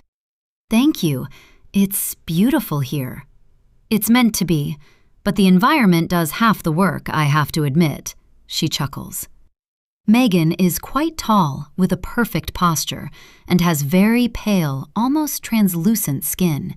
She turns to introduce herself to Sadie, giving her a quick hug like she did the other girls. You can call me Megan, or Miss Hale. Either is fine. She lays a hand on Sadie's shoulder. Since you are new here, I want to explain how this week will work. You'll be staying in the beach-facing rooms, and your accompanying adult, Mrs. Grant, will be in the garden-facing rooms. I'll have my own room? Sadie twists a lock of her dark hair around her finger, clearly uncomfortable. Not exactly. You will be with the other guests your age. I smile, but something inside me twists. I pull Megan aside. I thought we were going to share a suite. Mrs. Grant, our program is built around one core principle. She gives me a reassuring smile. We believe children grow best when they are allowed to surrender fully to the healing process and be themselves without adults around the entire time. What does surrender mean in practical terms? I scratch the back of my head. It just means space. Space from the familiar and from adult mediation. Though you won't be allowed in the children's living quarters, you'll see Sadie during scheduled activities and meals. So I won't be allowed to check on her at all? I'm already thinking about being separated from Sadie. I'm afraid this was not communicated when we signed up. I apologize if there was a miscommunication, but in our experience, the boundary gets us the most positive outcomes. She pauses. We found that a little independence helps everyone. It allows the young ones to settle without feeling observed the entire time. I'm sorry, but I have to ask, why have the accompanying adult policy in place at all? Megan leans forward slightly. We invite parents or guardians to join during a child's first stay with us. It gives them a chance to witness our program in action, tour the grounds, interact with our team.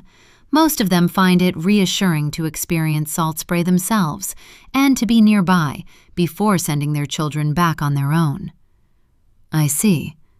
I'm still finding it hard to part with Sadie. This was our time to bond. We think adults who come along should have a comfortable place to relax and recharge as well, Megan continues. Sadie will be fine. She will make friends quickly, and by the end of this week, she'll be so engrossed in the experience she won't want to leave. I better show her to her room so she can settle in. With that, she returns to Sadie and talks to her softly. Still looking a little stiff, Sadie comes to give me a hug before being whisked away to her adventure. Waiting for someone to show me to my own room, I hold the stem of my flute a little too tight as I watch them disappear through the same glass doors the tennis boys had exited. For reasons I can't explain, I feel a thread of dread coiling itself around my spine. 18. Judy, present day. Clutching the phone, I sink onto the bed. Who is this? Where's my daughter? This is Saul Daniels, ma'am. You told me to call if I remembered anything. What? Relief and dread collide in my chest. What do you remember? There's a pause on the other end, like he's deciding whether to say anything. Well, I got a good memory, he says. Always have. Being a fisherman, you notice things some people might not. When you showed me that photo of your girl, something stuck with me, but I didn't understand what until this morning. My mind is racing now, and when I speak, I can barely get the words out. What is it? Can he just get to the point? She was wearing a bracelet, wasn't she? A thin silver band. I frown. A bracelet? I didn't notice. In the photo you and your husband showed me, she was wearing a silver bracelet on her left wrist. She was? I immediately snatch the envelope off the dresser and extract the photograph. I hold it up to catch the light from the window. And there it is, a thin band of silver around Sadie's small wrist. What does it mean? Well, she did wear jewelry sometimes. Not that kind, Saul replies. I was told that those who stay in the camp, not visitors, wear those silver bracelets. I hear they call them permanent residents. Saw some kids wearing them around town since a year or two. Staff members get them too. The air bursts from my lungs and my pulse roars in my ears. Permanent residents? Are you saying you think she didn't drown or run? That she stayed in the camp? I'm only saying. I know he's about to choose his words carefully. I can't say that. I'm just telling you what I know. But it's too late because stagnant hope has already erupted inside me. Sadie didn't run. She wasn't taken by Hastings' friends. She stayed in the camp. Thank you, Saul, I whisper. I'm so thankful. Saul tries to caution me not to read too much into the bracelet, but I press the red button on my phone before he can finish. The fragile bubble of possibility that's just formed inside me, I can't bear to have it punctured. The phone drops onto the bed because my hands are shaking so much. There's only one way to find out if what I suspect is true. Change of plans. I will no longer go to Grace's kitchen. Instead, I pick up the phone again and call Alice. Have you found out anything about the adult program at the camp yet? Oh, yes, I was going to tell you tomorrow evening when I came by. What do you know? It is true, there is one, but it's still in beta and not advertised. It's mostly referral-based. My heart slams against my ribs. How does one get in? I got a booking number from someone who works there, she says slowly, suspicious. Send it to me. Judy, are you sure? Is everything okay? Yes. All right, I'll text it. Can I ask why you want to check yourself in? I pause. I want to feel closer to Sadie. I get it, Alice says. I hope you manage to get a room. The text arrives exactly a minute after I hang up. I stare at the number on the small screen, put down the phone, and walk back into the kitchen. Gabriel and Scarlett look up immediately. Gabriel narrows his eyes at me. What happened? Saul called. Unable to hold back my excitement, I tell them what he said. Scarlett's hand flies to her mouth, tears flooding her eyes and immediately trickling down her cheeks. You think, she begins. I think she's still there. I think she did not want to come home and begged them to keep her. Gabriel exhales sharply. The bracelet doesn't prove anything. I get it. He does not want to believe it's true, only to be let down. It proves enough, I snap, and I'm going in. I think she's still there. Gabriel rubs his face. Judy, that's a stretch. Is it? I hold up the photo. Why would she be wearing something only permanent residents wear? It doesn't make sense. Scarlett's eyes are glassy now. You really think maybe that she asked to stay? Why would they let her? She is a minor. I don't know, but the words slice through me. The idea that my own daughter would ask to stay elsewhere and not come back to us is a knife in my heart. But it means she's alive. You both know what an angry teenager she was. So angry, I whisper. We were fighting before she left, remember? Gabriel stiffens. Many teenagers are like that. He sucks in a breath. If you really think that she's in there, that she stayed, why don't we just call them and ask? They're hardly going to tell me over the phone. They have been silent for 6 months, said nothing during the investigation. Maybe she told them stuff and they think they are protecting her. I heard they sometimes house kids from broken homes. My voice breaks a little then. Our home is not. Gabriel shakes his head. How do you want to get in there exactly? There's an adult program now, I reply. Alice mentioned it. I just called her and she gave me the booking number. Scarlett shakes her head slowly. Judy? I'm going in, Scarlett. To confront them? No. My voice softens. To find my daughter and convince her to come home. They don't stop me when I walk back to the bedroom.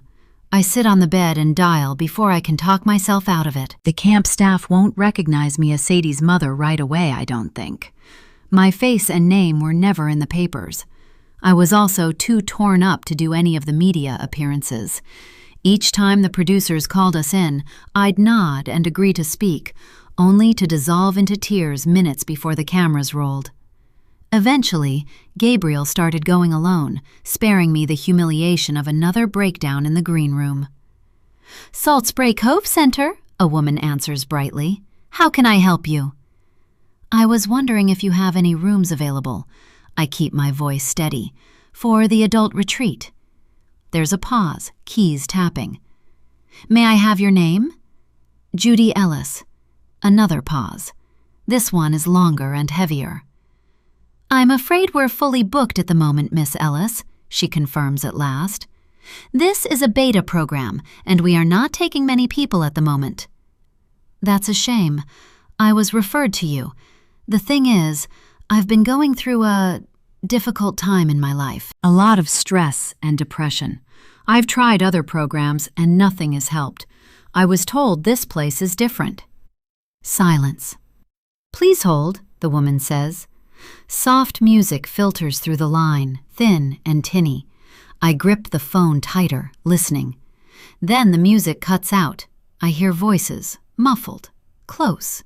One of them quieter than the rest, calm and firm, speaking just out of reach. The line clicks. This is admissions, a new woman announces. Her voice is composed and practiced, the kind that doesn't rush and doesn't explain itself. I understand you're looking to book a stay with us. Yes, I was just told there weren't any rooms left. There was a misunderstanding, she replies smoothly. We do have one room available. My pulse stutters. One? Yes, the last. When? I ask, barely breathing. As soon as tomorrow, if that works for you. Yes, that works perfectly. We specialize in restorative care, she continues. You'll find our environment very supportive, structured, safe. Safe. The word lands strangely. We'll take care of the intake process when you arrive, Miss Ellis. All paperwork can be completed on site. Thank you. I really appreciate this. We look forward to welcoming you, she replies. When I return to the kitchen to tell Gabriel and Scarlett, the first thing I hear as I near the end of the hallway is furious whispering. Is Gabriel trying to convince Scarlett to stop me, like he did when they were on the beach? I remain out of sight behind the wall, listening. I can't do this anymore. Scarlett's voice carries over to me, tight with strain. She'll eventually find out. She deserves to know, Gabriel. When I came on this trip, I made myself a promise that I will tell her. What if she finds her and— It will destroy her, Gabriel hisses. You can't. I step around the corner. Can't what? I look from one to the other. They freeze like guilty children, Gabriel's hand suspended mid-gesture. What exactly is going to destroy me? My voice sounds hollow in my own ears. What don't I know? Scarlett's face crumples, her shoulders curving inward. Tears spill over, her chest heaving with uneven gasps. Scarlett? I'm at her side before I can think, my anger momentarily forgotten. Her hand trembles beneath mine. She lifts her head, tears catching alight. There's something I've kept from you. Her voice breaks. And when I tell you, you'll never forgive me. 19. Scarlett, 6 months ago. One of the counselors leads me down a narrow wooden walkway that curves gently through tall grasses and low-hanging branches. Then the door opens onto a space that looks like it belongs in a luxury eco-resort. The walls are paneled in pale wood, which looks smooth and warm to the touch. A large bed sits against the far wall, covered in crisp white linen and layered with throws in muted greens and sandy browns. On the walls, framed photos of forests and coastlines hang in simple wooden frames, and there's a woven rug under my feet. I inhale the scent of eucalyptus and citrus that lingers in the air as I stare through a large window that looks out toward the trees, and far beyond them, I notice a sliver of ocean glinting in the late afternoon light. "This will be your room for the week, Mrs. Grant," the woman announces pleasantly. "Dinner is at 7. Orientation for our new guests starts in an hour, and you are allowed to observe." "Thank you." I'm genuinely impressed. She smiles before stepping out of the room and leaving me alone. I set my bag down on the bed and take a slow look around, letting the calm of the room sink into my bones.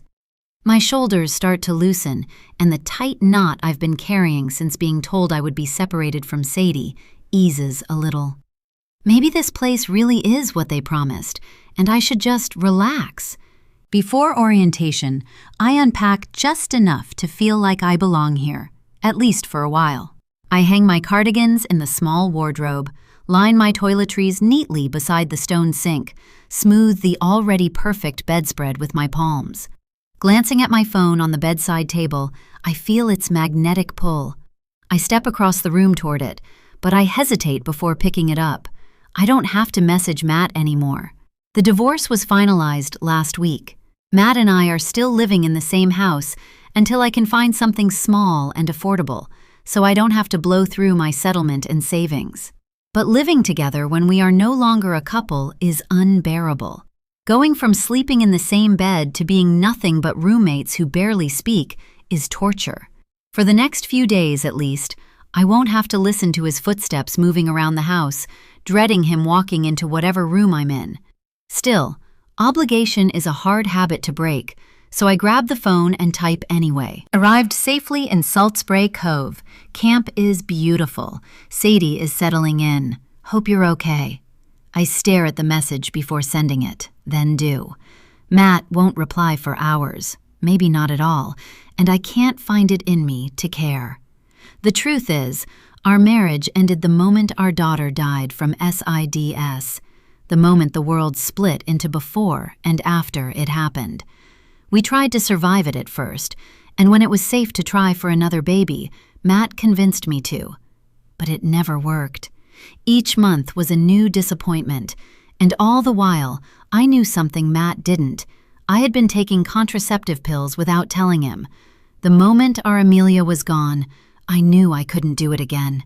I couldn't live through that kind of pain and emotional overwhelm again, and I did everything I could to prevent it. Matt found the pills by accident a year ago in a small plastic pack tucked into a coat pocket I'd forgotten to empty. He filed for divorce 3 days later. My phone buzzes. It's a message from the man I've been seeing. "Let me know when you're free. We can meet." I don't answer yet. Orientation is held in a large open room overlooking the ocean, its glass walls wide open so the sea air drifts in freely. Plants spill from every corner, ferns, palms, and long trailing vines wrapping around wooden beams. The sea stretches out beyond the windows, endless and blue, the waves rolling in slowly. By the time I arrive, the children are already seated on woven cushions, 8 in total, arranged in neat rows on the floor of polished stone. Each of the teenagers is dressed the same, in blue jeans and pastel t-shirts that match the colors of the buildings. A clean and simple uniform. The weird thing is that their phones are next to them, even though before coming here, we were told they would be taken until departure day, so they can be fully present. I was glad the adults are allowed to keep theirs. Near the entrance, a long wooden table holds a clear, empty plastic box.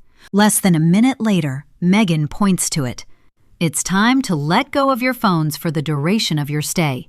Please put all the devices in the box and return to your cushions." One by one, the teenagers approach it without groaning or bargaining. They don't even attempt to secretly send off last-minute texts. They simply drop their phones in and return to their places without a word.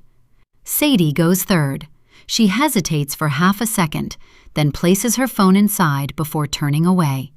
When she sits again, her shoulders relax, as if something heavy just slid off them. When they are all done, Megan steps forward barefoot. Welcome. This space is about complete presence. She gestures for everyone to close their eyes. Place one hand on your chest, she continues, demonstrating. Feel your breath. The room grows quiet, except for the sound of the ocean and synchronized inhalations. In through the nose, Megan continues. Slowly count to 4. They all comply. Now hold. They do as they are told. Now breathe out through the mouth longer than the inhale.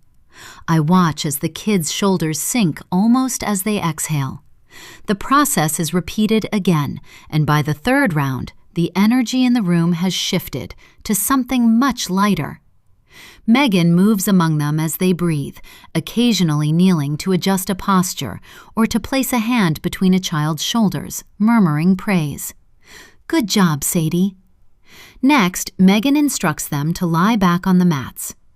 Let your thoughts float past, she coos. You don't need to hold them. Soft chime sounds fill the room. Have you ever seen yours this quiet? Another accompanying parent next to me whispers. I shake my head. Not even close. After several minutes, Megan claps softly to end the session, and the kids sit up and then stand in unison. Then 2 staff members enter carrying trays of tall glasses filled with thick, vibrantly colored smoothies. Orange, green, red, colors so bright they almost glow. As the kids take them from the trays, no one grabs and there are no spills. Sadie accepts hers with both hands, the orange concoction. I manage to pull her aside as the others begin sipping. How are you doing? I ask quietly. When she smiles at me, her expression is serene in a way I'm not used to, so relaxed. I'm good. She takes a sip. Really good. These smoothies are amazing. We already got some before, and they said we will get one every day.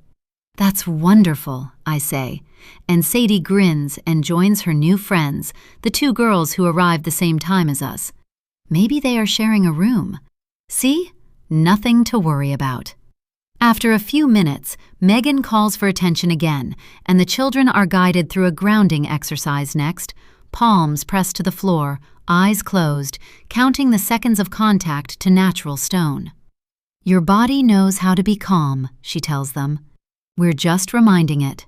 By the end, the kids look even more relaxed and peaceful. When the session ends, they rise and file out quietly.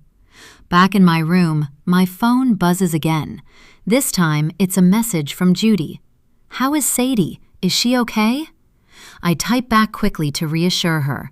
Judy is a helicopter mom, and I know how hard it is for her to be separated from her daughter. She's great, calmer than I've ever seen her, really receptive to the program. Then another message appears, from him. He also left a lot of missed calls, 5 in total.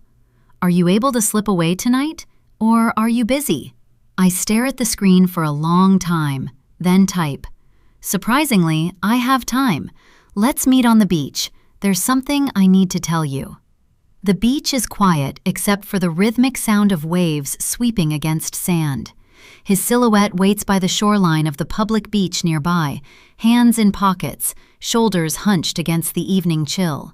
I rehearse my ending speech with each step toward him, the words I'd practiced in the mirror growing fainter as the distance closes. He thinks this is just another stolen moment, but I've already decided. Tonight is the last time. I need to end the secrecy and the guilt, the way I feel like I'm living 2 lives and failing at both of them. His face brightens when he spots me.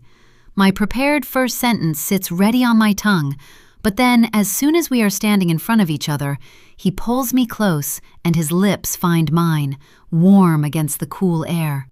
Suddenly, my fingers betray me. They curl into the fabric of his jacket. For just a moment, I let myself forget why this is wrong. I let myself forget everything else, even my best friend. Just like I did for the past 3 months, since that first time Gabriel took me into his arms. 20. Judy, present day. Gabriel and I had an affair for 3 months. That's what Scarlett said, and after hearing it, I walked straight out on them. I didn't shout, didn't ask questions, didn't demand timelines, details, or explanations wrapped in careful words that won't make it hurt any less. I didn't stay long enough to hear apologies that would never be enough.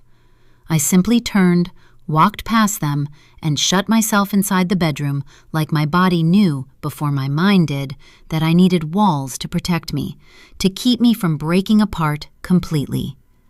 That was hours ago. Now it's past midnight, and I'm sitting on the edge of the bed while Gabriel is spending the night in the second guest room, fully clothed and unmoving.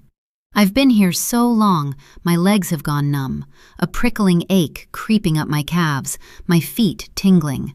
My fingers are numb too, curled into the edge of the mattress so tightly my knuckles ache.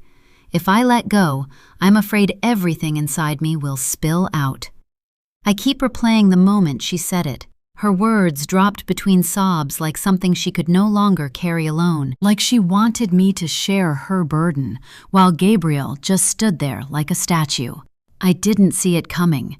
Even now, my mind tries to reject it, tries to rearrange the words into something else, something less devastating that could be erased or dismissed as a lie. But there it is, out in the open, echoing around in my head, ugly and sharp and entirely true. I feel like such a fool. All this time, I thought whatever they were hiding had to do with Sadie. Evidence they didn't want to share, a detail they were afraid would destroy me, some piece of the puzzle they thought I wasn't ready to see just yet, or that they were sabotaging my search efforts again. Not this, not an affair, not the knowledge that my best friend and my husband were betraying me while standing beside me in my darkest moments, while holding me as I cried, while telling me they were there for me, while promising again and again that we would survive this together. I could never have imagined that the woman who helped me get through Sadie's disappearance was also helping tear my marriage apart. A few minutes after I entered the room, I did cry. The tears came in a rush, hot and unstoppable. I wept until my chest ached, my head throbbed, and my throat burned raw. Now the tears are gone, leaving behind something worse, a numbness that makes the world feel blurred and distorted, like I'm watching everything through a smudged, thick pane of glass. Unable to breathe anymore, I stand and cross the room, throwing open the balcony door. Cool night air rushes in, salty and sharp as it fills my lungs. I breathe it in deeply, again and again, until the pressure in my chest eases just enough that I don't feel like I'm about to suffocate. Sadie is still my priority, and I cannot allow any distractions, not even something as devastating and ugly as this one. But a single, unwelcome thought slips through the wall I'm trying to put up. That's why Gabriel didn't protest when I suggested we divorce, 4 months after Sadie disappeared. I told myself I was doing him a favor, that my grief had turned me into someone he deserved to be free from. I believed I was holding him back, anchoring him to a life filled with sorrow and unanswered questions. My grief was too great that I feared it would drown both of us. But he didn't put up a fight. Not the way I thought he would. Not the way a man who wants to stay married does. It all makes sense. Leaving me would mean he would be free to be with Scarlett. In the end, I changed my mind and we continued on. Was he disappointed? Maybe he's still with her. The thought drives a sharp, twisting pain straight through my stomach. Leaving the balcony door open, I step out of the room and into the hallway. The bedroom is too small now, too suffocating. In fact, the entire apartment is. I can't bear to be in here. Everything I see feels like a traitor to me. Did these very walls know what was going on before I did? Did they see their displays of affection? I suddenly hate the furniture, too. The couch where we used to cuddle up together watching a film. The kitchen island where we shared meals, laughed, planned our future together. All of it feels contaminated now, like I don't belong here anymore. Gabriel and Scarlett went to bed about an hour ago. But before they did, one after the other, they knocked on the door asking to talk, to explain, saying they made a mistake. A mistake is forgetting to pick up milk at the store or missing a birthday because you lost track of the date. A mistake is a single bad decision made in the heat of the moment and never repeated. This was 3 months. 3 months of lying to my face, of secrets slotted between the ordinary days of our life. This was a series of choices made in secret over time, while looking me in the eye and pretending nothing was wrong. I slip out the front door quietly, careful not to make a sound that might alert them. I can't face either of them right now. The moment my feet sink into the cool sand a few minutes later, something inside me loosens. The water curls around my ankles, and the rhythm of the waves steadies my breathing, reminding me that my body is still here, still intact. That this pain, as unbearable as it feels, hasn't killed me and doesn't have to. There's laughter down the beach, distant but loud enough to carry over to me. A party maybe, because there's music. There are people out there enjoying themselves, untouched by the quiet devastation unfolding inside me. I almost hate them for being happy. I stand there, staring out at the dark ocean, the same ocean everyone claims took my daughter from me. The same ocean that was meant to explain her disappearance, to close the case, end the search, give me closure. Even now, I can't picture it. I can't feel it at all. If Sadie is dead, and I refuse to believe she is, it didn't happen like that. She didn't drown. My body rejects the idea the way it did the other day I stood in this water. I turn away and head back toward the apartment. There are only 20 steps to climb, but it feels like more than that. With each step, my vision swims and sweat trickles down my spine, the rest of my body finally reacting to everything I've been holding inside. It all takes so much effort, and my heart pounds so fast, so hard, that I feel a wave of dizziness coming on. 2 steps from the top, my legs give out and I collapse. My forehead pressed to my knees, I breathe through the dizziness until the world steadies itself again. But I don't get up immediately. I don't know how many minutes I sit there waiting, and I don't care. Eventually, I force myself upright and enter the apartment to find Gabriel standing in the hallway, like he's been waiting for me. He must have heard me leave after all. Please leave me alone. I try to step around him on my way to my room. I have nothing to say to you. He tries to reach for my arm, but I wrench it free. Don't ever touch me. That's all it takes to break the dam of words I could not say earlier. How could you do this to me? The question bursts out of me, raw and sharp, before I can stop it. I'm sorry. Tears fill his eyes. I wish I could care that he's crying for me. I wish I even believed it's for me and not because his secret is out in the open. It was a stupid mistake, he says again. And how many times did that mistake happen? He shrinks back, his chest shuddering again and again with sobs, his fingers trembling at his sides. From the corner of my eye, I see Scarlett's door crack open. Then she's standing there, half hidden, as if she's unsure whether to step forward or retreat back into the room. 3 months? I say quietly, both to him and his lover. Gabriel doesn't answer. He doesn't need to. There's one thing I need to know, I continue, my voice eerily calm. Is it still happening? It doesn't really matter, since this marriage is probably already over, but a part of me needs to know. No. He meets my gaze head on. It ended after Sadie disappeared. I swear. It was 3 months, and that's it. I let out a chuckle. How can I ever trust anything you say again? You don't have to, but I'm telling you the truth. I will live with this guilt for the rest of my life. I'm so sorry. As I recall, he didn't even want Scarlett to tell me. Tears continue to slide down his face, and the sight does nothing for me. I don't feel one shred of sympathy for him. You can't undo this, Gabriel, not with words. I turn toward my bedroom, ready to shut the door on this conversation. Then I stop and face him again in the hallway, remembering broken pieces of Scarlett's words. What if she finds her and... What does this have to do with me going to the camp and finding Sadie? Gabriel shuts his eyes before delivering the next blow.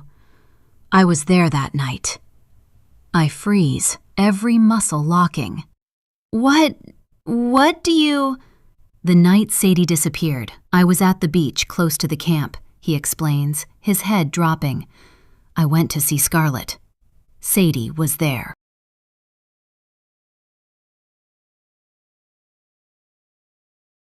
"21. Scarlett, 6 months ago." After that first night when I snuck off to meet Gabriel on the beach, we met again 2 more times at a luxury boutique hotel in town, the Clarinet. The last time was 2 days ago, and when we were together, Judy called him to ask where he was. It was around 8, and he froze when his phone lit up, her name flashing across the screen like an accusation. For a second, he just stared at it, panic tightening his jaw, and then he answered with the first lie that came to him. He told her he was at a local bar, saying he needed a drink to take the edge off the work-related stress he was going through. Until that night, Gabriel barely drank, nothing stronger than wine. But when he hung up, he went straight for the minibar and knocked back 2 small bottles of whiskey in quick succession, wincing as the liquid scorched his tongue. He told me it was so she'd smell it on his breath later and believe him. He knew she wouldn't be pleased, but it was better than the alternative. I didn't realize it then, but I think that was the night he developed a taste for the strong stuff. The beginning of something that would follow him long after this. When he rushed out of the room to go back to his wife, my best friend, something inside me finally broke and excitement curdled into disgust. I sat there alone at the foot of the bed, staring at the empty glass he used, the crumpled sheets, the proof of what I'd become, and I knew I couldn't do this anymore. I knew it with sudden crystal clarity. I decided then that the next time I saw Gabriel, I would end it, for all our sakes. But Gabriel didn't stop calling since then, even when I ignored him. He texted and called again and again. I refused to respond until earlier this evening, when his calls turned frantic and desperate. He begged me to meet him again, just once more on the beach. I told him the kids were having a bonfire later to celebrate their last night in Salt Spray, and we adults were invited. I lied that I'd probably be busy. I knew I wouldn't be. True to their word, the camp staff were flawless with the children. The accompanying adults were barely needed at all. Gabriel didn't give up.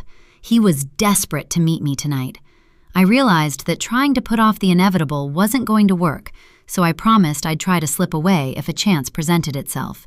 And now, it suddenly does. The children are absorbed in a game near the fire, laughing, with their faces glowing from the orange flames.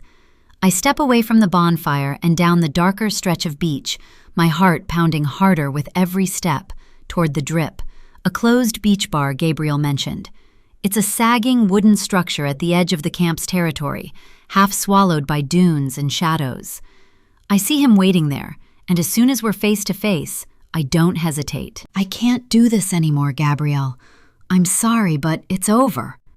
The words scrape my throat raw because I don't want them to be true. In the short time we've been together, he has made me happier than any man ever has, even Matt. You don't mean that. He steps closer, his words nearly stolen by the wind. I think I love you, Scarlett. I freeze and my hand goes to clutch my throat as I struggle to breathe. He's never said that before, never even hinted at it. The word love hangs between us, heavy and unreal, and my mind stutters, unable to form a response. Before I can speak, he reaches for me. His arm circles my waist and pulls me in. And just like that, I'm lost again. I forget Judy, forget everything except the way his mouth feels against mine, the way my body responds despite every reason screaming inside my head to stop. From somewhere down the beach, I hear children laughing, enjoying their bonfire. I let myself sink into him. This will be the last time, the final mistake. The ending of Us. I don't know how long we're like that before I hear it. A shuffle. We break apart instantly and turn toward the sound. The bushes beside the bar rustle, the branches shifting.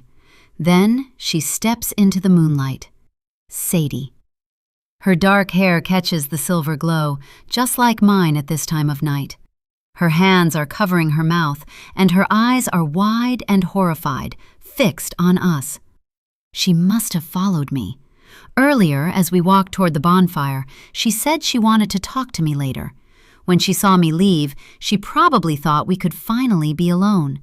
She saw everything Gabriel and I just did. Then, as we try to figure out what to say to her, she turns and runs in the direction of the camp, but close to the water's edge. "Sadie!" Gabriel shouts, already chasing after her. "Sadie, wait! This isn't— Baby, I can explain!" I stand there, rooted to the sand, my heart racing so fast it feels like it might tear out of my chest. Explain what? Actions will trump any number of words he could ever say. I already know what will happen next. As soon as she leaves the camp, Sadie will go straight to her mother. Judy will hear the truth from her own daughter's mouth, and I will lose everything I have left. I will lose my friend, but most importantly, I will lose the child I love like a daughter. I wrap my arms around myself, shaking, and then I run back toward the camp, not the bonfire. I run until I'm behind the closed doors of my room. I need to think, to plan what I'll say to Sadie and Judy. I don't stay in my room long, though. Feeling too restless and terrified, I head back to the beach, the same spot Gabriel left me, where our secret was exposed. I pace and wait for him. I'm torn between running after them and knowing it's already too late. In the end, I sink down into the sand. Then I cry openly, rocking like a little girl, grateful that no one is here to see. Minutes pass, then more, but Gabriel doesn't return. When I finally check my watch, almost an hour has gone by, and I didn't even notice. Gabriel is still not back. Panicking, I call him, but no answer. I text him next and wait 10 minutes for a response that doesn't come. Eventually, I drag myself back to my room. An hour later, there's a knock, and when I open the door, Ivy, a counselor, stands in the doorway, pale and sweating. "I was looking for you," she says, but doesn't wait for a response. "Sadie, she's nowhere to be found. One of the kids thinks she saw her running toward the water." Suddenly, everything shifts and fear rushes through me. I stay silent for a few seconds. I need to choose my words carefully right now. I just nod and tell her I'll get dressed and help search. An hour after I join the fruitless search on the beach, the police arrive, and flashlights slice through the darkness, voices overlapping as panic spreads. I'm hysterical now as I scream Sadie's name until my throat feels like it's bleeding. I try Gabriel again, and this time he answers. On his end, I hear the hum of what sounds like the TV. I quickly tell him what's going on and ask why he didn't answer my calls and texts. "Is Sadie with you? Did you catch up with her?" He only answers with a question of his own. "What do you mean? What happened?" He's with Judy, and that's why he can't answer my questions. "Gabriel, the police are here to search for her. They're afraid she went into the water." He is quiet for a long time, and I'm guessing he moved away from Judy to speak privately. Then, breathless, he tells me what happened. He ran after Sadie, but he lost her. He thought maybe she ran back to her room to be alone, and of course, he is not allowed inside. "Don't call Judy yet to tell her that Sadie can't be found. Let's not worry her yet. I'll come to the camp to help with the search. I'm sure she's fine. Upset, but fine. We'll find her." But I do hear the catch in his voice. an underlying fear. What surprises me is that he lost his daughter and just left to go back to the apartment without even telling me. Wasn't he worried? That thought bothers me for a while, but then I figure that maybe he thought she was safe in the camp and nothing would happen to her. Not long after the call, they find Sadie's sneakers on the shore, but no Sadie. When I reach the place where they found Sadie's shoes, I drop to the ground. For a while I stay there, tasting the salt of my own tears, the taste of regret. Judy trusted me with her daughter, and I failed her. The police are talking about water searches now, involving the Coast Guard and divers. When Gabriel shows up, he barely stays. "I have to go back," he tells me. "I need to be with Judy when she hears." Then he reaches for my forearm. "Please don't tell anyone what happened," he whispers, eyes darting toward the search party down the beach. "Not about us. Not about Sadie seeing us."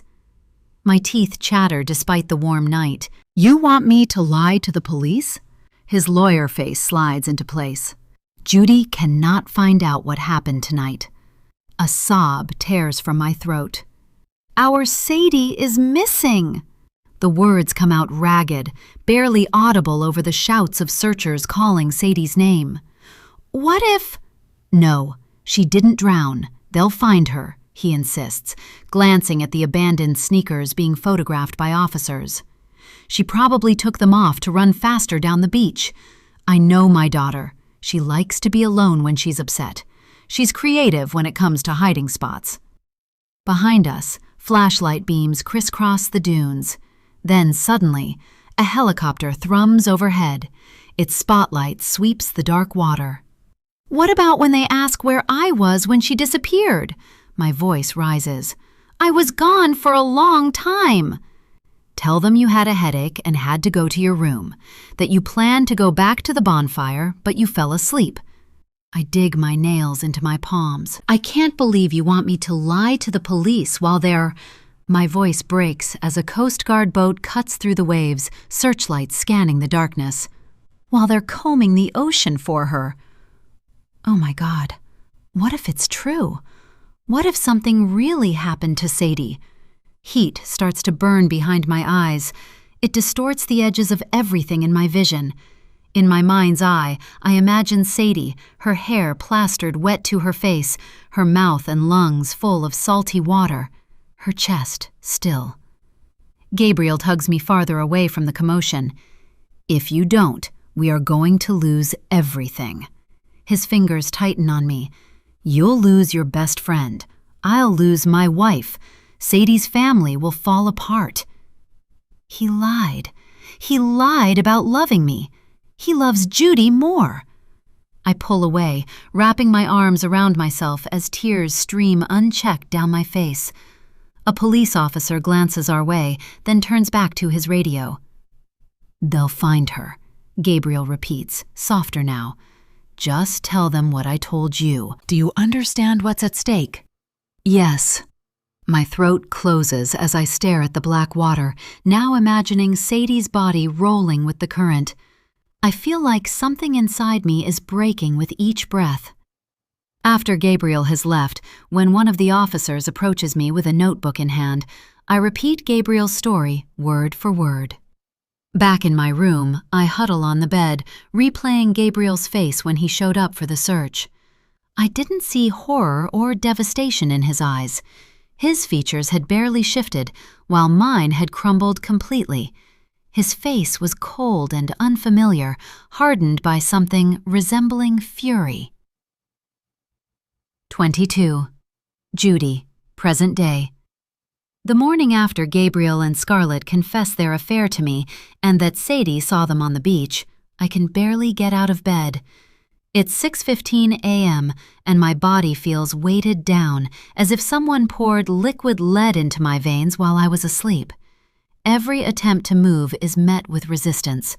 My muscles refuse to obey my mind, so I lie there instead, staring at the ceiling, tracing the same hairline crack. It starts in the corner and spiders toward me, stopping just above my head. I follow it with my eyes, back and forth, back and forth. funny how I've never noticed it before. Then again, I missed my husband sleeping with my best friend, so clearly observation isn't my strong suit. Gabriel and Scarlett were together the night Sadie disappeared. The thought repeats itself like a loud, malfunctioning alarm. I close my eyes, and the memory of that night presses in whether I want it to or not. Gabriel and I had gone to dinner at Grilling Falcon at 6, just the two of us before Sadie was due to come home the next day. It's an expensive restaurant, but we could afford it, and Gabriel always said we should splurge more. He earned very well, and I did okay by myself. There was his trust fund as well to fall back on if things ever went south. The food was delicious, and we talked and laughed. It felt great having my husband around after he had been so busy with work, especially in the last few months. After we paid and before we stood up to leave, he took my hand and placed a sparkling ring in my palm, a brilliant blue sapphire encircled by tiny diamonds, nestled in a white gold setting. I didn't even see it coming. "Why?" I whispered. "Just because," he said with a grin. "Now I know why he gave me that gift. It was to pay for his guilt, a prepayment for the ugly secret that would land between us exactly 6 months later." When we arrived home around 9, I was so exhausted I didn't even make it into the shower I planned to have. I remember changing and crawling into bed, the sheets cool against my skin. I remember Gabriel lying beside me, kissing me, telling me how much he loved me. We talked about our romantic honeymoon at the Grand Cove Hotel, stupid little memories from our marriage, about how excited we were that Sadie and Scarlett would be joining us the next day, how we were going to spend another week here together as a family, just the three of us. Scarlett was heading back home after 3 days with us. I remember feeling safe, loved, and happy. That was probably the last time I felt truly content, and I had no idea it was all built on a lie. I remember him stroking my hair, my cheek, as I fell asleep in his arms. That's it. After that, nothing until I woke up in the middle of the night and didn't find him in our bed. How could I have known that he was with my best friend, that he snuck out while I slept to betray our marriage? My eyes burn now, dry and aching from the crying I did last night. That night I was so devastated that I didn't even stop to wonder why Scarlett called him instead of me to share the news about Sadie. But there's no point dwelling on that now. I need to focus on my daughter and not allow their affair to distract me. Sadie is more important than this heartache. I'm moving into the camp today. I know now with absolute certainty that it has to be done. It's actually the perfect time to get out of this place. Staying under the same roof as them feels unbearable, like breathing poisoned air. If the camp wasn't an option, I'd be packing my bags for a hotel already. But check-in is at midday, and it's so early in the morning. So many hours to kill. Instead of lying here like a rock, I need to do something to help keep my mind occupied. I pull out my laptop and catch up on work. By 9 a.m., I have a splitting headache, so I stop and go to the bathroom to swallow an aspirin. Then I fetch coffee and a muffin from the kitchen, careful not to look at the closed bedroom doors as I walk past. Both Scarlett and Gabriel are still asleep, and I'm grateful for the quiet. Back on my bed, I'm squinting at my laptop screen when the knock comes. 3 quick taps that send coffee sloshing over my fingers. "Judy," Scarlett's voice. "Can I come in, please?" I don't respond, and the silence stretches between us like a taut wire. 3 more taps, gentler this time. The door handle moves, and the door swings open an inch. I swear under my breath for forgetting to lock it after coming back from the kitchen. She peers through the gap. Her face is wrecked with tears, eyes swollen and red, skin blotchy. "I have nothing to say to you, Scarlett." Even uttering her name is painful. "I know I hurt you." Her voice barely carries across the room. I don't know how to live with myself." "You've managed just fine for 6 months," I cut in, my words sharp enough to slice. "You'll survive." She recoils as if slapped. "I just want you to know that Gabriel was telling the truth. There's nothing between us anymore, I swear." "Do whatever you want with each other. I examine my fingernails, then meet her gaze. I'm done with both of you. Her mouth quivers before she finds her voice again. What I did, that wasn't me. My marriage was over. I was so hurt and lost, and I just need one answer, I interrupt. She looks at me, waiting. Just tell me when. My coffee mug trembles in my hand, so I set it down. She looks at the floor, and a strand of hair falls across her face. Your conference in Tampa. Sadie had that fever, remember? I brought over chicken soup. After she fell asleep, Gabriel made coffee, and he told me how he'd convinced Matt to increase my settlement, and She touches her collarbone, her fingers lingering where a necklace should hang. I reached for his hand and… She pauses, swallowing hard. It just happened. We didn't plan it. I didn't plan it, Judy, I swear.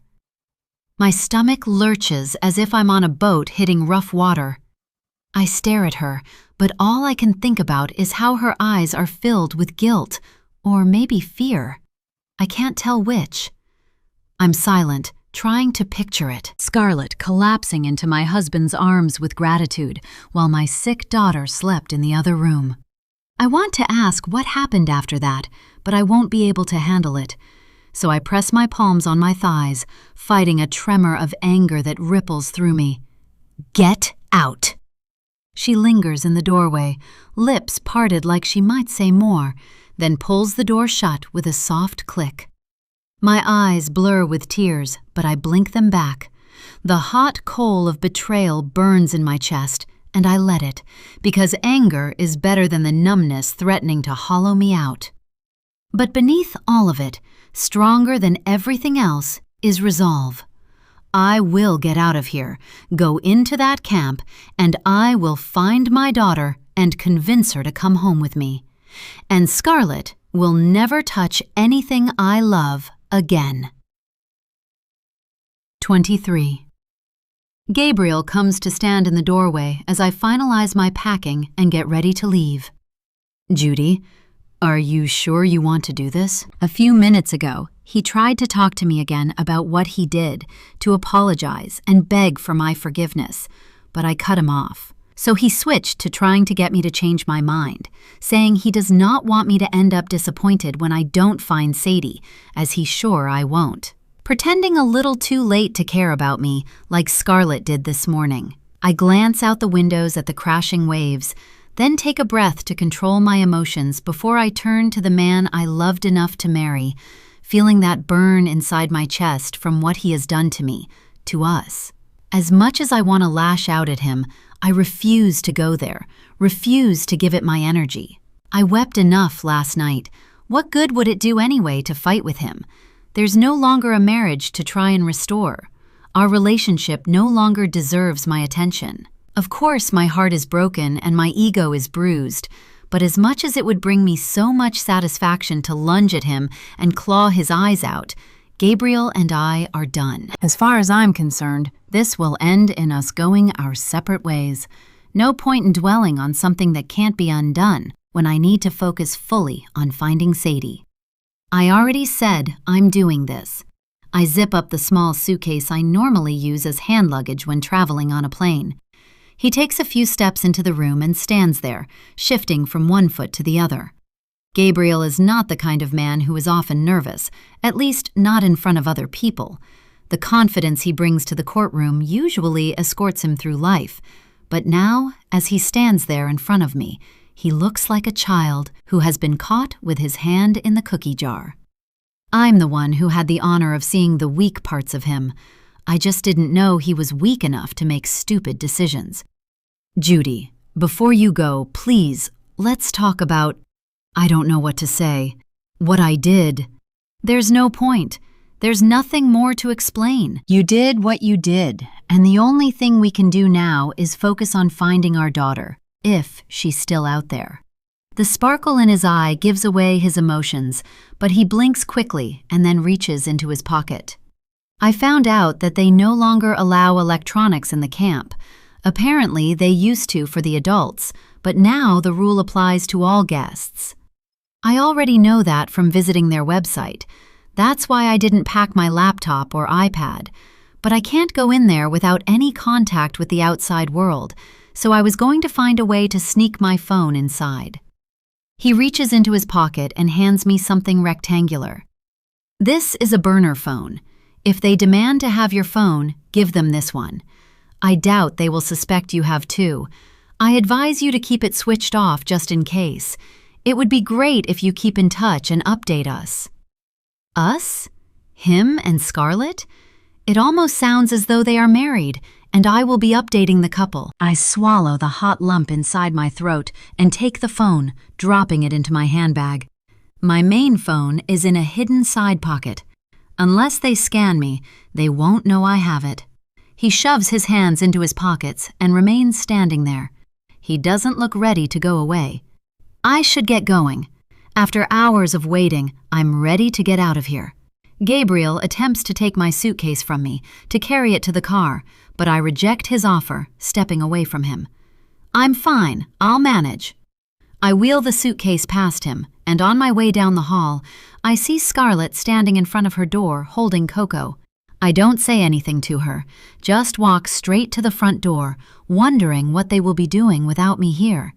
If they're really no longer together and are just friends as they claim, what if being alone in the apartment sparks what they felt for each other back then, and they pick up where they left off? I did tell them they could do whatever they wanted now. I didn't mean it.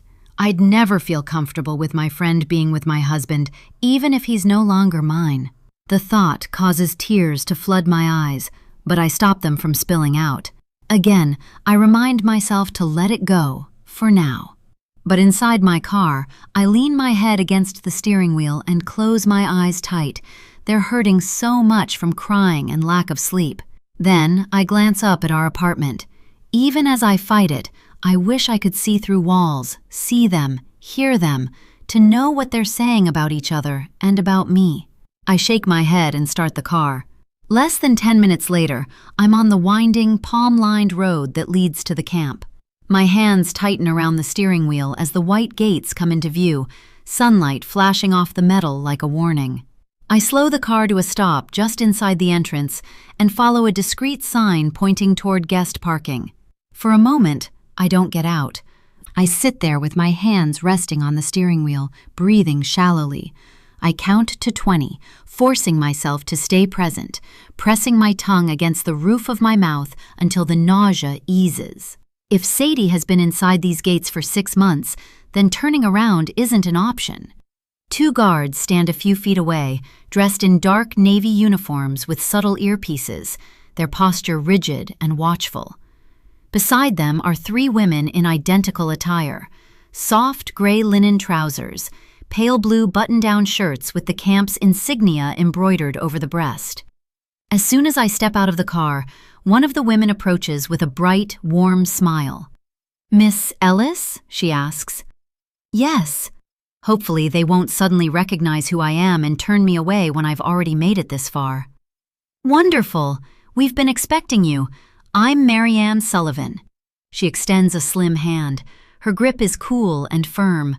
"Welcome to Salt Spray." Another woman joins us, mirroring the same polite smile, the same stillness. The third lingers just behind me, close enough that I'm acutely aware of her presence. I'm impressed by the warm welcome. Do they receive everyone like this? I glance past them, deeper into the grounds. The camp is uncomfortably quiet. A small fountain trickles softly at the center of a circular courtyard.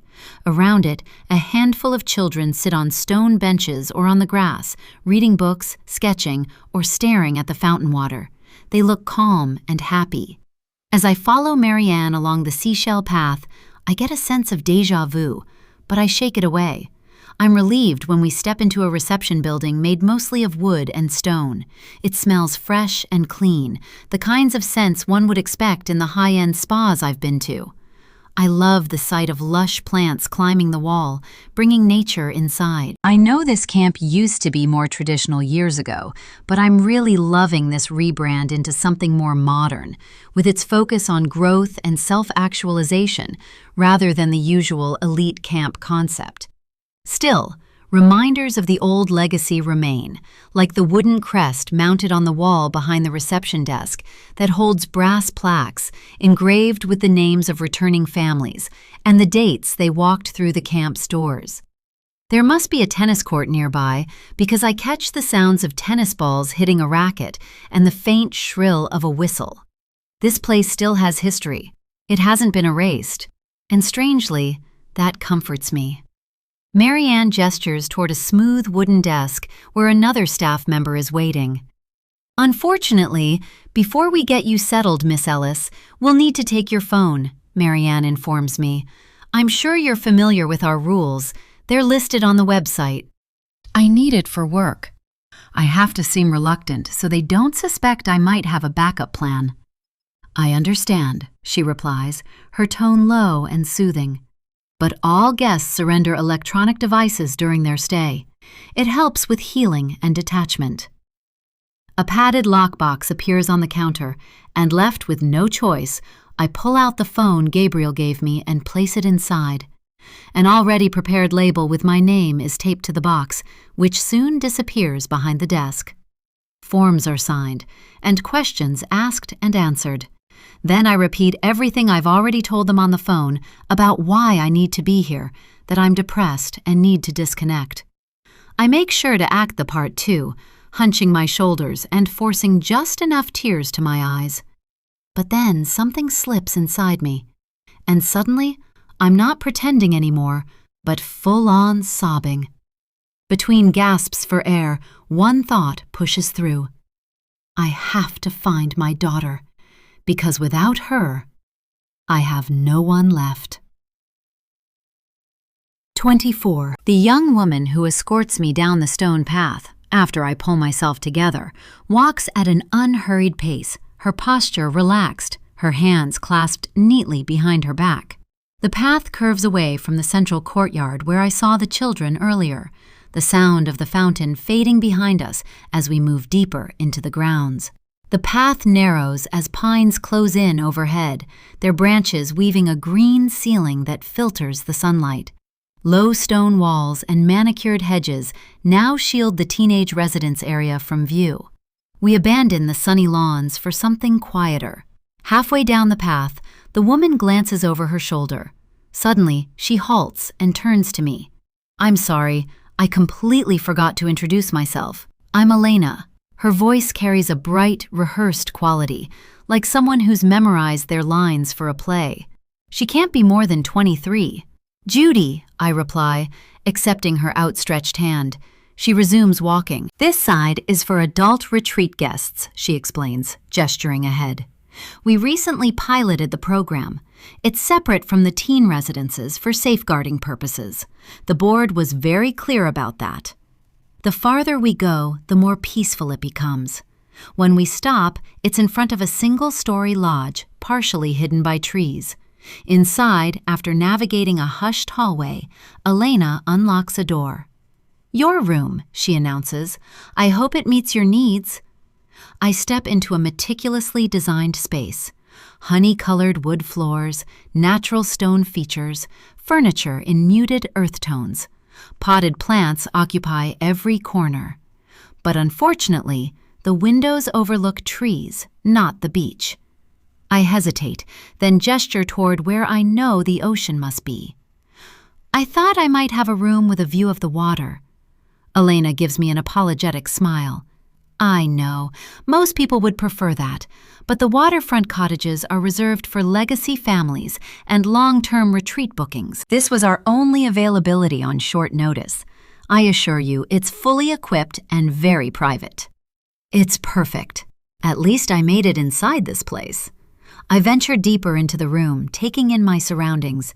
A massive bed dominates the eastern wall, framed by floating shelves holding rocks and books about nature. The sheets are pure white and uncreased. A desk sits beneath the window, and beside it is a chair upholstered in moody gray. There's also an armchair by a small fireplace. The space whispers quiet luxury at its best. It's all natural materials in earthy tones that echo what I've seen throughout the camp. Polished wood, smooth stone, and lots of plants.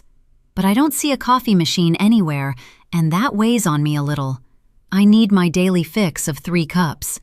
This is your itinerary for your 3 days with us. Elena hands me a neatly folded booklet. On there, you will find all the guided reflections, wellness sessions, and other activities. Some are optional, but there are a few we consider essential to the process. We emphasize autonomy here. Participation is encouraged, but not enforced. There's also a map of the grounds and a list of amenities.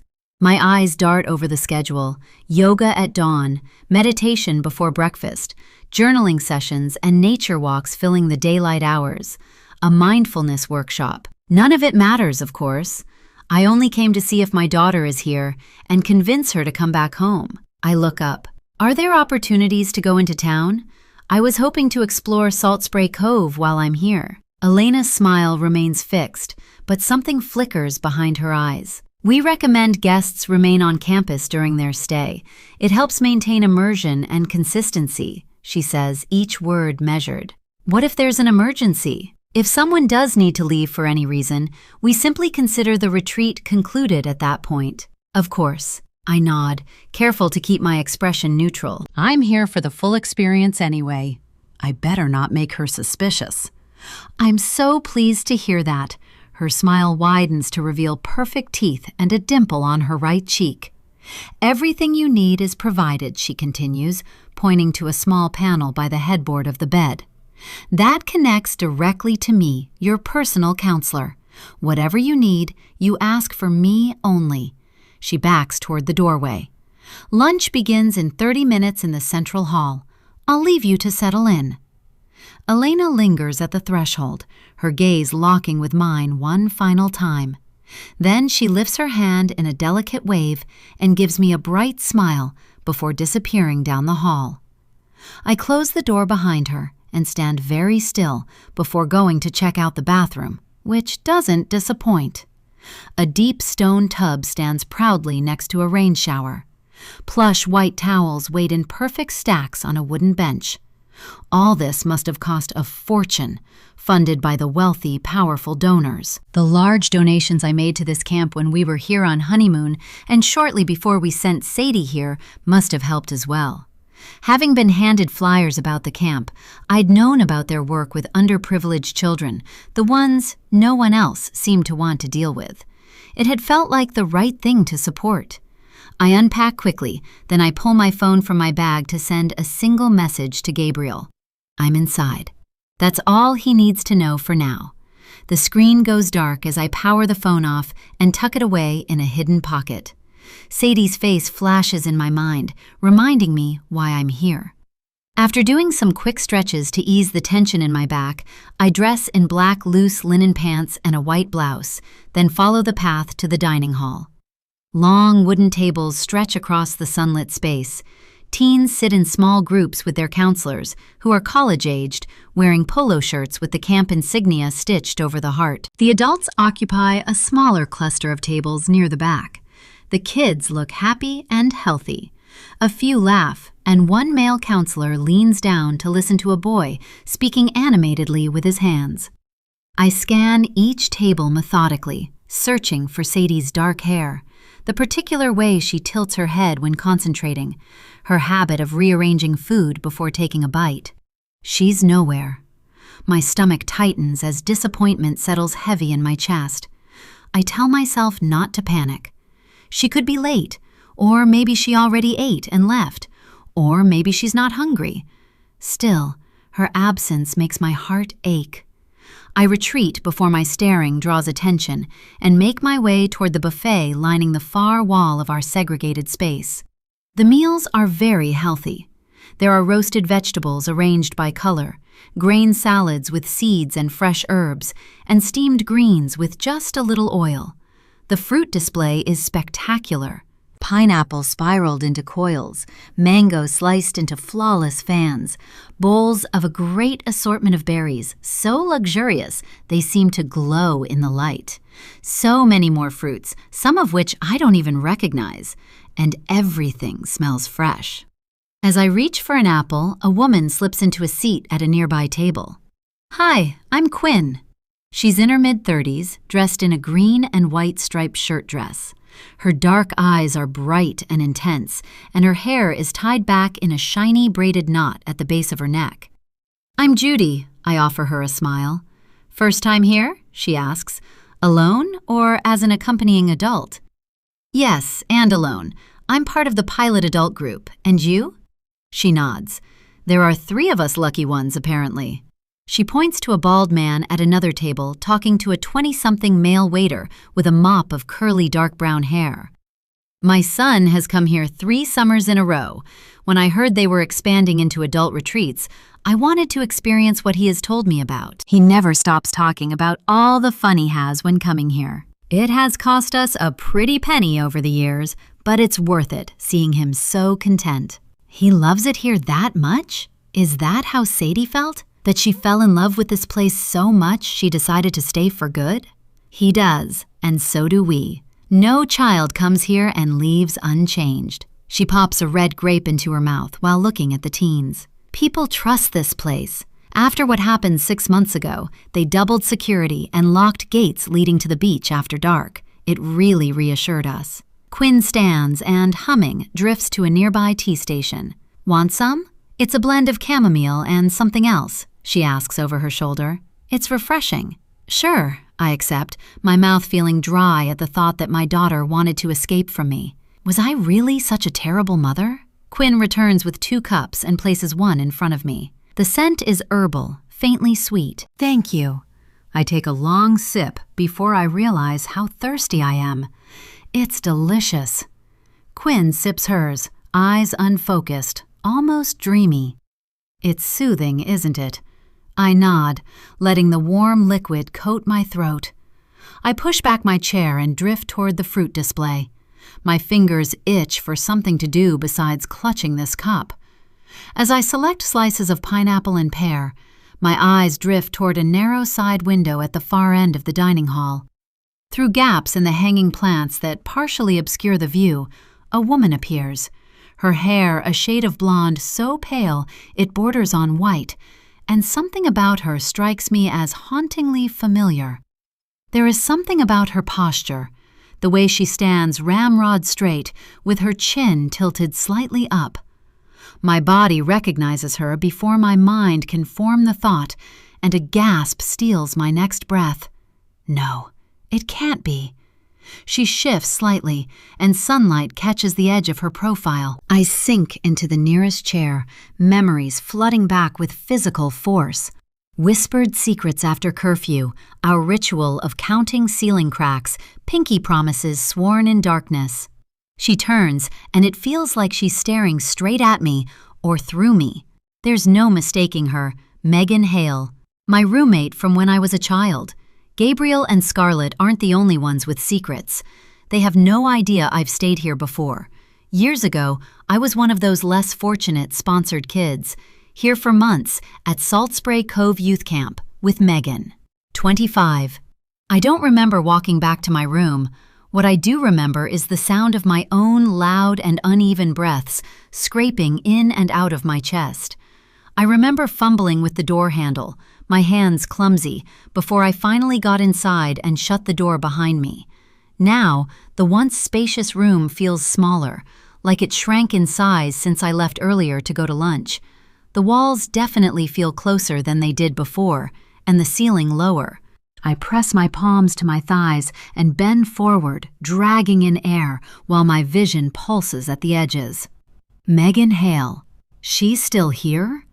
So many questions fight for space in my mind, jumbled and out of order. Does she remember me? Does she know I'm Sadie's mother?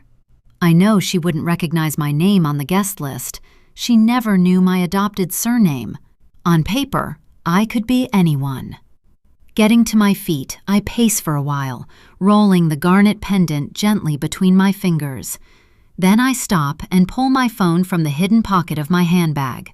Switching it back on, I find a stack of missed calls and messages from both Gabriel and Scarlett. I read a few of Gabriel's. "Are you okay? Have you spoken to anyone? Did you find her?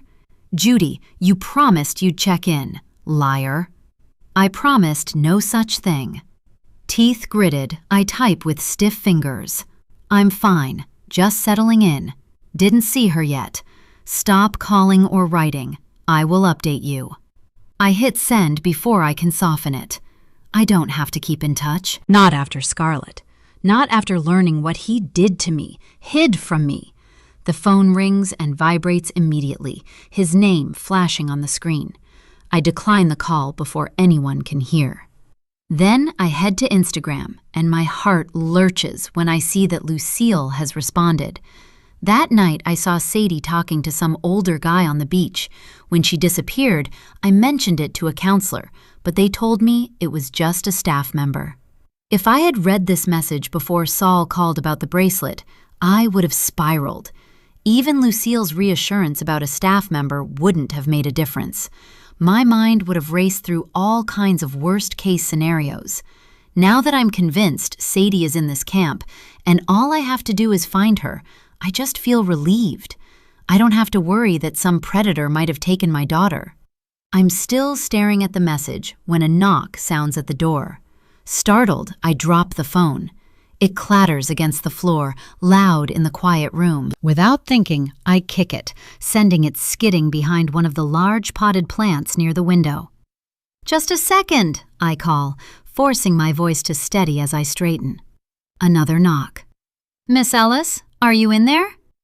After a deep breath, I smooth my hair and open the door. It's her. "Megan," I whisper before I can stop myself. She's older now, obviously, and the softness she once had is replaced by something sharper and more defined. She still wears her hair long, but it's so fair it's hard to spot the grays. It's pulled back in a loose ponytail. She's dressed in a dark gray suit. There's a pen and a mini notebook tucked into the jacket's single breast pocket. Underneath, she's wearing a pale blue button-down shirt with the camp's insignia.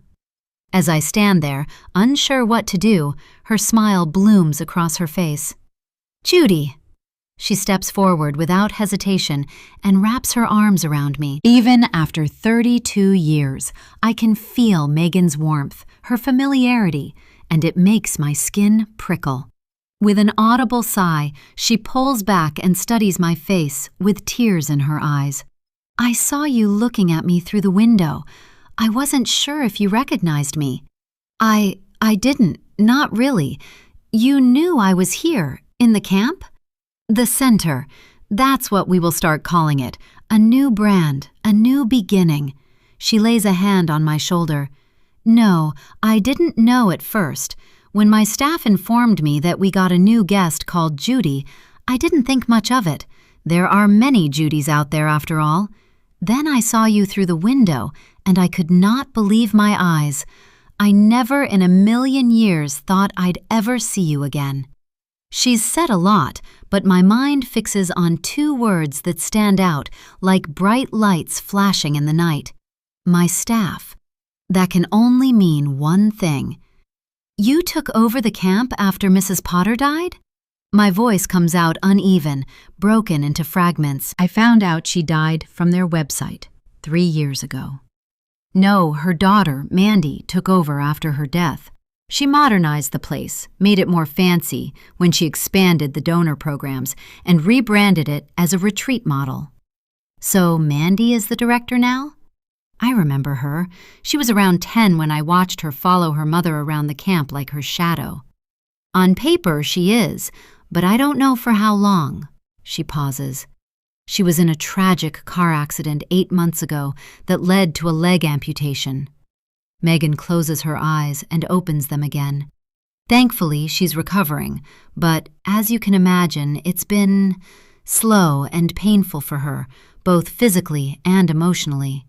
The board asked me to step in as interim director until she's well enough to return. "I'm so sorry," I say automatically. "That's devastating." Megan nods once. "Anyway, I couldn't let the camp suffer while she heals. Thanks to Mrs. Potter, I know the ins and outs of how it works. I was actually her assistant for a few years, before being promoted to leadership." She shakes her head. "I miss that lovely woman." "Me too. Who wouldn't? Mrs. Potter was a mother figure to all the kids who lived under the roof of this camp, and finding out she was dead filled me with a deep sense of sorrow. After all, she was the one who brought me here. She found me starving and filthy, then fed me, cleaned me, and comforted me. Then she found me a mother who loved me enough to raise me as her own. I wouldn't have survived without her. She gave me more than anyone ever had at the time. After my biological mother overdosed, I was taken in by Doris, a distant aunt I'd never met before. But she had only let me stay because she needed someone to play housekeeper for her, and to get her hands on the little money my mother had left, which was intended for my upkeep. Once that dried up, she announced she could not take care of me and dropped me off at a shelter where I stayed for a month until one of the male helpers there tried to touch me. I was 13. I lived on the streets of Millfield Bay, a town not far from Salt Spray Cove, for another month until Mrs. Potter found me sleeping in a bus shelter near a run-down church and brought me here. Thank God she did. Gabriel does not know about this part of my past. All he knows is that I was adopted and nothing more. I told him my biological parents were dead and I got a new mom, and that was that. I wanted him to think of me as the person he knew after the adoption, not before. Not the daughter of drug addicts with a mother who overdosed and a drug dealer father who died in prison, shot while trying to escape. At my request, my adoptive mother also never told him, keeping our secret until she died at 64 from complications after a stroke. His mother would never have allowed me to marry him if she knew. Pushing my sad childhood out of my mind, I study Megan, my mind full of questions. So you never left? Looks like we have so much to catch up on. Come and sit with me. Megan walks into my room and sits on the couch, crossing her ankles like she did often as a teenager. I hesitate in the doorway, but she gestures for me to join her. She waits until I'm settled before continuing. I never left. This is home. After I gave birth to my baby, Mrs. Potter helped arrange the adoption with a good family. She lets out a low chuckle. She treated me like I wasn't ruined, like I still had a future. She also made sure I finished school. That's wonderful. I'm so happy for you. I reach out to squeeze her arm. I really am. I almost forgot she had been a pregnant 15-year-old when she came to the camp, a week after I did. From what I knew, she was only meant to stay until she gave birth to the baby. Yeah, she was a generous soul, that woman. After graduating from high school and doing a business course the camp paid for, I worked side by side with her, helping where I could, doing my best to pay her back. Then I was promoted to be a counselor for 10 years and ultimately made it to the top. Wow, I'm impressed. You should be proud of yourself. She smiles softly, her eyes bright. Thank you. Salt Spray has changed since we were kids, as you can see.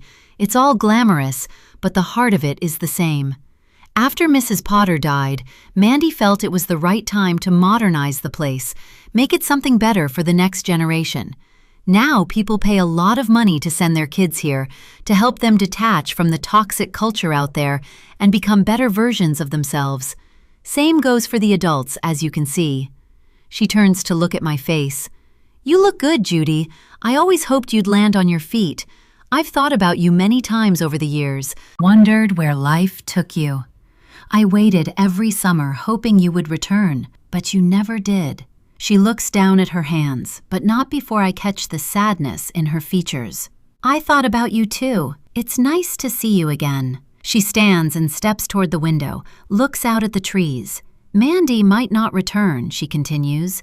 After what she's gone through, she might decide to step down. We've talked about transition planning. The board has been encouraging me to formally apply for the permanent role. And you want the position?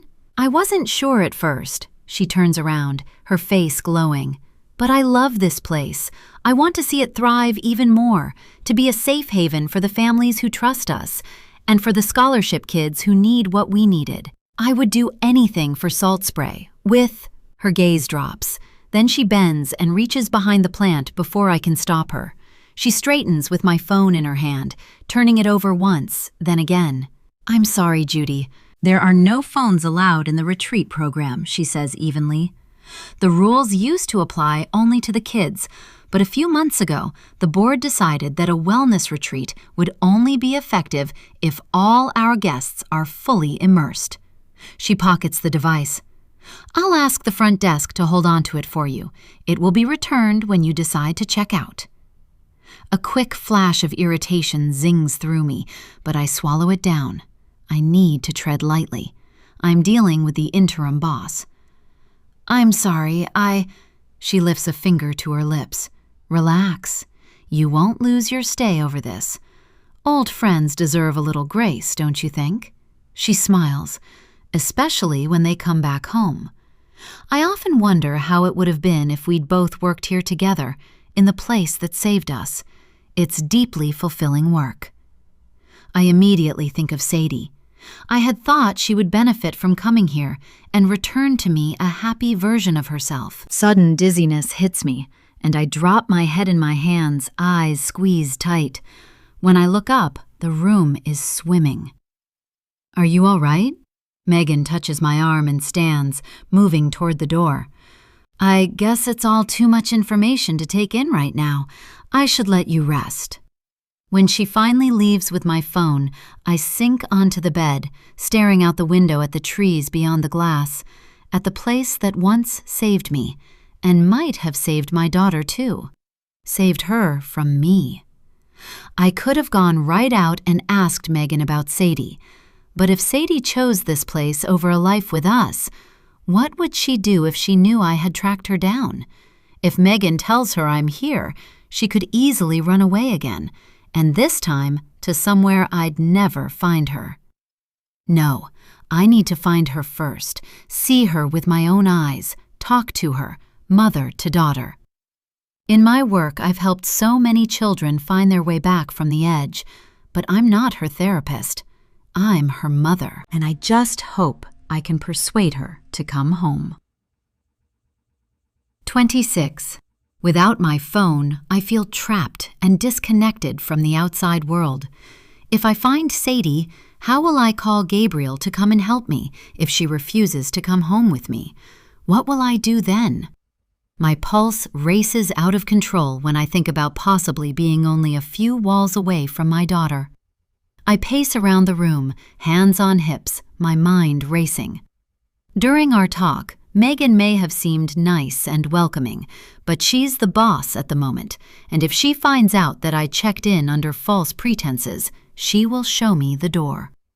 I finally stop in the middle of the room to take a deep breath, to push past the fear and allow myself to think clearly.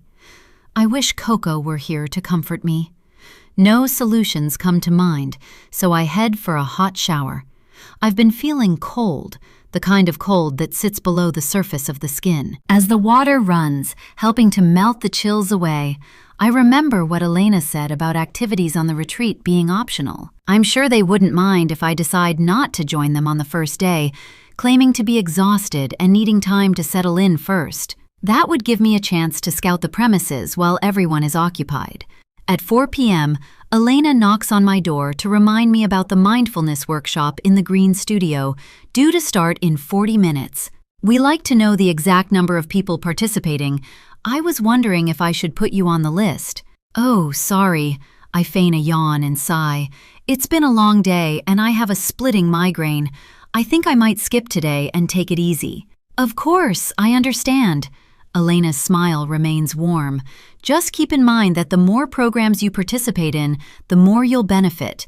You checked yourself in because you needed support, and we want you leaving stronger than you arrived. Absolutely. And tomorrow, I intend to fully take advantage of everything here. Today, I'd rather just relax on the grounds and familiarize myself with everything first, make myself feel at home. That's perfectly fine. Dinner is at 7:30. If you need anything, use the panel by your bed and ask for me. I spend the afternoon wandering the adult side of the lodge, casually, as if I'm simply admiring the architecture. I find no path leading directly to the children's quarters. Careful not to raise suspicion, I stroll along the low walls dividing the two sides, but the only two doors I come across are locked with discreet keypads.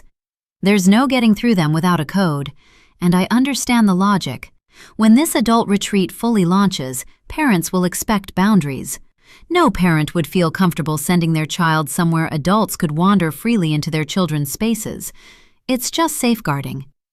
Still, it hinders my plans somewhat. It's only after dinner that I asked to have brought to my room and barely touched because my mind was too occupied, that I spot the brochure Elena had given me earlier.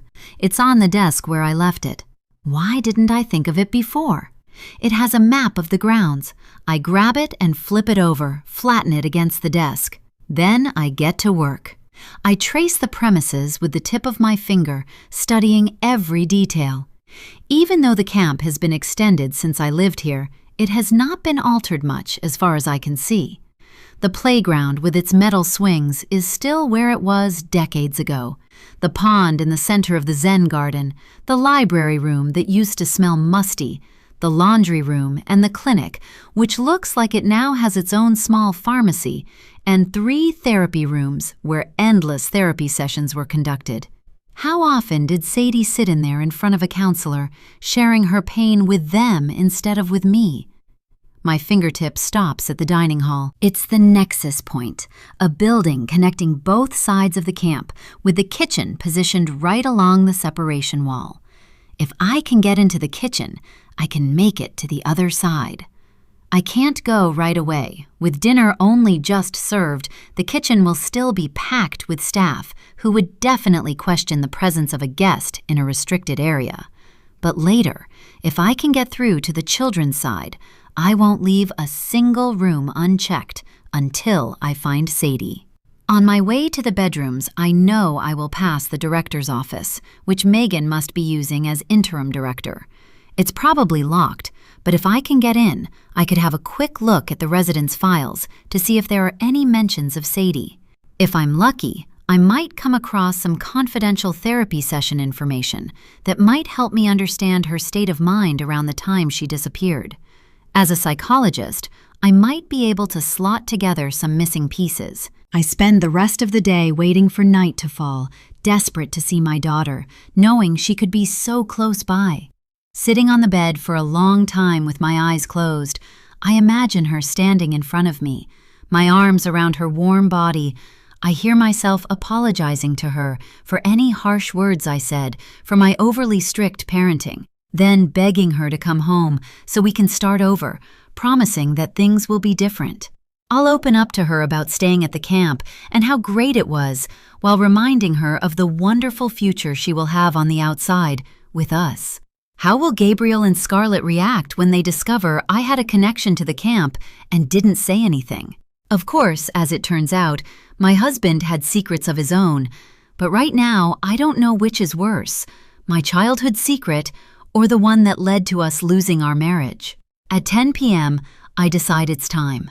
The dining halls will be empty, and I hope the kitchen staff are finished with the cleanup and gone for the night. Nervous that the search might be fruitless, I find I can't get myself to move, not for another hour. Finally, I get dressed and rush out of my room and down the path to the dining hall. The grounds are deserted, except for a guard who is hunched on the steps outside the green studio, smoking a cigarette. He does not even look up when I walk by, so I continue, following the path until I reach the glass doors of the dining hall. The sliding doors have not been locked, and I'm able to slip inside unnoticed. There's no one inside, and everything is in its place with tables straightened and chairs waiting for the next shift. The kitchen is behind a swinging door that creaks open with a gentle push. The air still carries the aromas of the last dinner, mingling with those of industrial lemon cleaner. Through the light of the moon that spills through the windows, I catch the sparkle of the stainless steel appliances and surfaces that have been scrubbed clean. I'm not surprised to find the place empty of people. When Mrs. Potter was running the camp, she treated her staff the way she treated the kids, with care, made sure they did not work more than they had to, and encouraged them to go home to their families. That's the kind of person she was, and all her employees loved her. I'd like to think the way they are treated hasn't changed. I pause to listen, but only the steady hum of the refrigerators fills the space. I move through the kitchen at a measured pace, trying not to hurry, walking like I belong, until I reach the door leading to the other side of the camp. I emerge into a long, carpeted hallway with doors lining both walls. A few are marked staff only, others are unmarked. I continue down the hallway, which is lit by occasional faint lamps. Then I turn left and walk through a sliding glass door that I remember from my childhood. I'm right, not much has changed on this side. The second door to my left is still the office. I try the door, and to my surprise, it swings open. The office space is unrecognizable. It has been given a total makeover. Gone is the heavy brown desk that was always overflowing with paperwork and coffee mugs. The moss-green couch that sagged a little in the middle and smelled faintly of dust is also nowhere to be seen, along with the carved wooden coffee table with old coffee stains that Mrs. Potter said once belonged to her grandmother. The walls are stark white now, no longer a moody gray, and show off framed abstract photos, rather than the black and white images of the camp through the years that Mrs. Potter used to add to every year. One wall, which had a large clock hanging on it, is gone entirely, replaced by tall windows that look out onto the dark grounds. A long mahogany conference table stands in front of the windows, surrounded by 10 identical high-backed, padded chairs. But the eye-catcher is the sparkling rectangular glass desk in the center, 2 cream leather chairs in front of it, and a white one behind it, reserved for the boss. Megan is sitting in it, smiling at me as if she's been waiting. 27. Judy? Megan says, holding her pen above an open file. You're still up? I didn't think I'd see you again today. Yes, I couldn't sleep. I can understand why. She closes the folder in front of her, stands and steps around the desk to come to me, wraps an arm around my shoulders. This place must bring up a lot of memories. She glances back at the desk. I was just finishing a budget review. I'm happy to take a little break. Why don't we sit? She walks to the conference table and lowers herself into a chair, then rises again, moving to a small glass front fridge against the wall. Oh yes, let's have one of these. She reaches inside a small glass dome over a silver tray. Inside are 4 perfect cupcakes decorated in yellow buttercream and fine sprinkles. I smile despite myself. Those are not. They are. Megan places the tray between us. Mrs. Potter's lemon cupcakes. Remember how we used to sneak extras after lights out? She lets her fingers rest on the tray for a moment. We still have the recipe. The kitchen makes them for special occasions. Tonight, one of our staff retired. That's lovely, Megan, and such a beautiful way to remember Mrs. Potter. They don't taste quite the same as when she made them. She sits again. I was going to bring one to you in the morning. She nudges the tray toward me. Come on, have one. Thank you. That's sweet of you. I settle into a chair, pick one up, peel off the paper, and take a bite. Right away, the sharp lemon cuts through the sweetness, and for a moment, I'm 13 again. Megan takes a bite of her own, then sets it down. I'm really glad you're here, Judy, she says, chewing.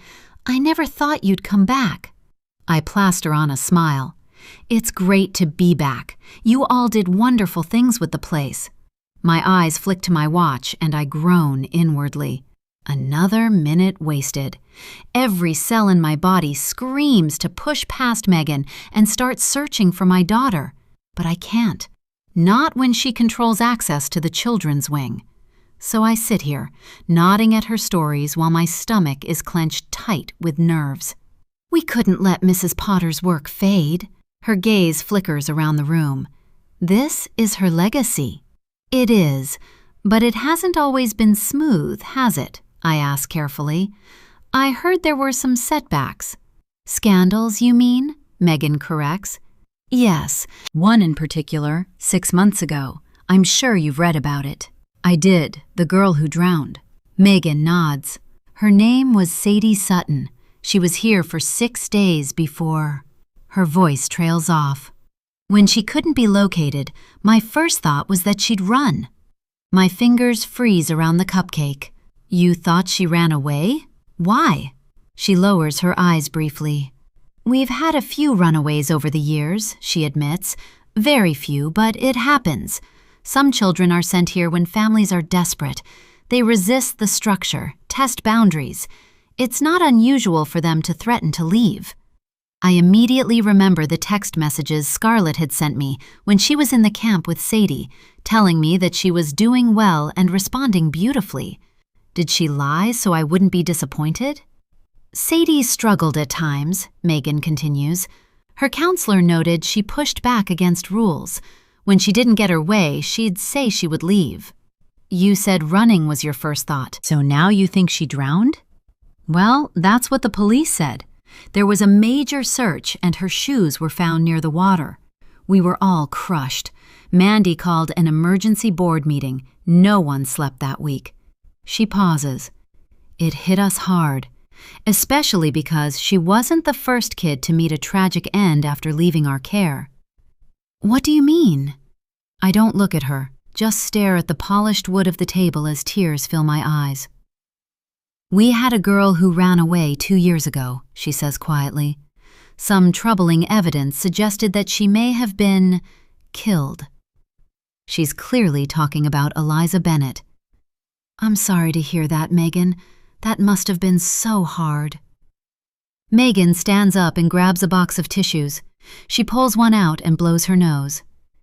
It's still too painful to talk about those poor girls. You try to save them, and sometimes you can't. She inhales. How about we talk about something else, more positive? Her voice is softer now. Or we can just sit. She reaches across the table and gently places her hand over mine.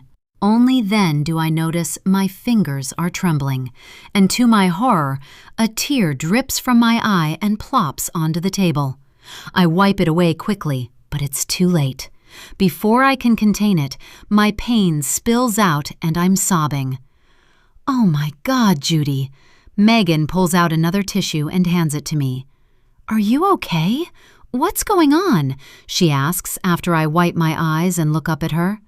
Concern is written all over her face. I'm sorry if I dampened your mood. It's just been a lot the last couple of months. I'm Sadie's mom. The words fall between us like broken glass. Megan dips her head to the side. What? Sadie. She's my daughter. I can literally feel the air being sucked from the room. Megan's hand flies to her mouth. Judy, I didn't know. Why didn't you say anything? Sutton. She narrows her eyes. But you are... I kept my maiden name when I got married to remember my adoptive mother by. Sadie was really your daughter? Megan looks dumbfounded, her face softening. I had no idea. I never made the connection. Her eyes search mine as if she's looking for some trace of Sadie's features on my face. I'm so sorry for your loss. She grabs my hands and squeezes them tight, tears springing to her eyes. She leans forward slightly. Is that why you're here? Now that she knows, I might as well tell her the rest and ask for her help. I don't think Sadie is dead, I say. I received a photo of her alive, a recent photo. I don't know who sent it. That's cruel, she says. Whoever sent that to you is exploiting your grief. That's what my husband thinks too. But in the photo, Sadie was wearing a bracelet, one I was told permanent residents wear here. Her eyes widen. You think Sadie is here with us? Oh, Judy, I'm so sorry, but she isn't. Your little girl died that night, and I'm truly sorry. I am. Megan shakes her head, pressing a finger to her chin. Permanent placements are rare and heavily regulated and reserved for disadvantaged kids when we can't find them a new home and they have nowhere else to go. The bracelet, I don't even remember when we last issued those. My fingers fly to my throat, pressing against the sudden tightness there. I open my mouth, but no sound comes. Megan's face blurs, then sharpens. Her lips are still moving, but her words fade beneath the high-pitched ringing in my ears. Something inside me collapses. The desperate part of me wants to call her a liar, while another part crumbles with the possibility she's telling the truth. A hot ball forms in my belly, then burns through my chest, up my neck, and behind my eyes. A tear makes its way down my cheek. I press my lips together, trapping both the sobs and accusations behind my teeth. I don't want to believe she's gone. I came because I thought... I chew a corner of my lip. I thought maybe she chose to stay, that she didn't want to come home. She could not have stayed without parental consent. She blows out a breath. And there I was, thinking you came here because you wanted to test out the adult retreat programs. As much as I'm grateful you came, she continues softly, I don't know if being back inside these walls is helping you heal. Judy, you don't have to leave tonight, she adds quickly. But maybe we can talk in the morning. I could refer you to someone in town who can properly support you. I try to smile, but my face won't cooperate. In my body, everything feels raw, and the wound that's been rotting inside me since the moment they told me Sadie was gone splits open again. Megan stands up and walks to the door. I take that as an invitation to leave. I'm glad you told me, she says. I wish we were seeing each other again under different circumstances. I'll come and see you in the morning, okay? To say goodbye. I'm sorry, Megan, I say as I move past her and into the hallway. You're right, I shouldn't have come. If Sadie is not here, where is she? Even if she isn't in the camp, perhaps there are some answers to be found. Because I know this much. I didn't come all this way for nothing. 28. I don't realize Megan has followed me until I reach my door and scan the keycard. The lock flashes green. Judy? She calls, and I turn to see her hurrying toward me. I'm sorry, I just wanted to make sure you're okay, she says, out of breath. I feel terrible for opening up those wounds after everything I told you. If I had known... I'm fine. I swallow the sob lingering in my throat. You don't have to worry about me. She studies me briefly and gestures to the door. May I? Sure. I push the door open and she steps inside but remains near the entrance, turning to me. Not knowing what else to say to her and feeling suddenly dizzy, I move to the desk and pick up the glass water carafe. I'm finding it very hard to keep my fingers from shaking. I still manage to pour a glass. Then, before bringing it to my lips, I pause and carry it to the bathroom. I rinse the glass thoroughly under running water before filling it again with tap water. When I step back out, Megan is watching me. You still do that? Do what? Rinse the glass before drinking. Old habits and all that, huh? I remember when that started, she continues with a low chuckle. You found a spider in a mug. You'd already taken a sip before you saw it. You wouldn't drink from anything without rinsing it after that. Despite everything, I let out a quiet breath that almost resembles a laugh. I hadn't thought about that in years. I haven't forgotten. Megan looks around the room, then approaches the window, glancing out at the dark grounds. I meant what I said earlier, she says. I'm glad you're here. I'm glad to see you too, Megan. But I came because of Sadie, I say, sitting on the bed. I understand. When I gave up my child, it was the hardest thing I've ever done in my entire life. I can't even imagine. Her voice trails off and she turns to face me. I twist my hands in my lap. We actually came back to give her a funeral, if you can even call it that without a body. We wanted to say goodbye. Then I received the photo and the message that Sadie's alive. When you arrived in town? She shakes her head. Did you consider taking it to the police? Maybe they could check for fingerprints. I would do that if I were you. I tell her about the warning not to go to the authorities, and her eyebrows shoot up. I can't believe anyone would do something like that to a mother. I understand why you want to hold on to the hope that Sadie is alive, but it's just the bracelet. I still don't understand why the person would Photoshop that onto her wrist if she's not here. Megan glances down at her wrist, then slips off a slim silver band she's wearing. Did it look like this one? She places it in my palm. Yes, I say, turning it over. A family that sends their 2 kids here every year own a jewelry store. They donated these a few years ago. You can keep it, she adds, to remember me and this place by. I wrap my fingers around it. Thank you. At first I thought Sadie was kidnapped. Then when I saw the bracelet, I thought perhaps she begged to stay here, that maybe she didn't want to come home. Megan's expression softens. She couldn't have stayed without your consent. If she had begged to stay, we would have notified the accompanying adult and called her parents. She takes my hand, the one holding the bracelet, and squeezes it. I'm sorry you can't get the answers you're seeking here, but maybe there's something I can do to help before you leave. If you took a look around, would it help you feel a connection with Sadie? Yes, please. I would love that. I dab at my eyes with the back of my hand. In that case, tomorrow, after breakfast, one of the staff will bring you to my office, and I will give you a tour of the property. I'll take you to the room she stayed in. 29. I managed to fall asleep maybe only 2 hours before dawn. When I wake again, pale light is already filtering through the curtains. I blink at my watch. 7. Soft music drifts through the window. It was so hot and stuffy last night that I tilted it open.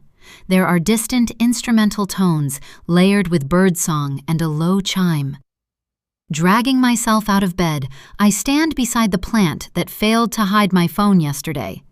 Looking out at the lush garden sprinkled with vibrant flowers, thoughts of yesterday tighten my throat.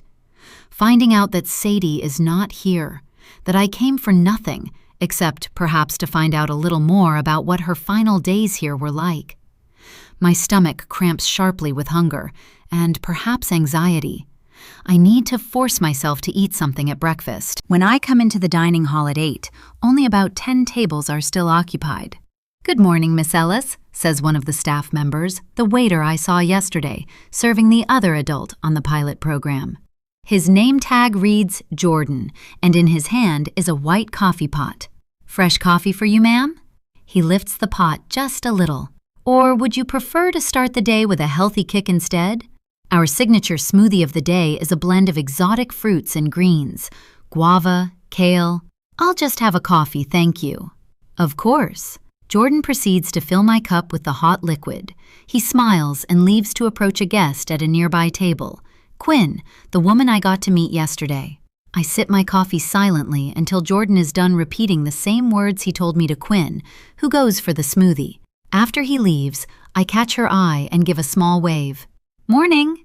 Hey there. Her face lights up. How are you enjoying your stay? I force my lips into what I hope is a smile, not a grimace. It's certainly an experience. I think it's fabulous. She reaches for a glass of water. I walked on hot coals last night. There was a cleansing ceremony on the beach. I didn't see you there. I raise my cup and blow the steam from the surface of the liquid. I was feeling a little unwell. Went to bed early.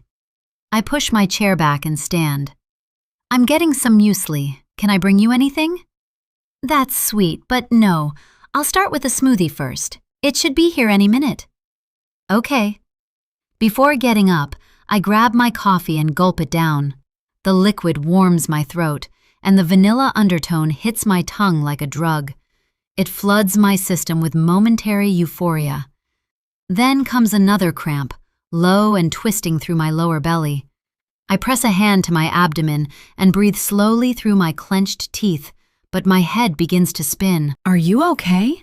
Quinn is suddenly at my side, her hand on my arm as she helps me sit back down. That's when I realize I'm clutching the edge of the table. I'm all right, just felt lightheaded for a moment. Should I get you something to eat? She drops into the empty chair at my table and places a hand on mine. As I lower my gaze to the kind woman's hand, I notice the blink of silver peeking out from beneath the sleeve of her black blouse. A bracelet, like the one Sadie wore in the photo, like the one Megan gave me last night. For those who stay in the camp, Saul had told me. Staff members get them too. Why does Quinn have one? She's obviously not a permanent teenage resident or a staff member. I scan the room and my eyes land on the other adult testing out the retreat, the man Quinn pointed out to me yesterday. He's busy pouring milk into his coffee, and I notice something silver at his wrist as well. Confused, I slide my hand from underneath her grip. I'm fine, honestly. You don't look fine. She pours me a glass of water, hands it to me. You need to drink something. I shake my head. If you don't mind, I'd really like to be alone. I force a smile. Don't worry about me. She stands up and returns to her table, but her eyes remain on me. Ready for our tour? A voice from behind me makes me jump. It's Megan, and she's all smiles, wearing the same suit as yesterday. Hi, Megan. My voice doesn't sound right, like it's passing through a mouth filled with cotton. Yes. Wonderful. She rubs her hands together, then scans my table. Did you eat anything at all? I'm not hungry. I use the little energy I have to push myself to my feet, but I almost topple. Let's go. Judy, are you all right? She shoots out a hand and curls her fingers around my biceps to steady me. We can call it off if you like. No, I'm fine. She nods, but as we leave the dining hall, she keeps a hand on my shoulder. As we walk away, I throw a glance over my shoulder at Quinn. Her bright smile has melted from her face. 30. Megan unlocks a door with a keycard, and it opens into a bright and open hallway with glass panels on either side instead of walls. Soft light pours in, and on the other side of the glass, I take in the greenery, sparkling fountains, winding paths, and a group of teenagers sitting on the grass, playing cards with a counselor. My stomach tightens when I scan their faces. None of them is my daughter. I pull in a deep breath and hold it, swallowing down any doubts that she could be here, that we will be reunited soon. As we walk, Megan and I carry out small talk until we go past the staff-only rooms and the office. It's when we come across a large, framed portrait of Mrs. Potter on the wall that she stops. Mrs. Potter looks almost lifelike, sitting behind her large desk. Her brown hair is touched with gray and smoothed back. The dark suit highlights the warmth in her rich complexion. Her hands are resting on top of a stack of papers, wrists covered in colorful, mismatched friendship bracelets some children made for her over the years. She would have been so happy to know you came back home. Megan stares at the woman who brought us together, the woman who saved us. She would have been devastated to hear what happened to your little girl. She would have moved mountains to help you find her. Tears prick my eyes. I'll never forget what she did for me. As we start walking again, I turn to look at Megan. By the way, I noticed at breakfast that the other adults on the pilot program were wearing the silver bracelets. Oh, yes, she lets out a soft laugh. After I gave you one yesterday, I thought it was only fair the other trial guests received one as well. A little welcome gesture. We might continue the tradition when we officially launch. She comes to a halt in front of two double doors. This is the executive suite. She unlocks the right door and ushers me in. We are welcomed by the fresh scent of eucalyptus. Mrs. Potter stayed here, Megan says softly. Even though we had counselors present at all times, she insisted on sleeping on site during the week, especially when we had new children. She wanted to be close in case they woke up in the night and needed her. It's a beautiful space, decorated all in white with silver accents. Huge windows overlook the ocean, and a balcony stretches across the entire glass wall. I take in the living room with its white couches, a bathroom whose door is slightly ajar, giving me a peek at a freestanding tub, a small kitchenette with all the appliances one would need. It's lovely. Yes, she smiles. Mandy renovated it after she took over. She stayed here whenever work ran late. And now you do. Only temporarily while she's in the hospital. I still have my apartment in town, but lately... She glances around the room. I hardly go back. It feels strange to leave. So you're following in Mrs. Potter's footsteps? I blink a few times to clear the haze from my eyes. I guess I am. I love being here for the kids, helping them feel safe like she did. If I get the director position, I wouldn't mind making this my permanent home. She ushers me out again, and we make a stop at the meditation room. Through the door, I hear a low murmur of voices. She puts a finger to her lips. There's a session in progress right now. As we walk on, everything around me shakes, and I have to lean against the wall to steady myself. Judy, you're not well. Maybe this tour wasn't a good idea. I can send one of the nurses to visit you in your room. No, I want to see Sadie's room. The room she stayed in, I mean. I push away from the wall and keep walking. If you're sure, let's skip everywhere else and go straight there. That way you can get back to your room as soon as possible. Thank you. This time, I'm the one who squeezes her hand. I really appreciate you doing this, Megan. I'm sure she's bending rules. She can't be allowed to bring an adult guest to the kids' side. She smiles and pulls me close. I never asked much about your life now. You mentioned you are married already, but what do you do for a living? What did Judy become? I'm a child psychologist. Really? She pauses. That's impressive. I'm so proud of you. I love that you chose a profession that also helps children. I want to add that there's nothing impressive about a psychologist who failed to help her own child. Wouldn't it have been something if you worked here? We do great things for the kids, and your skill sets would find the perfect home. Maybe if I lived in town. I don't want to dampen her enthusiasm, but I'd never work in a place that reminds me so much of what may have happened to my daughter. We turn a corner, passing several dorm rooms, until we arrive at one positioned at the very end of the hallway, with a narrow window beside the door. Through it, I catch sight of a group of children playing volleyball on the beach. Their bare feet kick up sand as they lunge for the ball. Beyond them, the tide rolls in and out, and farther still, a white sailboat cuts through the blue water while two seagulls circle overhead, their wings silver in the sun. We're here, Megan says finally. This is the room. Ready? I nod and she unlocks it. The room is dim, so she pulls back the blinds to let the light in. There's really not much to see aside from 4 bunk beds covered in baby blue sheets, 2 bare desks, and 3 wardrobes. One of the wardrobe doors is half open, and I spot a few empty hangers inside. Which bed?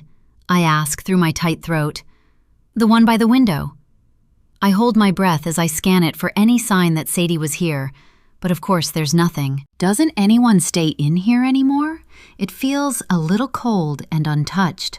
Of course, we just don't have enough kids right now to fill all the rooms. She folds her arms as though she feels the chill too.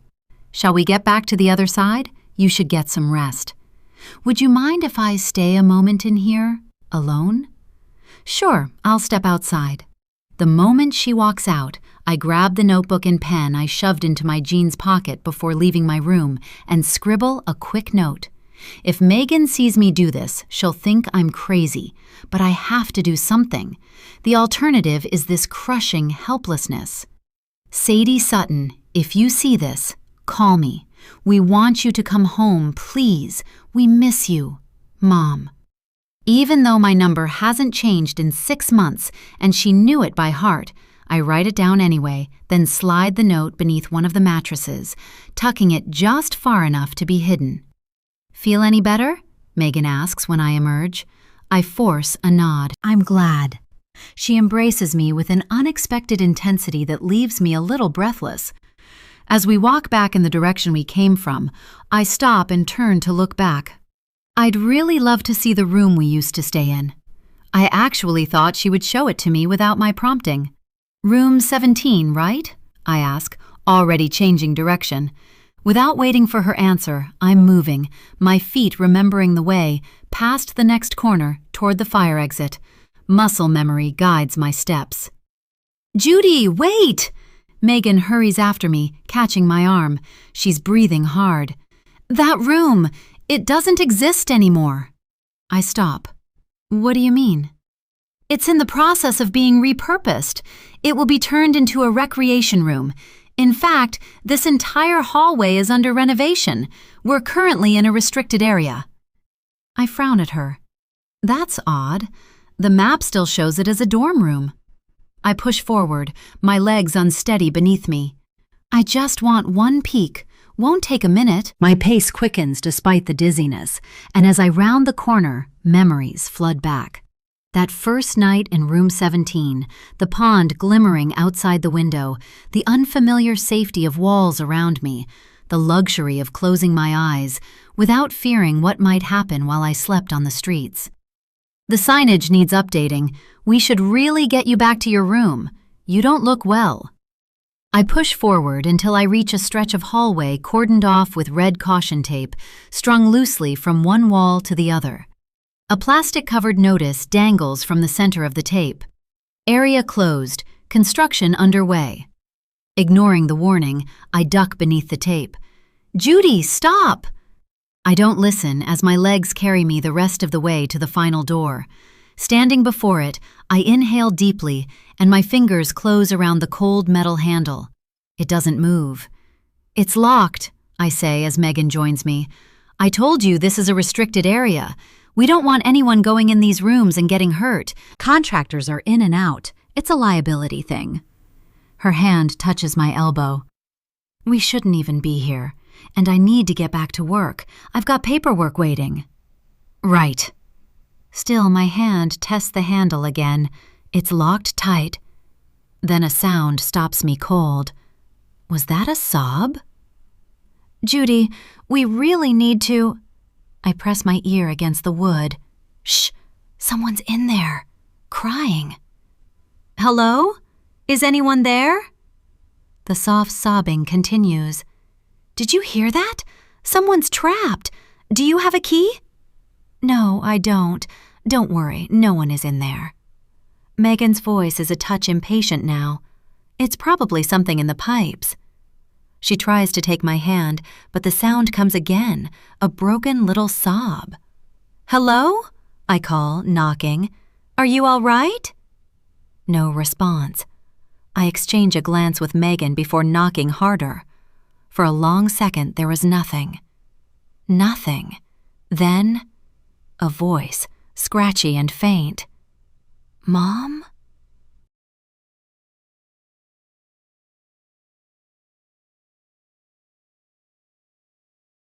"31. I form fists and slam them into the wooden door, the pain like shockwaves through my fingers and the rest of my arms as Megan closes in. "Sadie!" My voice breaks with desperation. "Sadie, are you in there? It's Mom!" "Mom!" The voice comes again. The voice that has only lived in my dreams for 6 months. I step away from the door. "That's Sadie's voice," I plead. Megan's hand settles between my shoulder blades. "Judy, love, your brain is desperate to find her." Her voice is coming from far away, muffled and distorted. She moves me away from the door. "You're projecting what you want to hear.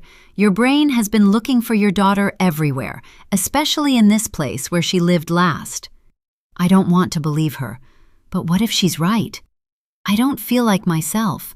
My body is slowly betraying me, my limbs growing heavier, my head buzzing as though a swarm of bees is trapped inside. Was her voice a product of my imagination? Could the weakness and the hunger be making my mind play tricks on me?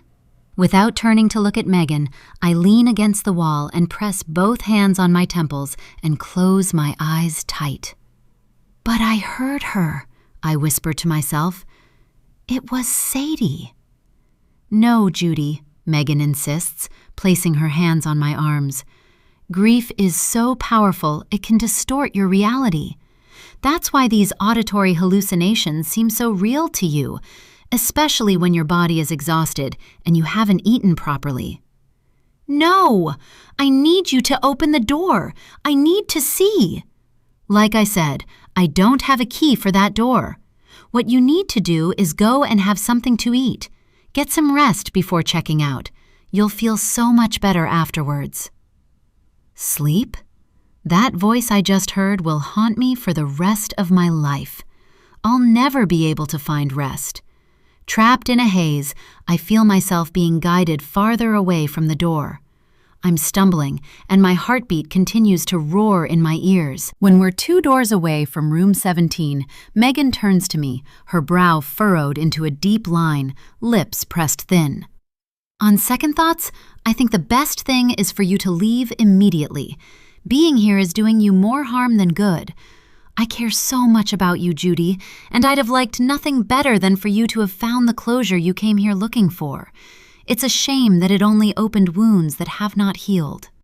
I start to believe her, to allow her to lead me away, and then I hear it again. My head snaps up. I know Megan hears it too. I see it in the tightening of her jaw. I know that was her, I whisper, and whirl around, moving at great speed. Within seconds, I'm standing in front of the door again, my palms against the wood, listening to the broken sounds on the other side, the silent sobs. I'm not imagining this. Sadie, is that you? Are you in there, baby? Tears dripping down my cheeks, I press my ear to the door. Mom, please let me out. I'm scared. Mom! The pain in her voice slices through my chest. My body reacts before my mind, clenching up, and my lungs seem to grow in size as I gulp in air. I know she's in there, Megan, I say between gritted teeth. Open this door right now and let me see my daughter. Sighing, Megan takes a few steps away from me and pulls out a phone, holds it to her ear, whispering too low for me to hear. Has she called someone to ask for a key? Not long after, I hear footsteps thundering, and then a man emerges from around the corner. The bald man, I was told, is a guest. He's striding with purpose toward us, stepping over the tape. Sadie is dead, Judy.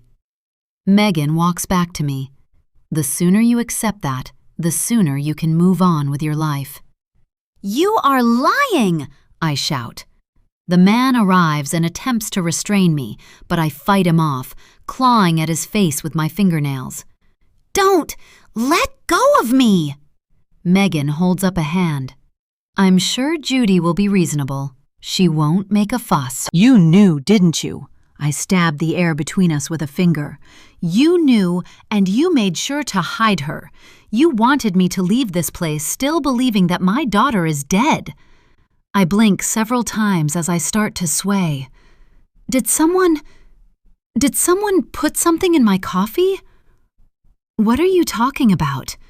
Megan dips her head to the side. Sweetheart, you're not thinking straight. You need help. You need to go. You need to leave right now.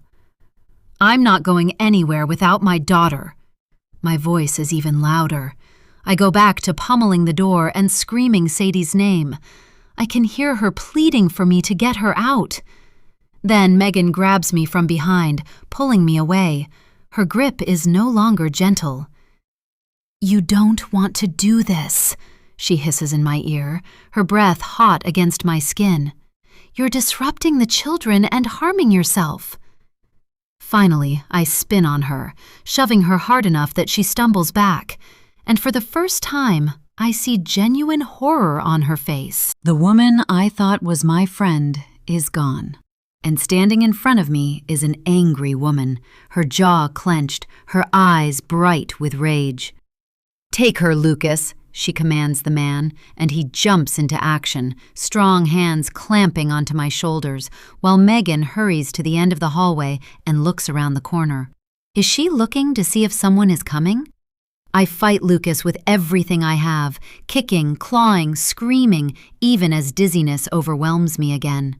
But I'm dragged away from the door, inch by inch, and no amount of resisting can stop me from being moved. Stop! Megan finally calls out when we're halfway down the hall. I've changed my mind. I'm not sure who she's talking to, me or Lucas. He stops dragging me, and I instantly crumple inside his grip, panting and too weak to fight anymore. Megan walks back and continues until she's standing in front of the door to room 17. Bring her, she instructs him.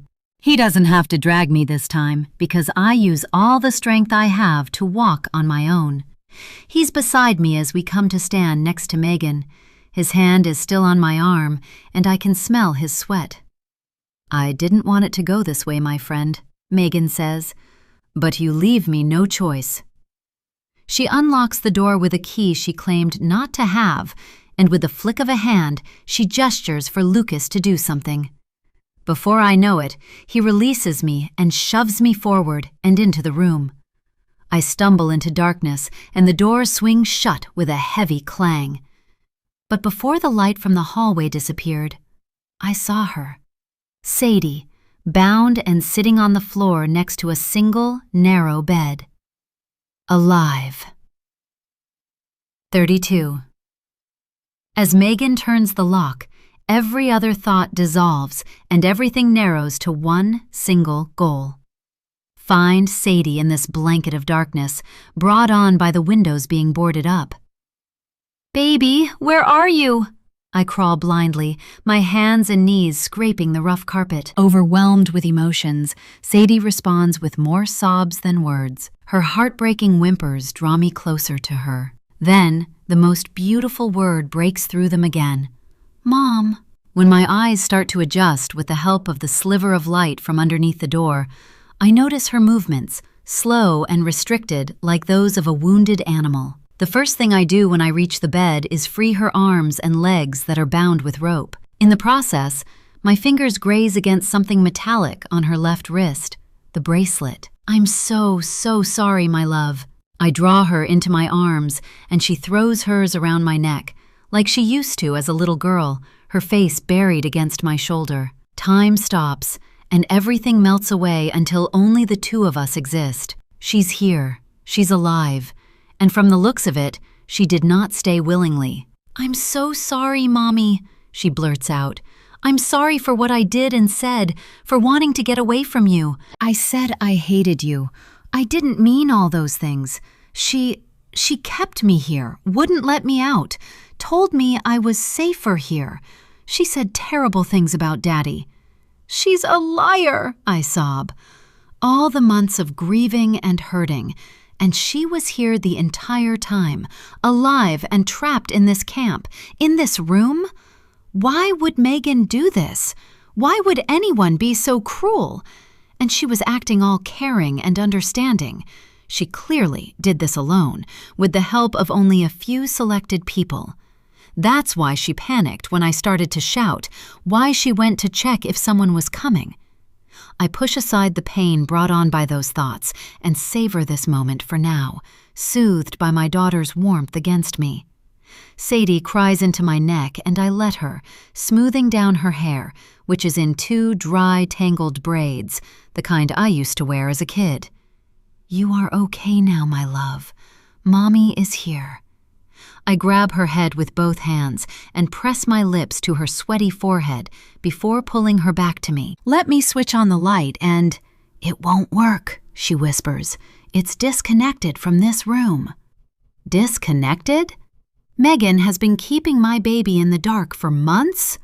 While we all frantically searched the beach that night, she must have hidden her away, possibly even removed her from the property temporarily so no one in the camp would see her. That would explain why I didn't cross paths with Megan.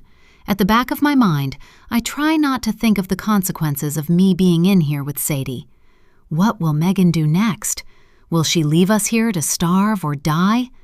I press a protective hand behind Sadie's head. "I will get you out of here, I promise." In truth, I can't promise we will leave unscathed because I don't know who Megan is and what other cruelties she is capable of. But I need Sadie to believe everything will be okay. "I hate it here," she hiccups. "I hate it so much, Mom." I know. I'm laughing and crying at the same time. She doesn't need to know that I once lived here. She will find out eventually. When she does, I pray she doesn't hate me for sending her here, even though I thought she would be safe and protected. Sadie continues to tighten her arms around me, trying to make sure I'm real, just as I'm doing the same. "Did she hurt you?" Though I can't see, I search her body with my hands, looking for wounds and scratches. No. The word comes after a short pause. What a stupid question. Of course she's hurt. Megan may not have hurt her physically, but she is bruised, deeply damaged emotionally. Putting her in this room for 6 whole months would do enough harm. Nobody will ever hurt you again, I promise between sobs. I won't let them. Mom, I tried to be good. I tried because I thought she would let me leave. I begged her to let me go home. How many nights did she muffle her sobs into her pillow, broken and drained and hoping for someone to come rescue her? It hurts me to know that I will never be able to get her back to who she was before. I want that girl back, the fighting spirit she had, even if it exhausted me at times, and not this broken version of her inside my arms. My baby girl, I want you to know that nothing is your fault. I need her to believe that, to believe in her goodness. I hold her tighter as she cries harder in my arms. I want to go home to you, Dad and Coco. Even though she's 16, she now sounds like she did when she was a little girl. It will happen. Dad will get us out of here. I swallow the salty tears in my throat as my head starts to spin again and the fog returns. He will find a way, I slur, feeling very tired again. I try to say more, but the words die before leaving my lips. It's all my fault, Mom. I should not have pushed him away from me, on the beach. What do you mean you pushed him? My words are nothing but a whisper now, and my heart is pounding too hard and too fast. Me and Dad, we were arguing. She pauses to sniff. I saw him and Scarlett. You don't have to think about that anymore. I realize with a start where this conversation is headed, and I know I won't be able to handle it. But Sadie keeps talking, her voice breaking. I ran away and told him I wanted to stay here. Everything is my fault. I'm trying to take in her words, but she's starting to sound distant. You're not in trouble, I murmur as my head drops to my chest. Her wanting her independence didn't make her deserve this. I want to assure her of that, to tell her she is not broken, but I feel myself slipping away fast. If I was really poisoned, that poison is now making its way through my system. If Gabriel doesn't make it here, I might not be strong enough to get us out. I would fail my daughter again. Finding a bit of extra strength, I pull myself from the floor, wincing from the pain in my back, and pull Sadie with me onto the narrow bed so we are lying down together. Wrapping myself around her, I do the only thing I can do at this point. I hold her. Daddy's coming, I promise. I choose to believe that Gabriel is working on a plan right this minute. He loves us and will never stop looking for us. This nightmare will be over soon. It's over. It's over, I repeat to myself again and again, as if I'm chanting a spell. Like the power of my words can make it come true. As we cling on to each other, Sadie's body against mine feels both comforting and distant, while my consciousness begins to slip. Soon, my limbs turn to lead, and my head grows heavier, sinking deeper into the thin mattress. As my eyes flutter, I tighten my grip on my daughter's small frame. I force myself to stay present, to remain strong for a little longer. Stay awake for her.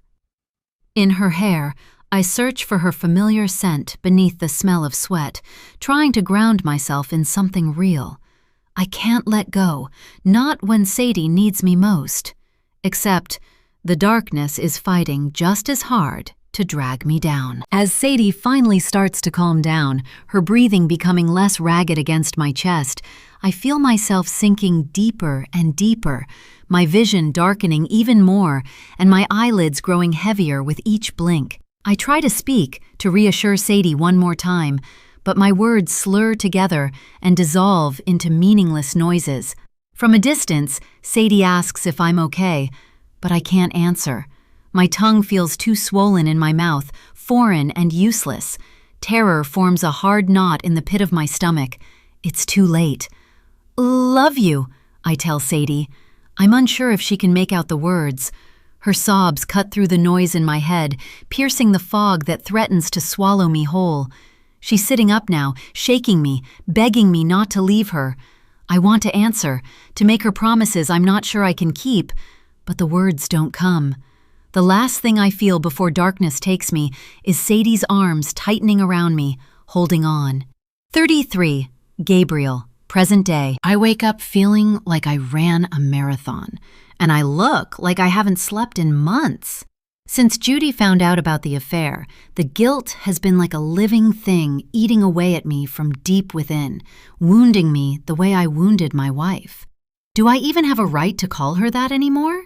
Being alone in the apartment with Scarlett feels so wrong. It must have been so hard for Judy to leave us yesterday, possibly wondering if we would pick up where we left off. That's, of course, if she even believes it's over between us. But it is, has been for months. After Sadie disappeared, I just couldn't do it. I couldn't hurt Judy more than she was already hurting, couldn't risk her finding out the truth. I love my wife, even though I had lost sight of that for a while. I tried avoiding Scarlett as much as I could, but we need to work together to do what we can on our end, while Judy is in the camp. A few minutes later, I find myself in front of Scarlett's door and take a breath before knocking. "I'm coming," she calls out, instead of asking me to enter, which I appreciate.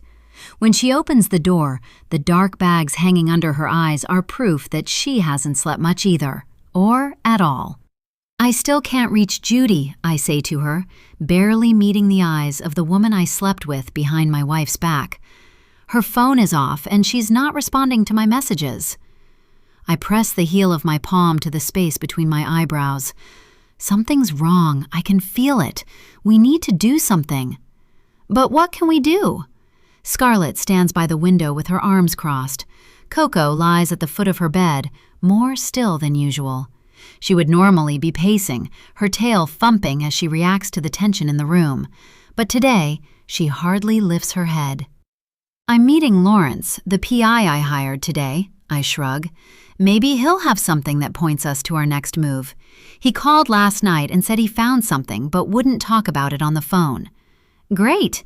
Yeah, that's great." Scarlett nods too quickly. "What time?" "In about an hour. I'll get ready and head out." She glances down at Coco. "I think I'll take her to the vet this morning. She has not been herself and she barely touched her food last night."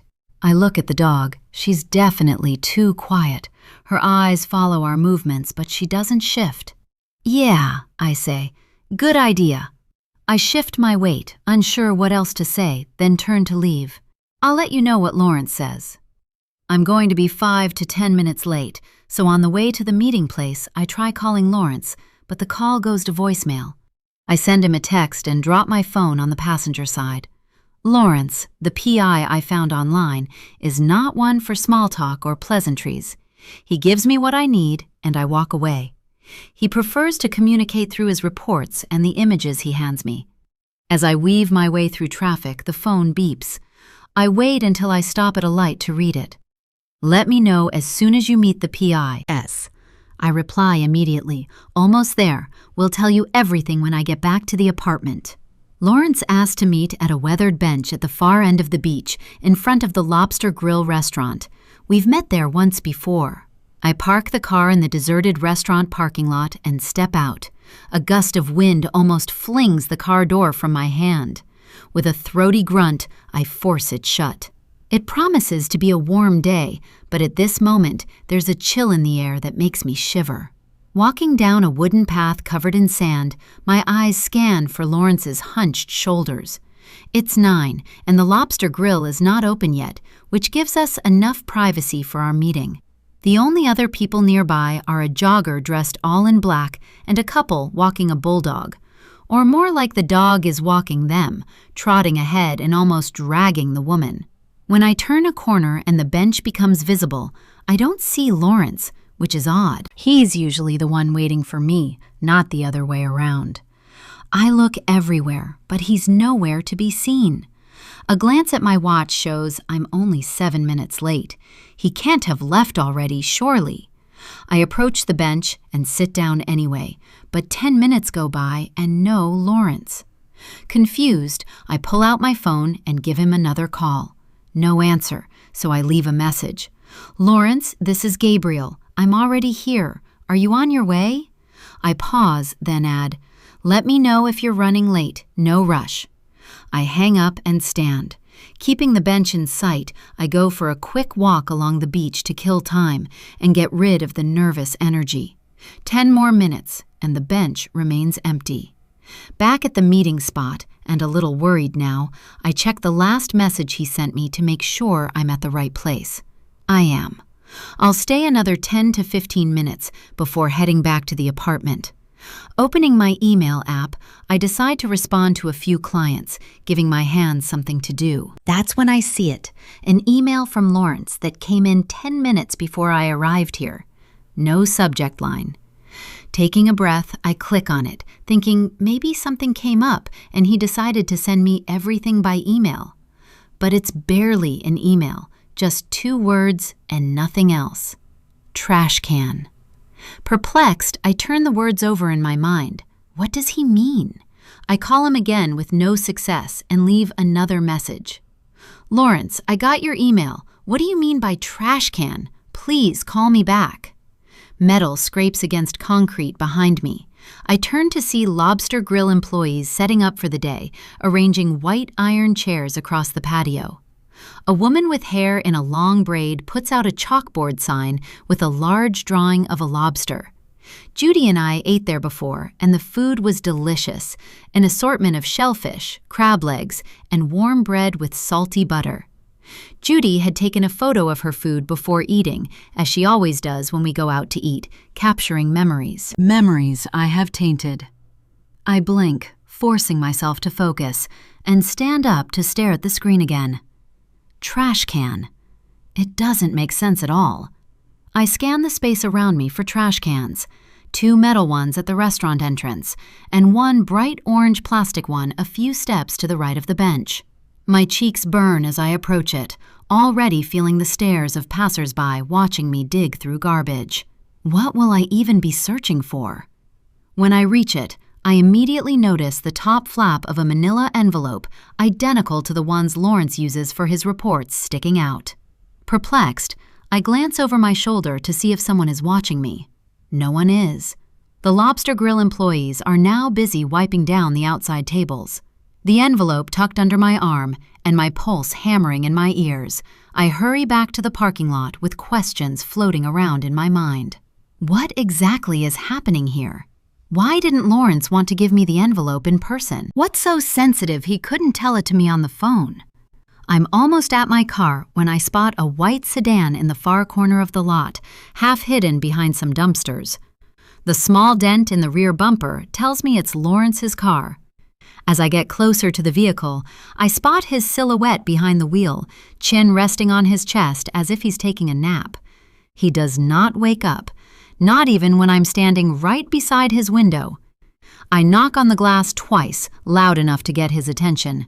No movement.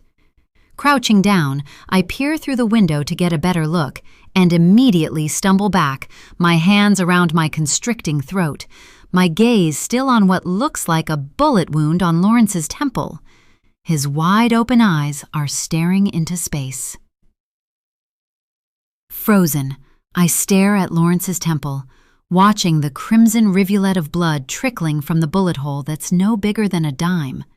I can't look away, can't get myself to move. After standing there for God knows how long, I come to, returning to my senses, forcing myself to move, to act, to do something, anything. I stumble backward, my fingers still clutching the envelope he'd left for me in the trash can. Then I'm running until I'm inside my car, slamming the door shut, my eyes fixed in the rearview mirror where I can still see Lawrence's car, a car he will never drive again. On autopilot, I manage to pull out of the lot and don't stop driving until I halt in front of the post office, where I remember seeing a public phone box. My legs barely carry me from the car to the rectangular box that smells faintly of beer. Gripping the phone with both fingers, I call the police as an anonymous caller. Someone was shot. My words tumble over each other as they pass through my trembling lips. in the parking lot of the Lobster Grill. When they ask, I give them the description of the car. They want to know more. They want my name. But I hang up before I'm pressured into sharing that information. Back in my car, I just sit there, the envelope on the passenger seat, my hands clutching my legs to stop them from shaking. I don't even think as I get out of the car again and walk into a liquor store. I know Judy thinks I've started drinking again, but the truth is, I stopped 3 months ago. But I need something to stop me from spiraling. Walking back to the car with a bottle of whiskey, I imagine Lawrence arriving in the parking lot long before I did, exiting his car, walking with the envelope to the bench, sitting down to wait for me. Or maybe he didn't get a chance to sit down at all. The professional that he is, or was, he may have already sensed he was being followed by whoever murdered him and knew the person would catch up with him any minute. Before that could happen, he decided to put the envelope inside the trash can and sent me a quick email from his phone before returning to his car. What he failed to anticipate was that his assailant would be waiting to put a bullet in his head. Back behind the wheel, I take a few deep, futile breaths. The beeping of my phone notifies me of the several messages Scarlett is sending, but I can't respond. My gaze does not move from the Salt Spray Cove residents and visitors outside the windshield. It won't be long until someone hears the news about the man found dead in the parking lot. Word travels fast, especially in a small town. Some people will head to the Lobster Grill. They'll be curious to see who it was that died. They'll be panicking about the possibility that there's a murderer in their perfect town. Before driving back to the apartment, my gaze lands on the envelope Lawrence left behind. Tipping out its contents, I leaf through several photos of both Judy and me when we were younger. There's an old article attached to my photo. What is all this? Unsure what I'm looking at, I pull out the report for an explanation, reading the first lines. I blink several times, confused. With the back of my hand, I swipe the sweat from my face. Then I look down at the shocking words again. Your wife, Judy Ellis, is a former Salt Spray Cove youth camp resident. That can't be right, can't be true. And yet, the words are there in black and white, and the photo of Judy standing in front of the camp as a teenager is proof. I turn the photo over and find writing on the back, her name with the camp's name written beneath it. I'm shocked by my wife's secret. Why didn't she tell me? But then, what Lawrence uncovered about me is far, far worse. 35. Scarlett. Coco trots ahead of me down the apartment hallway. We have just returned from the vet, who said it was nothing serious, perhaps a mild stomach irritation. He gave her a shot and advised me to feed her bland food for the next few days, but Coco was already almost herself the moment we stepped outside into the salt-tinged air. So we stopped at the park on the way back for a short walk and some fresh air before heading back to the apartment. The place was dotted with manicured flower beds, shaded white benches, and paths winding their way between trimmed hedges. Perching on one of the benches, I allowed the soft floral scent drifting through the breeze and the distant hum of the sea to calm my thoughts while I watched Coco chasing leaves for a while across the neatly kept grass. Finally, she exhausted herself and came back to sit with me. Her sides rose and fell as she leaned into my leg. I took that as a sign she was ready to go home. As we now reach the apartment door, it suddenly swings open from the inside, and Alice steps out, carrying a black bin bag in one hand and her black purse hooked over her arm. We both jump, but Coco slips past Alice through the open doorway and runs into the apartment, nails clicking on the floor. "Oh, Scarlett," she says. "I didn't mean to startle you. I was just heading out." When Gabrielle and Judy are in town, Alice usually only comes every second day, or when needed, to do some light cleaning and stock the fridge. The major cleaning is done when they return to Los Angeles, or before they arrive here. Alice pulls the door almost closed and lowers her voice. Mr. Sutton is home. Worry creases her face. He came in about an hour ago and went straight to the balcony. He's still out there. Her voice drops even further. He's been drinking. Drinking? I thought he had stopped. I tried calling Judy, Alice continues. Then I remembered she went to the camp and won't have her phone on her. Thanks for telling me this. I've never seen Gabriel drunk before, so I'm not looking forward to going in. Alice hesitates, clearly feeling torn, maybe even guilty for telling me. He's not in a good way at all. She glances at her watch. I have to get to my next job, but if you need me to stay a little longer. No, I squeeze her arm. It's okay, you can go. Thanks again. She nods and shifts the bin bag from one hand to the other, but doesn't make a move to leave. Is everything else all right, Alice? Is there more she has not told me? I was just wondering about, the funeral. I'm not exactly sure when it is. Judy told me there are changes and she wanted to get back to me, but since she is at the camp and Mr. Sutton is... She doesn't finish. It's postponed, I say quickly. We'll let you know the new date. Alice has been working for the Suttons for so long that they pretty much consider her as part of the family, so of course she was invited. Relief softens her face. I'll stop by tomorrow with groceries.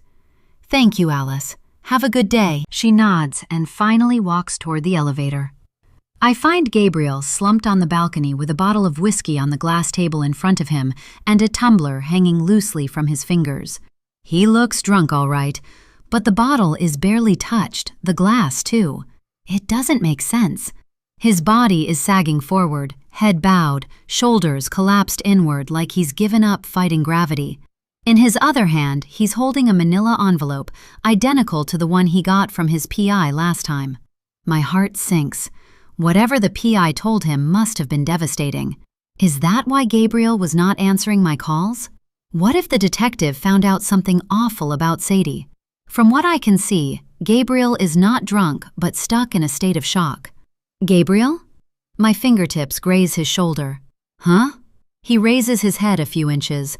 The whites of his eyes are webbed with red, and his pupils struggle to focus on my face. What did the PI find out? I nod toward the envelope, which is almost slipping between his fingers.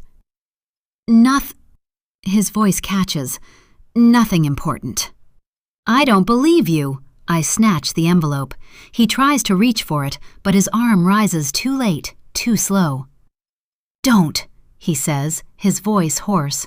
He attempts to stand but sways and collapses back into the chair, reaching for his glass instead. He takes just a sip and grimaces as though it burned him.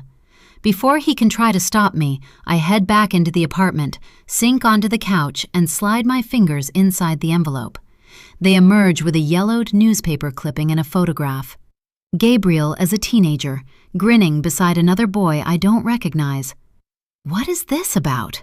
I glance at the headline. Local teen dies in tragic fall. My eyes race through the article. The air rushes from my lungs in a whoosh, and the paper starts to tremble in my grip. I pull out the remaining contents of the envelope, and my eyes land on a photo of Judy as a teenager, wearing a blue and white striped dress and 2 braids. I turn the photo over and read the words on the back. My head snaps back in surprise. I don't understand. As a child, Judy was a resident at Salt Spray? Why didn't she say anything? Before I can dwell on that question, my gaze drifts back at the photo of Gabriel and the boy. Next, I read the report and the room begins to spin. After pulling in several deep breaths to get back my bearings, I pull myself to my feet and return to the balcony. I drop the article, photos, and the report on the table next to the whiskey bottle. Is it true? Did you push someone from the roof when you were 17? I point at the other boy in the photo. That's Luke Landry, a high school friend of yours. According to that article, he died after being pushed from the roof. I desperately want to believe that Gabriel is innocent in all this. Please, God, let there be a good explanation. Gabriel's gaze drops to the table. For what feels like hours, he just stares at the evidence before him. When he finally raises his head, his bloodshot eyes have a haunted look to them. It was an accident. His voice is like gravel now. It's all there, in black and white. That's not what I read. Also, according to the PI's report, there was enough evidence to prove that you deliberately pushed him during a fight. I run a hand through my hair. And your family covered it up? I can totally understand why they would do that. Gabriel was 17, about to go to law school. Something like that would have ruined his entire life. From what I know, his parents are rich and powerful, owners of several luxury hotels and resorts all over the U.S. and abroad. The Suttons had money, and the kind of power that makes truths disappear. Is that what happened here? Gabriel, your PI clearly thought, he blurts out. Lawrence, the PI. He's dead. I sink into an empty chair, the cushion sighing under my weight. What do you mean, dead? My voice is unsteady, cracked at the edges. I went to meet him, and I found him in his car, shot in the head. He puts down the tumbler and wipes his eyes. I called the police to tell them about the body. I don't know how long I sit there staring at him, trying to come up with a response that feels logical. Who killed him? I ask finally, my voice a whisper. Gabriel shrugs and averts his gaze. Something is going on here. There has to be a reason why the PI shared this information with you. I need to know the truth, Gabriel. What did your childhood have to do with the investigation into Sadie? I pick up the report and begin reading it aloud. Mr. Sutton, I am well aware that my assignment was supposed to end at finding dirt on the camp, but I pride myself on never leaving a stone unturned, and inconsistencies in your daughter's disappearance demanded a broader look. I expanded my inquiry to include everyone involved, including you and your wife. My research led me to examine both your backgrounds, a decision that uncovered the below information. Gabriel Sutton, father. At 17, it was believed that you pushed a classmate, a close friend, off the roof of Redwood Vine High School in LA. Officially, it was an accident. No charges were filed and no trial took place. But relatives of the victim, Luke Landry, and certain law enforcement contacts informed me they had evidence pointing to intent. But your family apparently paid off a witness and donated a new auditorium to the school, as well as brand new musical instruments. Unfortunately, I was unable to locate the witness, but friends who knew both you and Luke Landry claim you fought over a girl. But the official story is that Luke slipped and fell to his death. Mr. Sutton, the reason I am sharing this with you is because my gut tells me what happened in your childhood could be connected to your daughter's disappearance. I look up, my face burning. Did you push him? I whisper, tears welling. Tell me the truth. Defeated, his bloodshot eyes meet mine. I did. I close my eyes, draw in a steadying breath. When I open them, tears spill out. Then tell me if your past does tie into Sadie's disappearance. Lawrence wouldn't have chased this lead if it wasn't relevant. Tell me everything, or I'll go to the police. I sniff loudly. Start with the night she disappeared. The moment those words escape me, that night floods back like a raging wave. Gabriel running after Sadie, vanishing for hours, not responding to my calls and messages. What happened during those missing hours? It was all my fault. He drops his head into his hands. I shouldn't have done it. The slur has returned to his voice, and it makes it hard to understand what he's saying. His hand drags across the table as he reaches for the tumbler, but I move it out of his reach and snatch the bottle as well, placing it on the floor at my feet. Waiting for him to continue, all kinds of terrifying and unthinkable scenarios go through my head, and my stomach twists into a tight coil. I grab the edge of the table to keep my hands from trembling. The clear blue sea beyond the balcony shimmers like it's trying to catch my attention, to send me a warning. Gabriel sits beside me, fingers laced so tightly together they've gone white at the knuckles. Is he cooking up some lies he can feed me? Gabriel, I whisper, my fingertips barely touching his shoulder. He flinches, and a low moan tears out of him. That night you went after Sadie, you disappeared for a long time. Where were you exactly? I did something, Scarlett. His voice splinters as he presses a fist to his mouth. A single tear cuts a path down his tanned face, disappearing into the stubble. Something unforgivable. Judy will never, when she finds out the truth, she will never forgive me. What happened? I fold my arms across my chest as frustration builds up inside me, a volcano on the verge of exploding. What did you do, Gabriel? I hurt my little girl. 36. Gabriel, 6 months ago. Watching my daughter's disappointed eyes glint with unshed tears as she catches her father cheating on her mother, I know things will never be the same again. I can't believe I let it come to this, that it took being caught for me to wake up and see what a complete idiot I've been. When Judy finds out, she will never forgive me. Not only for cheating on her, but for being unfaithful with Scarlett, her best friend.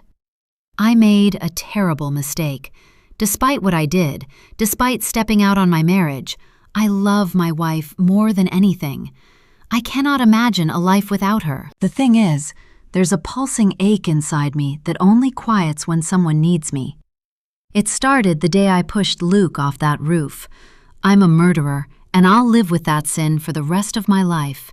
It will eat at me until my dying breath.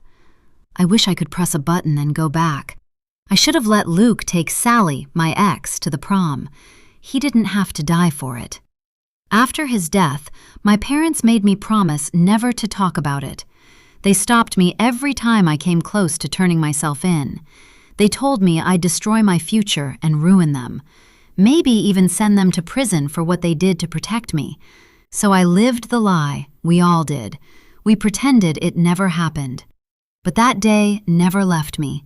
It stayed vivid and sharp in my mind, along with the fear that one day someone would find out. I never allowed myself to think about what would happen then. Helping others became my way out, in the courtroom or outside it. It was the only way I knew how to atone for my crime without destroying myself. I think that's one of the reasons I fell in love with Judy. She was broken, and I wanted to fix her. From the outside, she seemed confident, self-assured, but I noticed the details, the slight hunch in her shoulders, the way she barely lifted her feet when she walked, small signs of uncertainty. And when I looked into her eyes, I saw the shards of a broken past she never liked to talk about. All she told me was that she was adopted by Jane Ellis, who had been in her early 50s at the time. She mentioned it almost too casually on our first date, lying beside me on a picnic blanket at an open-air cinema after our first kiss. It was like she wanted to get it out of the way early so we could move on. She said she couldn't have wished for a better mother, but when I asked about who she was before the adoption, I felt her pull away, just slightly, enough for me to notice. She did know her biological parents, but she didn't want to talk about them. She preferred the present and the future, not the past. That wall never came down. Not during our years-long relationship, not after I proposed. But it didn't matter. What mattered was that she needed me to help her stand straighter, to erase the pain she carried. When I slid the ring onto her finger, I promised her that, even without words. What I didn't expect was what came after. During the first 2 years of our marriage, I watched Judy bloom. She grew stronger, more confident. Opening her own practice made her feel totally fulfilled. Watching her thrive filled me with both awe and resentment. My wife didn't need me anymore. I guess subconsciously, I started looking for someone else to fix. When Scarlett walked into my office needing help with her divorce, I never imagined where it would lead. I gave her legal advice. When she cried, I comforted her, and I found that I enjoyed it a lot more than I should. Soon, I was thinking about her long after our meetings ended. Even lying beside my sleeping wife, I thought about how Scarlett fit into my arms, how she leaned into me, trusting me to hold her together. I began scheduling unnecessary meetings just to see her more often. Seeing her occasionally at our house wasn't enough. Then it happened. The night Judy went away on that business trip, Sadie was sick. Scarlett showed up with chicken soup and games to cheer her up. After Sadie went to bed, I shared with Scarlett a piece of good news about her divorce settlement. I didn't plan what happened next, didn't expect it. One moment we were talking, the next we were in each other's arms. A line was crossed, and I couldn't uncross it, even when I wanted to. Worst of all, I couldn't stop. In the weeks and months that followed, I gave Scarlett more of myself than I gave my wife, emotionally and physically. I thought I'd end it before Judy ever found out. I never imagined it would be Sadie who discovered our secret. Now she's running, trying to hide her pain. My daughter will never look at me the same way. Every time she sees me, she'll see a cheating father who hurt her mother in the worst way possible. If this ends in divorce, she'll know I'm to blame. Judy will never stay with me after this. Once, 4 months after I proposed, Judy told me something that faded from my mind afterwards, but the words are now coming back to haunt me. I can handle anything, Gabriel, but I will never handle infidelity. I promised her I'd never hurt her that way. Now here we are. I need to find Sadie to stop her from going straight to Judy. If it comes down to it, I want to be the one to tell my wife what I did. As I run after my daughter, I think of Judy asleep in our bed, unaware that I slipped out to see another woman, her best friend of all people. I thought I'd be back before she found out I wasn't in the apartment. Maybe I can still make it. I just have to talk to Sadie first. I can't leave her like this. But she's faster than I am, her feet kicking up sand as she runs along the shoreline now. I don't stop, even when my legs and lungs burn with exertion. Ahead, a bonfire glows. The other kids are still celebrating. Sadie slips past unnoticed, staying close to the water. I do the same. We're on camp property now. I know I'm not supposed to be here, but I can't find it in me to care. At one point, Sadie looks back at me and stumbles, catching herself just in time. She keeps going. Then we reach a wooden structure that juts out over the water. She runs onto it, and I follow, my heart pounding.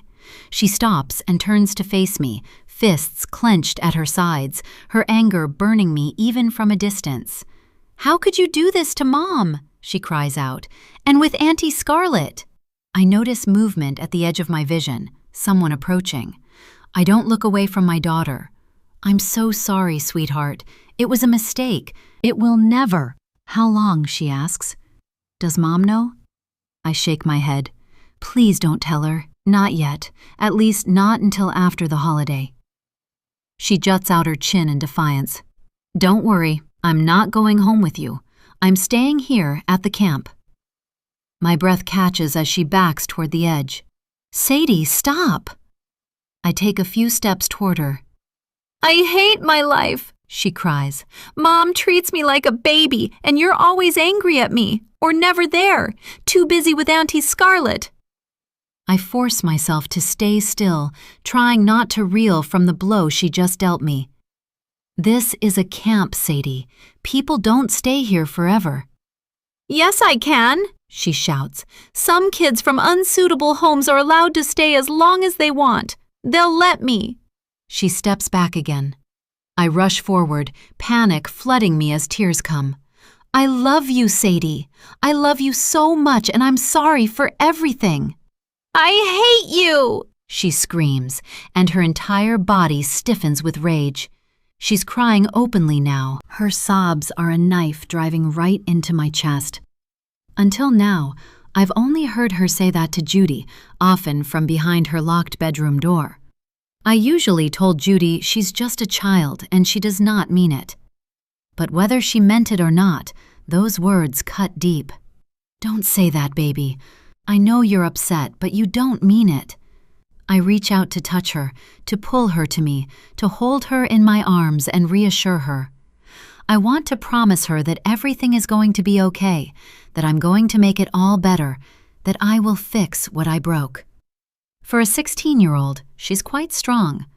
Just as my arms are about to close around her shoulders, she plants her hands on my chest and shoves hard. When I try again, she attempts to bite me. "Go away! Leave me alone!" She jerks away from me, stumbles, and falls backward. Her head strikes the wooden plank with a sickening crack. 37.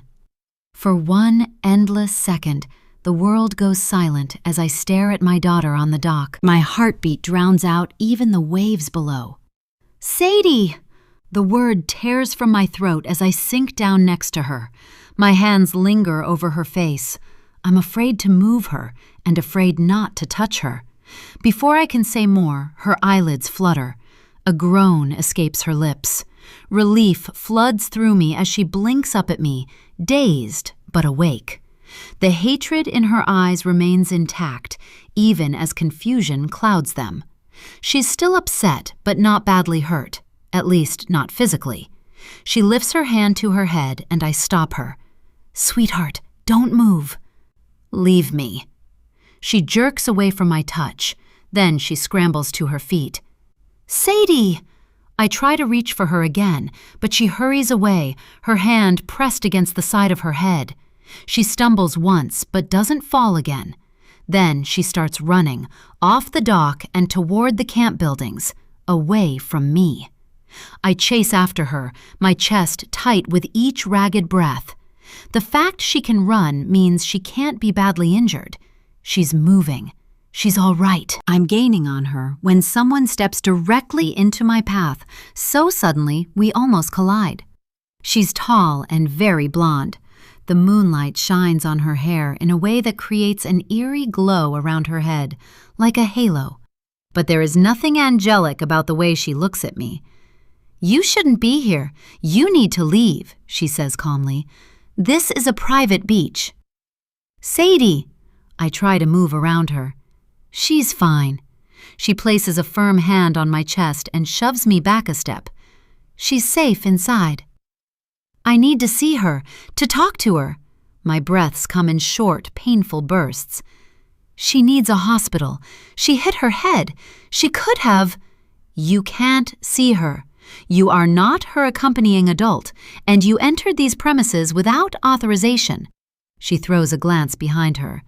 You need to go.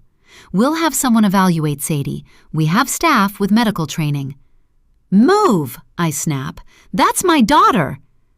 I know exactly who you are, Mr. Sutton. She stands with her hands on her hips, spine straight as a ruler. I squint at the woman blocking my path, searching her face for any hint of recognition. Nothing.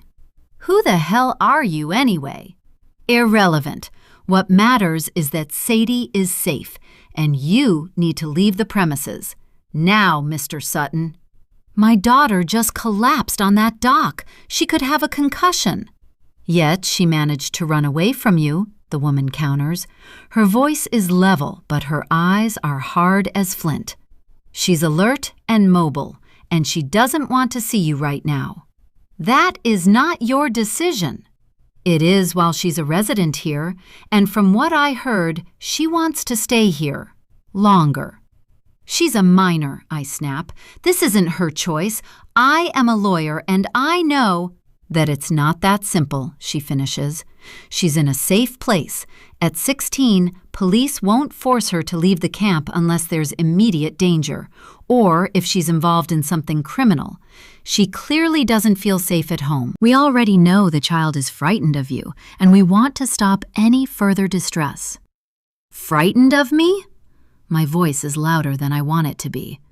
Are you telling me that my daughter said she's scared of me? I don't believe you for a second. Sadie may be disappointed in me after catching me with Scarlett, but frightened? No. I can't claim to have been the best father. I know I have shouted at her more times than I can count when I was home, and she distracted me from my work or thoughts of Scarlett. But she knows I love her. She would never say that, not to a stranger. Except a few memories suddenly come to mind where my tempter flared and I screamed at her so loud that she flinched or ran off to hide in her room. That's not enough to make her not want to see me now. Children often want to be near their parents when they're hurt. The woman sighs, rubs her temple with 2 manicured fingers. You have to understand that when kids come here, they are free to speak about their troubles. We offer them a safe space to be honest. And Sadie has told us a lot about your family life, the abuse. Abuse?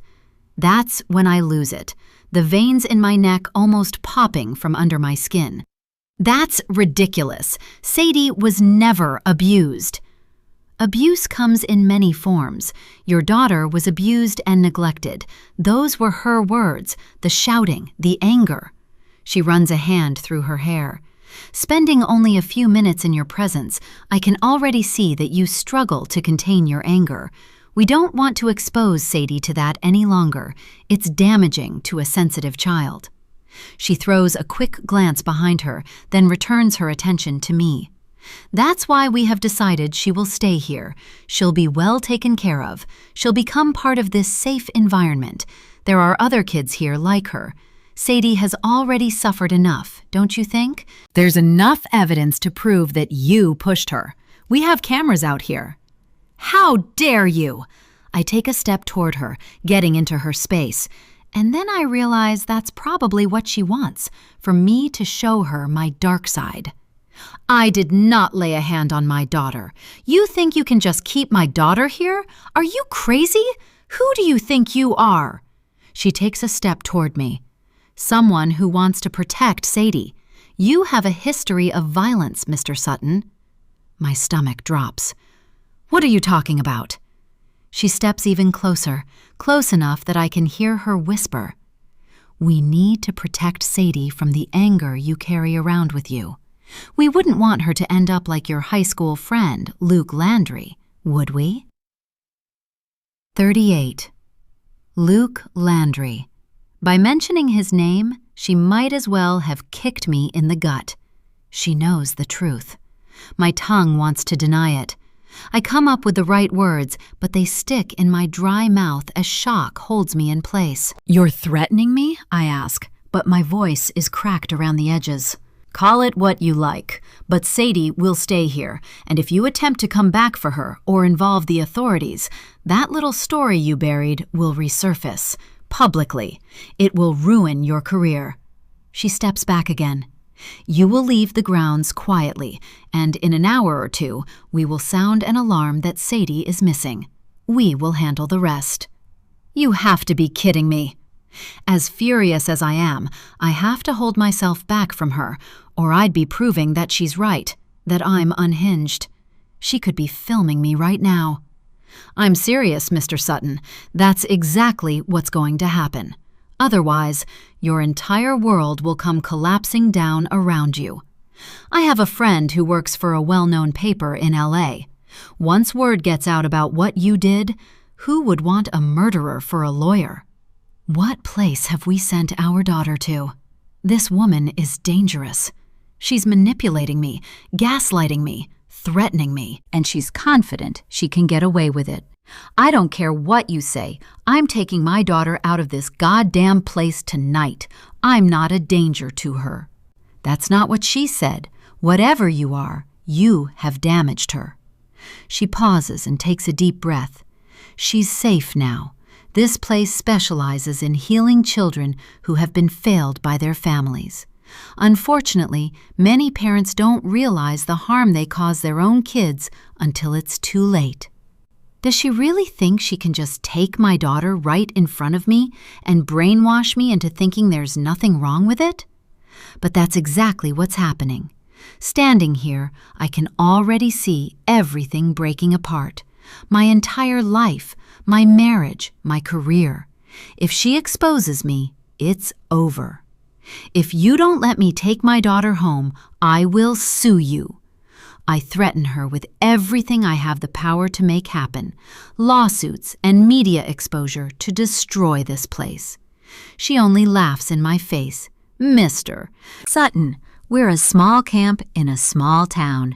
You are a big lawyer in a big city with a dangerous secret you and your parents have been keeping for years.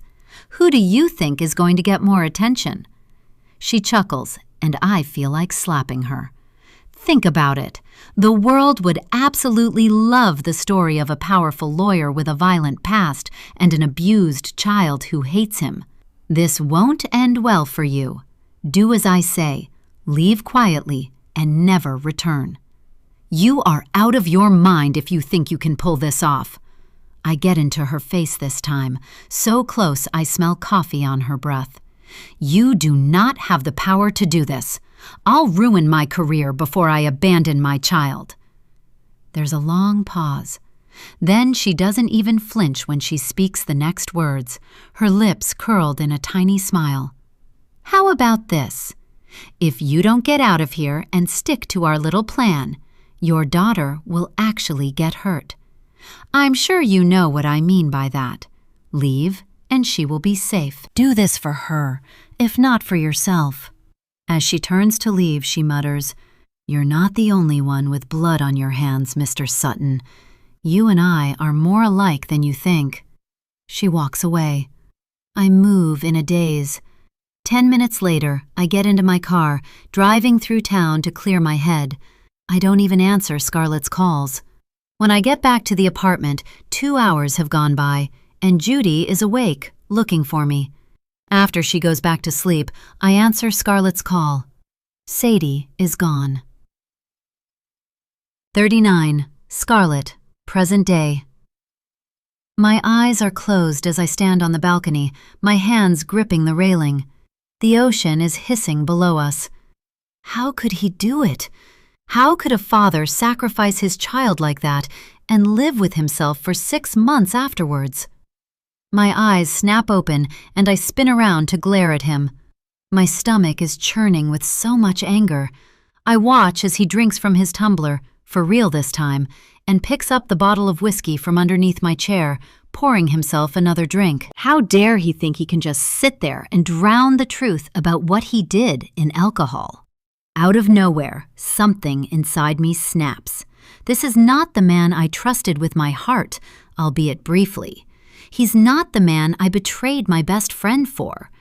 I want to hurt him as much as the truth is hurting me right now. How could you leave Sadie there for 6 whole months, Gabriel? My eyes heat up with tears that immediately flow over to drench my cheeks. How could you do this to us all? Tell me. I don't get it. He slurs something I don't understand, then looks at me with unfocused eyes. I tried everything. After that night, I went back to the camp many times. They wouldn't let me in. They told me she wasn't there anymore, and they'd hired more guards. And that night, I had no choice. He releases a loud breath and stares into his drink. When he raises the glass to his lips to take another sip, I'm unable to stop myself, and the next thing I know, my hand is slamming toward his, knocking the glass from his loose grip. Alcohol shoots through the air and the glass shatters on the stone tiles. Of course you had a choice. Everyone always has a choice. That was a ridiculous deal you agreed to. You failed your daughter. You did have a choice, and you chose yourself. You are responsible for this, for everything. I rake a hand through my hair and look up in an attempt to stop the flow of tears. How could you let Judy go through all that, thinking that her daughter is dead? He cups his head with both hands like he wants to detach it from his body. I'm sorry. I wish I could go back and do things differently. I close my eyes and go back to that night, thinking of the police swarming the beach, searching for someone who was never lost. The stories we had been told about her drowning. And then you forced me to lie to the police, even though you knew that Sadie had not disappeared. All the while you knew the truth. Gabriel nods and slumps back, looking small and weak. The strong, powerful lawyer is nowhere to be seen. Suddenly, I'm hit with a wave of revulsion, not just at what he did to Sadie, to Judy, and to me, but I'm disgusted with myself for having been so wrong about him, for letting myself believe he was a man worth breaking my own morals for. And these conflicts war inside me. They mingle with the anger that swirls in the pit of my stomach like hot acid. You have no idea what I went through, Scarlett. Knowing, hoping that my daughter was still in that camp, it ate me alive. For the past 6 months, I tried to find anything I could use against Megan Hale and the camp. I believed it was the only way to get Sadie out and make sure that woman faced consequences for taking my daughter. When Judy started looking into things, I panicked. I was afraid she would find out and put Sadie in danger. Megan had made it clear she would be. Megan Hale. I remember her. She welcomed us to the camp. How could I have known she would kidnap Sadie? How do you even know she was telling the truth, that she had proof of what you did when you were a teenager? She probably just read what was in the papers, available to everyone, and she— No, Gabriel says, defeated. I don't know how, but she tracked down the witness my family paid off. He doesn't need to say more. The truth is written all over his face. Gabriel is a murderer. He killed someone. But I can't process that right now, not when we need to focus on Sadie and Judy. I need to find them, even if it kills me. Unlike Gabriel, I would sacrifice everything for the people I love. You've made a mistake in the past, and now it's time for you to correct that mistake. We need to get Sadie and Judy out of there. You don't understand, Scarlett. That woman is dangerous. His head slumps on his chest, and he closes his eyes. I sit down and face him, placing a hand under his chin to force him to look at me. I don't care how dangerous she or the camp is. Your wife and child are in there, and you are going to help me get them out. I walk away from him. I need to call Alice. 40. I just spoke to Alice to ask if there's a way into the camp, I tell Gabriel 15 minutes later when I'm back on the balcony with Coco in my arms. She said she'll call someone and call me back. Did you tell her why we want to get inside? I just said that Judy might be in danger and she immediately wanted to help. You know how much she cares for her. I didn't say anything about Sadie. The phone suddenly rings and Coco wiggles from my arms and runs to jump on Gabriel's lap. It's Alice. I mouth at Gabriel and pick up. Hi, Scarlett. There might be a way, Alice says on the other end. You could try sneaking into one of the Townstead wholesale store delivery trucks that deliver food and supplies there. Let me know if there's anything else I can do to help. Thank you, Alice. I really appreciate this. After Alice gives me more information about the logistics, I hang up, my heart feeling a little lighter. What did she say? Gabriel looks up, and Coco immediately takes the opportunity to lick him under his chin. There are delivery trucks that go in there 2 days a week. One of those days is tomorrow. And you think they'll be able to get us in? How do you figure we will convince them? We don't need to convince anyone. We are going to have to sneak into one of the trucks without anyone seeing us. It will never work. In slow motion, he shakes his head from side to side. That camp is heavily guarded. They will never let us through. I have to try, Gabriel. I clench and unclench my fists. This could be our only chance. He peers at me through half-closed eyes. What do you mean, you? I'm the one who's going. You can't do that. He reaches out, trying to touch my hand, but I pull it away. He lowers his hand on top of Coco's head. Don't be ridiculous, Scarlett. It's too dangerous. Listen, Gabriel, Sadie and Judy are inside there with a kidnapper. I'm going to do everything I can, even if it's dangerous. I consider calling the police, but I think of the threatening note Judy got, warning her not to go to the cops. I immediately picture squad cars storming the gates, sirens blaring. Megan would hear them coming from a mile away. By the time they got to her, she could have already hurt Sadie and Judy. We can't risk it. We can't alert the cops unless we absolutely have to. But I can't let you go in there alone. No buts. I take Coco from his arms and walk to the balcony doors. It's easier for one person to sneak into the truck than both of us.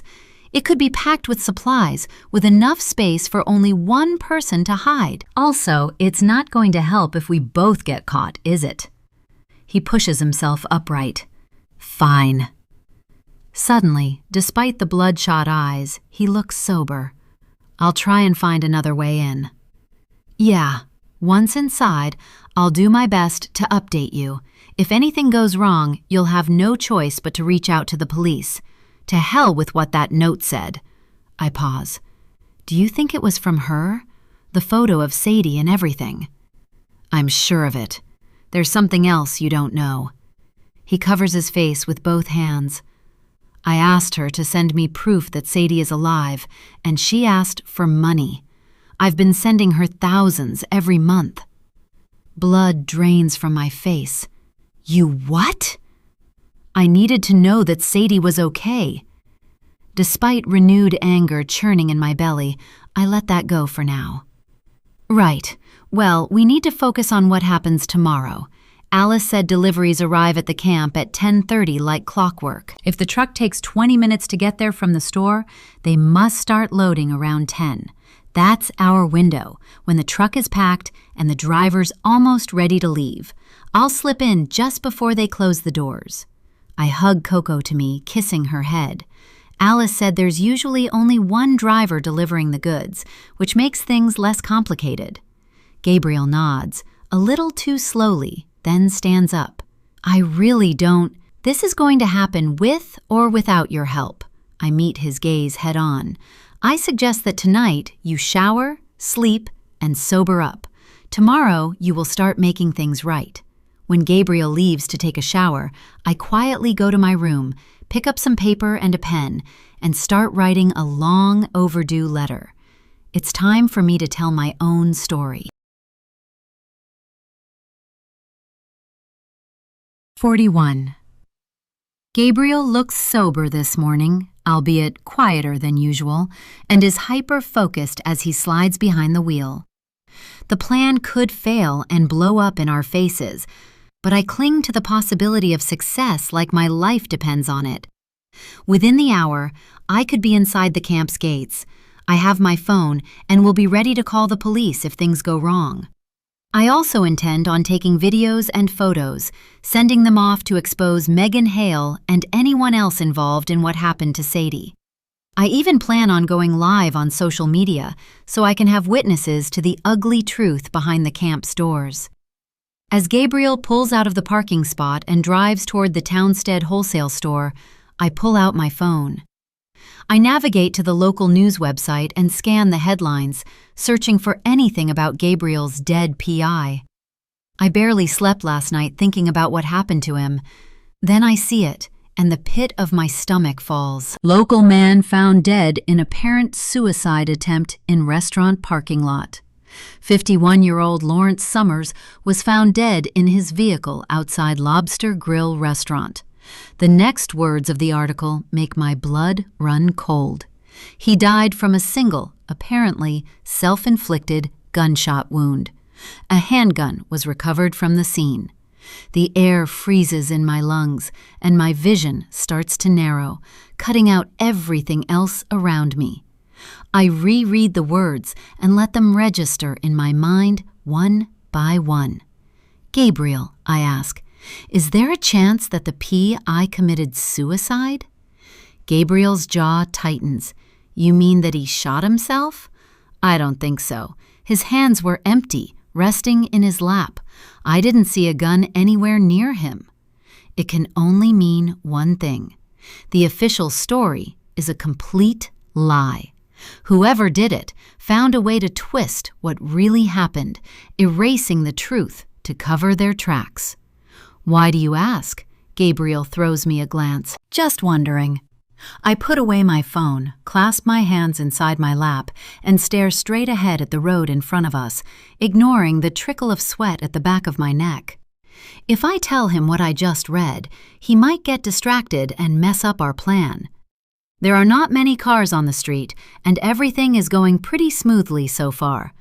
But inside my chest, each heartbeat feels like a hammer hitting glass, attempting to shatter every last bit of hope I'm holding on to. "Are you okay to still do this?" Gabriel asks. "If you changed your mind, I can go instead." "No, I'm fine. I'll do it." I don't dare look at him. If our eyes meet, he will read the truth from mine. The human body has its own early warning system, a radar that senses danger before it shows up. My body is screaming, every nerve on edge. But there's still a chance that against all odds, this desperate plan could succeed. Still, my mind can't stop thinking about everything that could go wrong. What if I don't make it into the truck? Or worse, I could get inside only to be discovered halfway to the camp when they make a delivery stop elsewhere and find me cowering behind the boxes. Every possible failure plays out in my mind. Each scenario ends with me getting caught. But Judy is inside. She risked it all for Sadie without a second thought. I won't think twice either, especially given the fact that I brought Sadie into that place. She was my responsibility, and as long as she's inside and alive, I'm getting in. No danger is too great. I've known that girl since she was a little baby. I watched her grow up. I held her in my arms, fed her while she stared deep into my very soul. My love for Sadie and Judy and the need to make everything right trumps any kind of fear that's trying to stop me. This realization sits quietly inside my chest and settles inside my bones. I'm ready. We finally arrive at Townstead Wholesale, and Gabriel parks a few blocks away, then kills the engine. Without speaking, we get out of the car and walk the short distance to the store. My fully charged phone is in my jeans pocket, and I have nothing else on me. "Are you ready?" Gabriel finally asks when we arrive at a bright yellow and white building, making our way to the metal gates behind the store. They're wide open, and inside, 2 white trucks with the store logo, a cartoon banana, stand side by side in the loading area. "But which one is it?" I ask, rather than answering his question. "Let me go inside and see if I can find out anything," he suggests. "Why don't you go back to the car? I'll call you." No, I'm not going back to the car. What if he's trying to trick me? For all I know, he wants to get into the truck himself. I'll be right outside the gates. He doesn't argue with me, just walks away, glancing over his shoulder once. 5 minutes tick by with no sign of Gabriel. Holding my breath, I edge closer to the gates and risk a glance around the corner. There he is, deep in conversation with a man wearing a bright yellow uniform shirt. He must be the driver. Behind them, 2 store workers heft boxes into the back of an open truck. Stacks of crates line the interior. Gabriel finally returns, slightly out of breath. "The one they're loading now is our truck. I overheard the workers while I was asking the driver for directions." The 2 workers head back inside the store, but not the driver. He's sitting on a crate near the other truck's bumper, smoking a cigarette, his phone in his other hand. "Gabriel, I have to do it now while he's distracted. What if the crates the other guys are getting are the last ones and they won't go in again? The truck is already almost full." I glance at my watch, 5 minutes to 10. Gabriel nods. "But that driver could look up any second. Let me distract him again. When I do, run." He squeezes my shoulder. "Please be careful, Scarlett." He walks over to the driver, who gets up from his crate, cigarette dangling from his lips. They exchange words I can't hear. Then the driver nods and gestures for Gabriel to follow him. I catch him say the word map over his shoulder before they both move to the front of a vehicle. I don't hesitate. I sprint to the truck, ignoring the warning signs my body is sending me. I make it in without being seen, scrambling through the dozens of crates until I'm deep inside, covered by most of them. Not long after, I hear voices, and more boxes and crates are loaded inside. Through the holes in some crates, I see they're filled with food, cleaning supplies, and some sealed boxes. It does not take long before the doors of the windowless truck are slammed shut, and I'm plunged into complete darkness. My heartbeat counts 40 seconds before the truck rumbles to life and starts moving. I suck in a deep breath, listening to the hum of the engine and the sound of the wheels on tarmac. It feels like I've been sealed inside my coffin. 42. The walls of crates press in around me, the air growing thinner with each breath. I feel so claustrophobic that I'm desperate to throw open those doors and jump out, to give up. Closing my eyes and holding my lips together, I try my best to fight the panic as I count the minutes, each bump at a time. It feels like forever until we finally stop. I pull out my phone to check the time. We've been driving for almost 20 minutes. I hear the sounds of men talking, and then the truck is moving again, and I'm guessing that it's through the gates of the camp. When it rolls to a stop again, in addition to a male voice, I hear a female one I recognize immediately from 6 months ago. The voices outside fade to nothing. Metal creaks, then bright light pours into the truck as the doors swing open.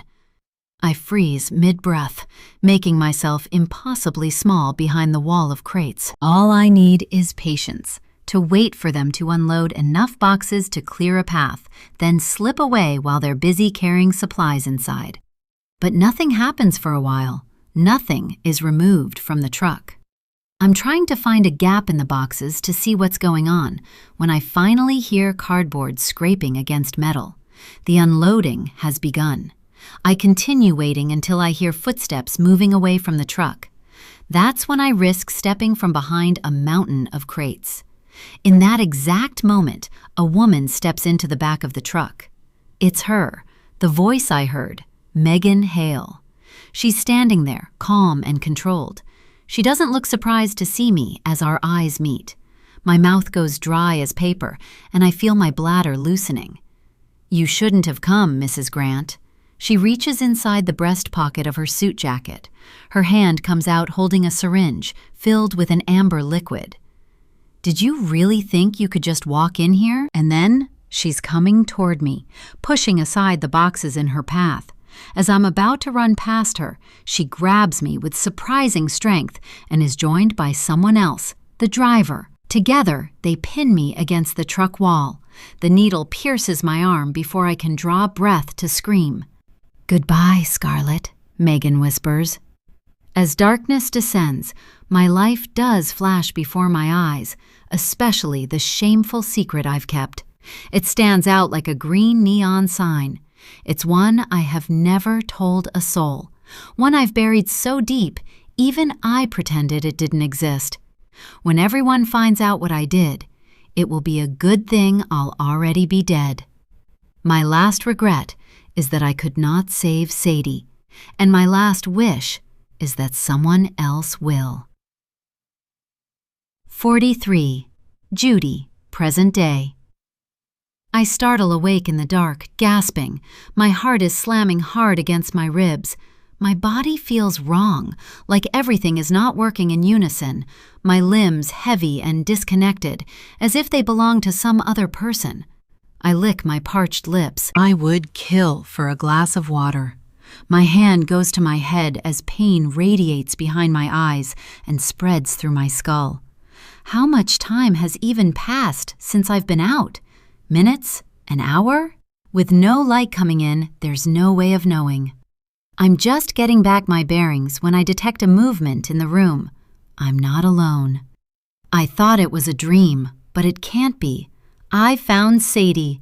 She's here with me. She's alive. I say her name, but she does not seem to hear me because my voice is just a croak. But I hear her crying softly and pounding against the door. "Please open the door," she begs. "My mom, she's not waking up." The pain in her voice snaps me back to the present, brings me back into my body. I try to speak again, but still my voice is a rasp, and my throat feels like sandpaper. But in spite of that, this time she hears me.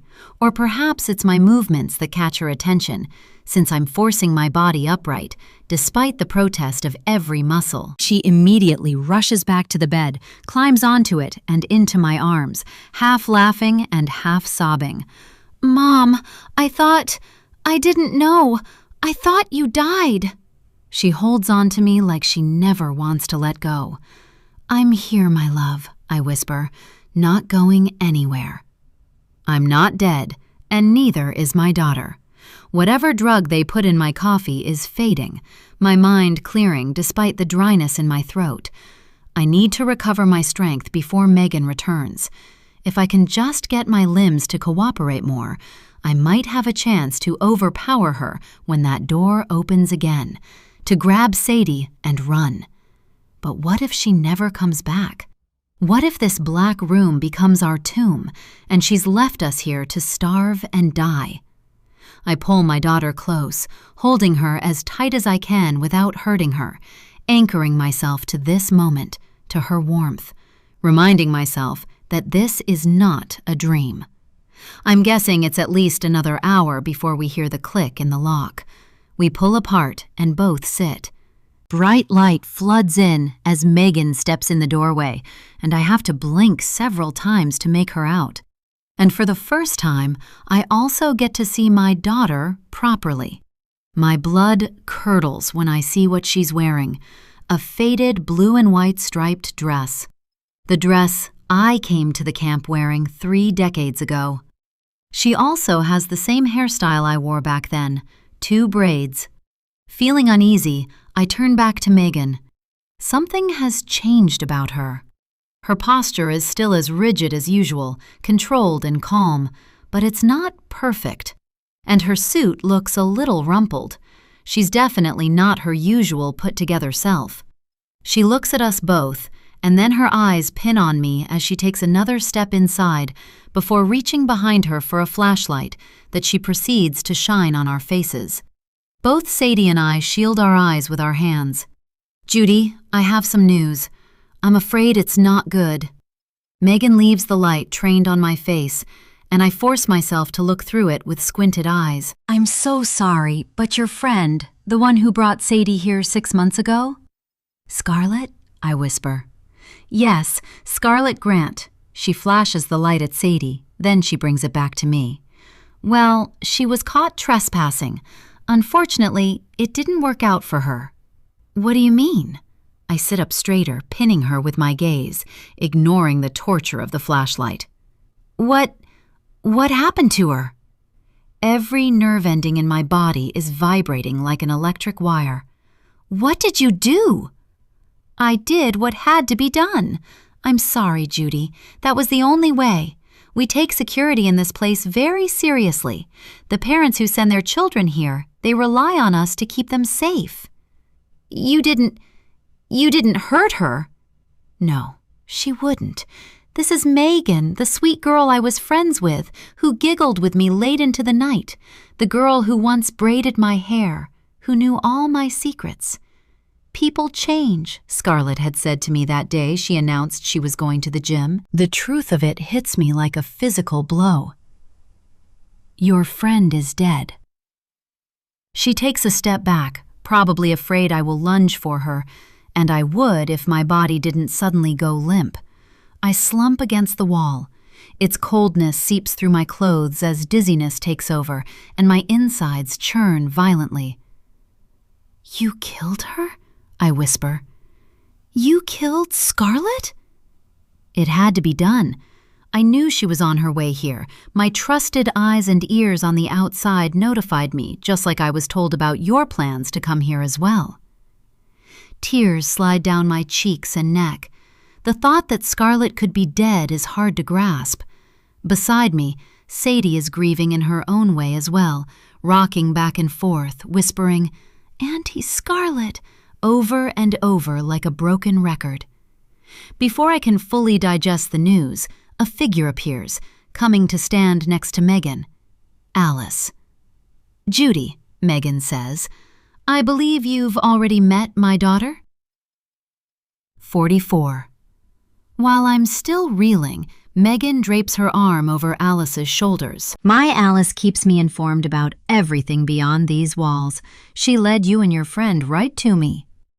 Now I understand why I had felt such a pull to Alice from the moment I met her for the first time. I saw Megan in her. Alice is wearing their white t-shirt and jeans uniform. I can't believe the woman betrayed me. All this time she was Megan's daughter? Too many questions, and I'm afraid of the answers. And Alice is doing everything not to look at me. You knew this whole time? I croak, the bitter taste of betrayal burning the back of my throat. You knew Sadie was here and you even accepted the invitation to her funeral and you... Please don't be upset with her. She was only helping her mother. Weren't you, darling? Megan kisses Alice on the cheek. Loyalty is everything in this world. I raised her to understand that. I'm so proud of how she stuck to our little plan. Did you know who I was when you applied for the nanny job? I ask, jaw tight. Alice shifts her weight from foot to foot. I'm sorry. She keeps her eyes down, avoiding my angry gaze. I had no other way of connecting with you, Judy. Megan's voice cracks, and I hear tears between her words. After you left, I thought you would come back. In the hundreds of letters I sent you, I begged you to. We were sisters, best friends. We were meant to be together. I struggle to breathe as she reminds me of the day I told her I was being adopted. She cried for days and wouldn't speak to me. When I left, she barely said goodbye. But the letters? What letters? I'm sorry, Megan. I did not receive any letters from you. I know you did. Mrs. Potter forwarded them to you. Megan blinks hard and sniffs. She told me she did. And then your mother, she wrote to tell her you said I should leave you alone. She presses the heel of the hand holding the flashlight to her eye to try and stop the flow of tears. Why? Why would you do that? We were sisters. I can't believe this is happening. Her obsession with me is so deep and twisted that I almost feel sorry for her. I remember the stories she told me in this very room when she came here pregnant and scared.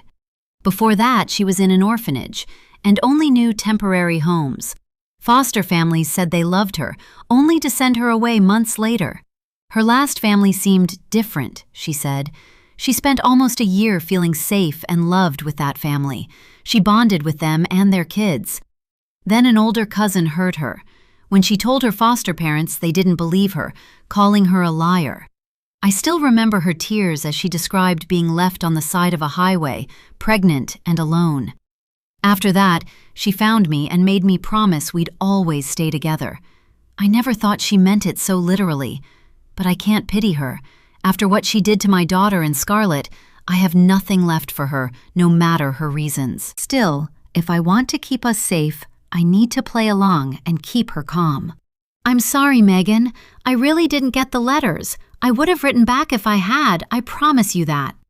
So what you are saying is that Mrs. Potter lied to me? Her voice is edged with steel again. Next to her, Alice twists her hands and her shoulders shake as if she's crying.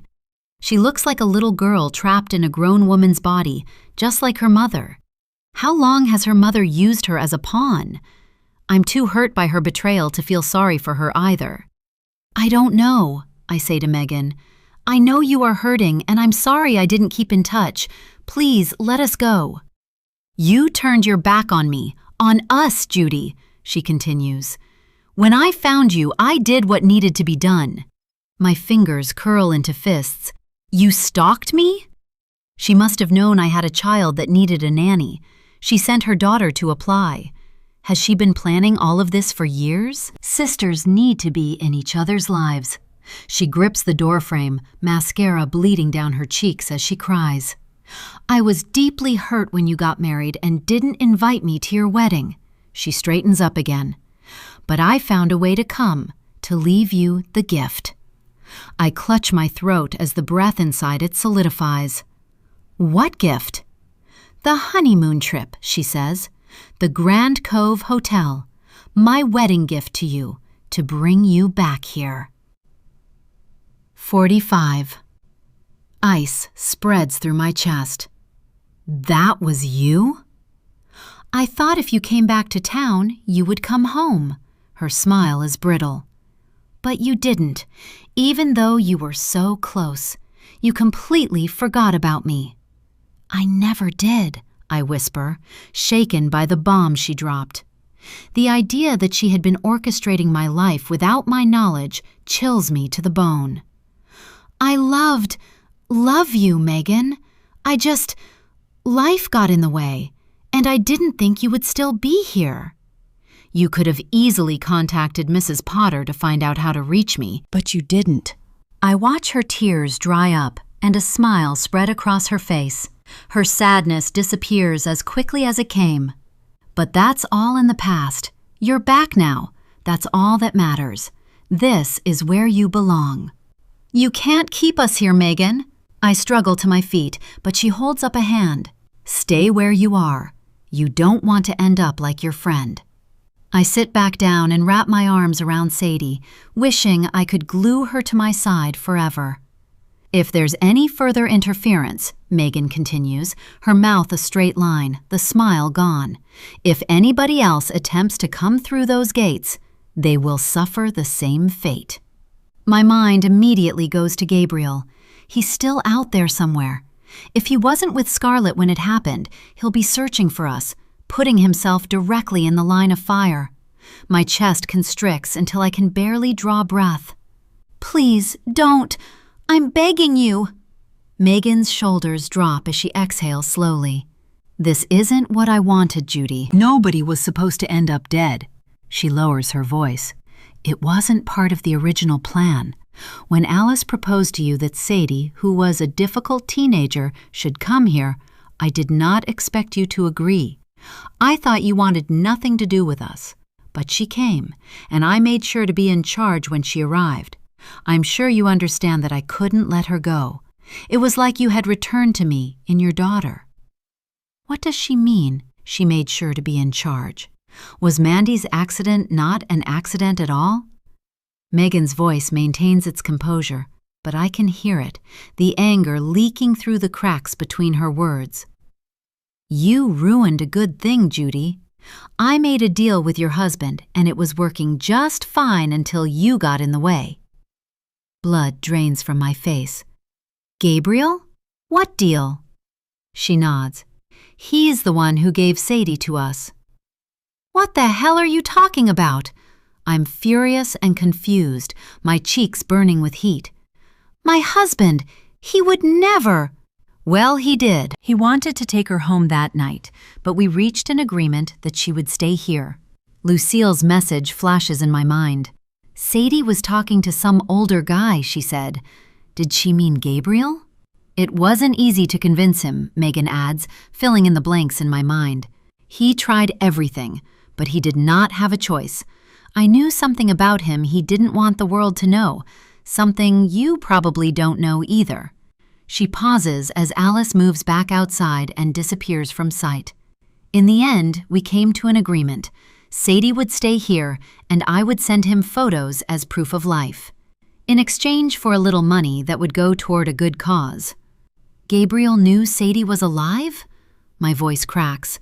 The betrayal hits hard, and my rage feels like a live wire beneath my skin.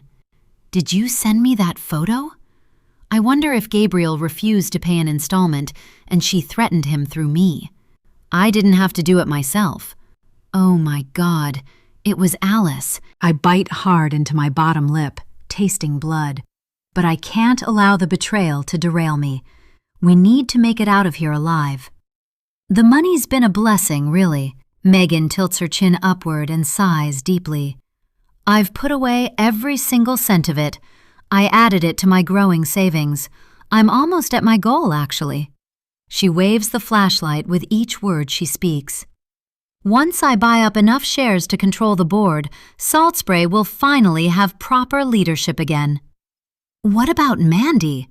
My mouth asks the question without my mind registering it. She scoffs. Mandy is too weak to be the director, and she and the others only see dollar signs. I see children who have been discarded, like I was, like you were. Mrs. Potter understood the heart of this place, and so do I. I will do anything to save the children, and I have to stop anyone who gets in the way.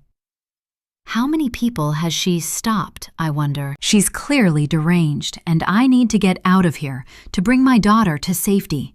It hurts me almost physically to know she was kept inside this dark room for 6 months. Please, Megan. I wipe my nose with the back of my hand. Let Sadie go. Let us both walk out of here. I swear to you, we'll disappear and never say a word to anyone." "Of course you won't tell."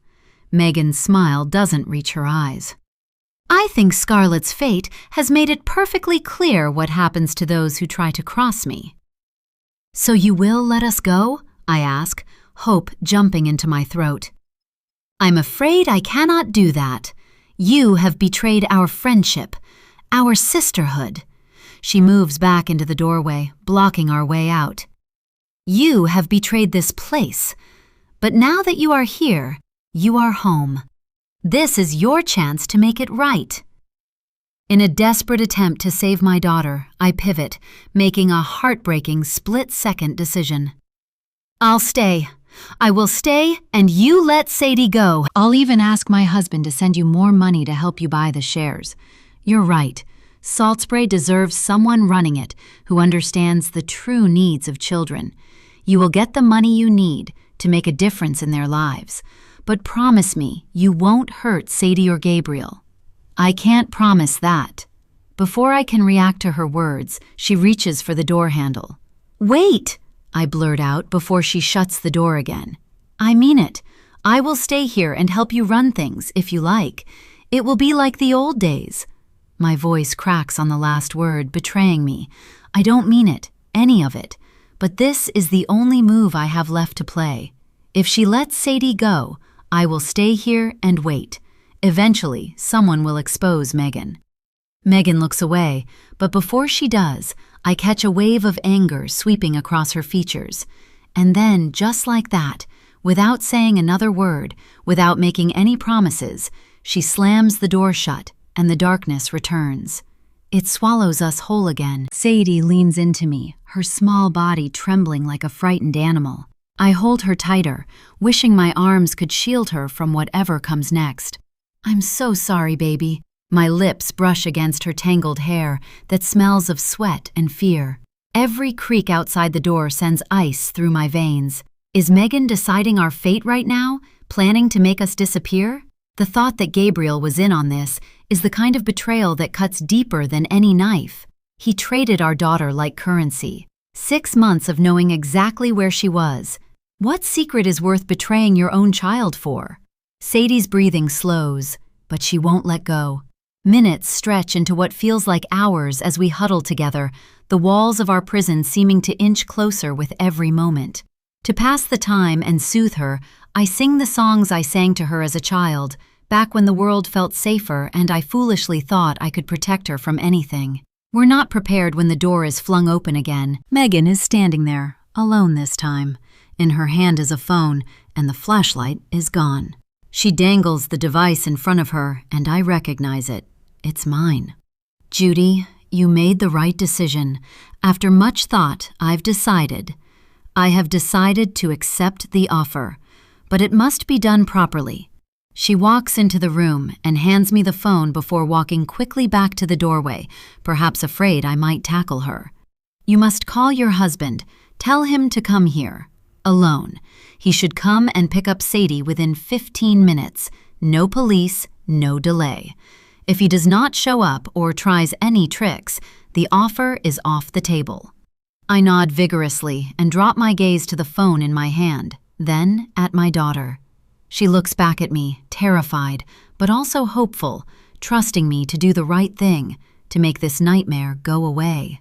With Megan standing watch at the door, I don't even have to think about it. I make the call. 46. "Gabriel, come and get Sadie. You have to be here within exactly 15 minutes. No police. Hurry." Those were Megan's exact instructions. Before I dialed, she said she would explain everything to him when he gets here, and will make sure he transfers the money before leaving the camp. I hear Gabriel start to say something, but the phone is yanked from my grip by Megan's guard, the bald man, who appeared from nowhere and is now wearing a uniform and cap. 15 minutes is more than enough time to drive straight from our apartment, but not enough time to do anything but react. Megan takes a step forward while the guard shields her just outside the door. Her gaze moves between Sadie and me. I can feel my daughter shrink back next to me. It's a real shame, Sadie. Her eyes glint with something between rage and regret. It could have been so beautiful. We would have been a real family, the four of us. You and Alice and your mom and me. She claps her hands in front of her and glances my way. But you've made the right decision now, Judy. We can forget the past and start over. Together, we will do great things, continue what Mrs. Potter started.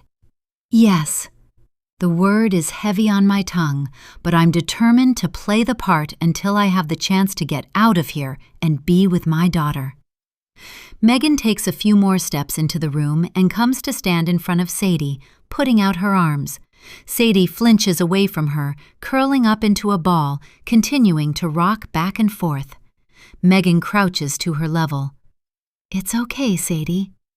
As she bends forward, I catch a glimpse of something in her breast pocket, not the usual pens she keeps there, but a slender syringe filled with some liquid. I immediately imagine my friend lying somewhere on this property, dead because she was trying to save my daughter. Is that how she died? Scarlett may have betrayed me by sleeping with my husband, but that all seems trivial now. She gave her life for Sadie. Sadie, Megan starts as I shoot out an arm in an attempt to keep her away from my daughter. Don't touch her. Be careful, Megan shoots me a warning look. I wouldn't do anything stupid if I were you. I just want us to say goodbye. Pushing my weak arm aside, she turns back to Sadie. Sweet girl, it was lovely having you with us. We had so much fun, didn't we? We played games when Alice visited and had such a lovely time together. Sadie doesn't respond to Megan, just sits there, curled up, staring ahead. I would have wanted more for you. You deserve better than what's out there, a world that pollutes kids' minds. Here, I could have kept you safe. My hand itches to slap her hard in the face, to wipe that self-satisfied smile off her lips, but I keep my hands by my sides, thinking of Sadie and what Megan might do if I step out of line. My gaze moves to the guard outside, just as a disturbing thought sneaks into my mind. What if this is all a trap? What if she's luring Gabriel here to kill him, or kill all of us for that matter, to shut us up forever? How can I be sure that you are not going to kill Gabriel like you killed Scarlett? I ask before I can think. Aren't you afraid he will go to... I have no plans to kill your husband. Megan straightens to her full height. He's proven himself to be trustworthy, keeping our little secret to protect Sadie. Her mouth tightens a little. Though he did test me, hiring that PI to nose around. But I handled it.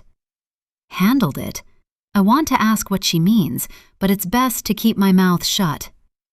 Gabriel knows what will happen if he tries something again. Megan narrows her eyes at me. I'm sure he loves you enough to keep this new arrangement as well. The irony doesn't escape me. I can't believe the thing I will never forgive him for is what might keep Sadie and me alive. Gaining Megan's trust. Megan checks her watch. 7 minutes left. Can I give you a hug, Sadie, to say goodbye? Sadie hesitates, then gives a small nod. Rising to her feet, she inches toward Megan with her shoulders hunched and her hands clasped tightly beneath her chin. That does not seem to bother Megan, who proceeds to put her arms around my daughter. One hand slides to the back of Sadie's head, stroking her matted hair. If someone didn't know better, they would think this was a tender and loving gesture. It takes everything in me not to yank her away from that monster. You will be missed, Megan whispers, as Sadie writhes a little in her arms, but does not pull away. Then my phone rings in the guard's hands, and Megan breaks the embrace. Sadie stumbles back like she was standing a little too close to a bonfire and is only now realizing it. The guard hands Megan the phone, and she presses it to her ear, listens, and nods. All right, Gabriel, that's good. You will be escorted in. I will meet you in the reception lounge. If Gabriel has already arrived, he must have been close to the camp, perhaps on his way to try and sneak inside. He's here, Megan confirms when she hangs up. I knew he would come. Sadie, are you ready to leave with your father? Sadie looks at me. Can I have a few minutes with Mom to say goodbye? Megan thinks for a moment, then shrugs. That's fine. In the meantime, I'll go and meet your father, explain everything to him. I'll come back for you in a bit. As soon as she's gone and the door is shut, Sadie falls into my arms, sobbing. Please be careful. Do what she says. I will find a way to get out, I promise her, my tears soaking her hair. I'll come home. I know, Sadie whispers and pulls away, but she reaches for my hand and presses something into my palm. Hide it. Don't let her see it. 47. I did not expect Megan to bring Gabriel with her. I thought she would come alone or with her guard, but when the door opens, there he is, my lying, cheating husband. Behind him, the same guard who is almost double his size.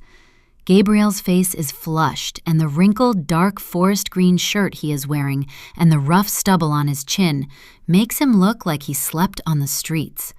When he sees Sadie, his hands fly to his face and a sob escapes his throat. He lunges forward, but the guard blocks his path with one arm. Gabriel's eyes narrow to slits. I know that look. Over the years, I became an expert at detecting the warning signs of his temper. The tightened jaw, the slight tremor in his hands. I'd seen that same look directed at waiters who mixed up his order or drivers who cut him off in traffic. A gentle touch on his arm was usually enough to diffuse him, but after Sadie vanished, there was no containing his rage. When we went back to the apartment after they said our daughter possibly drowned, he exploded. He woke up in the middle of the night Sadie was meant to be home with us and went to the kitchen. I can still remember the sounds of glass shattering and him howling like an animal, but I could not stop him then because I felt the same rage. To think that he knew all along what happened, the truth behind all this, it makes me want to wrap my hands around his neck. But there's no time for that. We have to work together to correct his mistake and get our daughter out of here and to safety. I'm just hoping that Megan will keep her promise not to do anything to them, that they will leave these grounds safely. Megan quickly tells me that she filled Gabriel in on our plan and the money has been transferred. When she's done, she blows out a long breath. We have a bit of sad news, Gabriel. I'll leave Judy to tell you. It's to do with Scarlett Grant, your lover. What does this woman not know about us? Perhaps she also saw Gabriel and Scarlett kissing on the beach that night. Go on, Judy. Tell him what happened to Scarlett. Scarlett. I force her name past the knot in my throat before I deliver the blow. She's gone. She's dead. Killed. What? Gabriel jerks his head toward Megan, his whole body tensing. I'm not close enough to see his nostrils flare or his jaw clench or the small muscle twitching at his temple, but I know it's all happening. Before he can do anything, the guard's huge hand clamps down on his shoulder, restraining him the way I once did with just a touch. Here, in the presence of a dangerous woman and her guard, his anger means nothing. Gabriel crumples before my eyes, and his shoulders cave inward as if someone had punched him in the stomach. Tears streak down his face, glistening under the harsh light as he mourns for Scarlett. Watching him, an ache pulses in my own belly. How much did he actually feel for her? The possibility that he might have truly loved her twists inside me like a knife. Megan gives him a small pat on the shoulder. Now let me make this perfectly clear. If you go to the police or try to return here, something terrible will happen to Judy. If I were you, I would never come back to this town. Gabriel stares at her for a long time, like he's seeing her for the first time, then narrows his eyes. It was you. You suggested I buy an apartment in Salt Spray Cove. Your hair was different, but it's you. She's been moving us around like chess pieces for years. It was me, she admits, her voice flat like she's bored. And you did the right thing following my advice back then. I suggest you do the same now. Leave town with Sadie and never return. Gabriel wipes his eyes and runs a hand through his disheveled hair. People think Sadie died. They'll have questions when she suddenly shows up alive. And Judy, where will I say she is? You are a lawyer. That means you are not stupid. Disappear, change your names, start a new life with your daughter somewhere far away. Nobody ever has to know who she is or what happened to her. Can I get my daughter now? Gabriel cuts her off. He's just as desperate as I am to get her out of here and out of harm's way. Sure, Megan steps inside. Come on, Sadie, come to your father. Before Sadie leaves, she hugs me again and whispers very softly in my ear. Soon. Then they are gone and the door is closed. I pray they will make it out alive. I sit down on the bed, holding what Sadie gave me, the syringe that was in Megan's pocket, the one Sadie stole from her when they hugged. Did Megan plan to use it on me? Was she going to kill me just like she did Scarlett? I think she knows that I won't just give in and pretend she isn't a murderer. The bigger question is, how long will it take her to notice the syringe is gone and to figure out what happened? Staring into the darkness, I rock back and forth like Sadie did, and wonder when I will see my daughter again, whether I'll even see her again. Time passes slowly. I can almost hear the ticking of an invisible clock. Finally, I hear movement outside, and the door opens to reveal Megan, my old friend, the murderer. She's beaming at me. They have left. They will start a new life together, and so will we. Thank you. I rest my hand on the syringe next to me. Thank you for letting them go. I did it for you, Judy. She leans against the doorframe. My advice to you now is to stop thinking about them. Try and be happy here. Soon, this place will be ours. We are Mrs. Potter's girls, and this is our home, and we will help so many kids. At hearing her speak, my fingers curl around the syringe. I can't use it. Not yet. I need to be careful, to make sure I won't fail. This is my last shot, and she's too far from me. Lunging for her from across the room would not end well. So, what's next? I release my grip on the deadly weapon until it's time. For you, nothing yet. As much as I want to trust you, Megan crosses her legs at the ankles. We haven't been in each other's lives for many years. I don't really know who you are, and after what you did, I don't think I can trust you just yet. But you asked me to stay. I did, but we need to rebuild trust, and that might take a little while. This won't work unless I can trust you fully. I nod. What can I do to prove myself? I'm afraid I'm going to keep you in here for a while, just so you can do some thinking and get your priorities straight. Then you will formally apply for a position as our in-house child psychologist, a position I will immediately approve. Before she can continue, the same guard who took Gabriel and Sadie away shows up in the doorway. He announces that a new guest has arrived and Megan is needed in the reception lounge. I'll be there soon. Megan looks back at me, and I feel her slipping through my fingers. She smooths down the sides of her jacket and does not seem to notice that the syringe is gone. I'll be right back for our heart-to-heart. When she leaves, I breathe in the musty air, counting the time again in my head. A few minutes later, I hear a sound outside and the door is opened only briefly. It's long enough for me to see the plastic tray of food slipped inside. I catch sight of Quinn's face before the door is closed. She had already given me tainted coffee. There's no way I will touch the food or drink in this place again. When Megan comes back, maybe an hour later, I'm even more faint with hunger and thirst. Her eyes flick to the untouched food. You haven't eaten your food. We both need to make an effort here. I'm trying to trust you, and you need to trust me enough to know I didn't put anything in your meal. I'm not hungry, I lie. I'm fine. We both know you are not. You need to drink at least. I'm feeling fine, I repeat. I'm just a bit lonely in here. Would you sit with me for a while? She looks surprised by my words, but then she clears her throat and nods. Sure, I'd love to continue catching up. rebuilding trust. She comes to sit next to me. Before her guard shows up again, I reach my hand under the pillow and clutch the syringe, which I have already uncapped. You need to know that I really did miss you, Megan.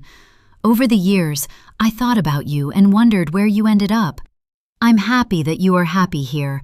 I hope I'll learn to be as well. I'm so glad to hear that. I can hear the tears in her voice. I can't believe how attached she is to this place and to me. It's a sickness that can only be healed one way. Making my plans so much easier for me, she opens her arms for a hug. I wrap my arms around her and, just as we are pulling apart, I take my chance, jabbing her in the side of the neck, squeezing whatever poison she put into the syringe into her body. 48. I have to leave before the guard goes looking for Megan. I locked the door. She can't escape by herself. I hate thinking I might have killed someone, but after what she did to my daughter, and perhaps to other kids, she deserves whatever happens. I shove the syringe into my pocket and race down the hall, not looking back to check if anyone is following me. The place is strangely empty, just like before. I avoid the kitchen entrance, taking the one Megan and I used during the tour, the one that ended with me finding out my daughter is alive. Thinking of Sadie out there with Gabriel, alive, sends a rush of adrenaline through me. I run faster, legs aching, lungs burning, my throat raw from gulping air. I almost run into a staff member as I turn a corner. She looks surprised, but not worried. She doesn't stop me or say anything. It would not be a good idea to ask her for help. I have no idea who is on Megan's secret payroll. All I want now is to get back to my room and lock the door. I need a moment to think, to figure out how I'm going to get out of this place without getting caught. I can't just sprint for the gate, not when I don't know who to trust. For all I know, the corrupt guard is there as well. I push through a door that leads into the garden and step into the bright sunlight, which hurts my eyes after being in the dark for too long. Staff are scattered across the lawn, reading, stretching, and sipping tea, none of them aware of what's really going on behind their backs. I force myself to slow down, to breathe evenly, and walk instead of run. I can't risk drawing attention. I walk calmly across the yard, even though my heart is racing. As soon as I'm inside the hallway, my body takes over and I sprint. I don't know where this energy is coming from. I haven't eaten or had any water. Not long ago, I was barely conscious, but right now, my body only cares about surviving. At my door, I reach for the key card in my back pocket, but it's not there. Panic rises in my throat, but then I check my other pocket. There it is, right next to the empty syringe. I yank the card out, scan it on the reader, and shove the door open, slamming it shut behind me. I lean against the door, close my eyes, and try to steady my breathing.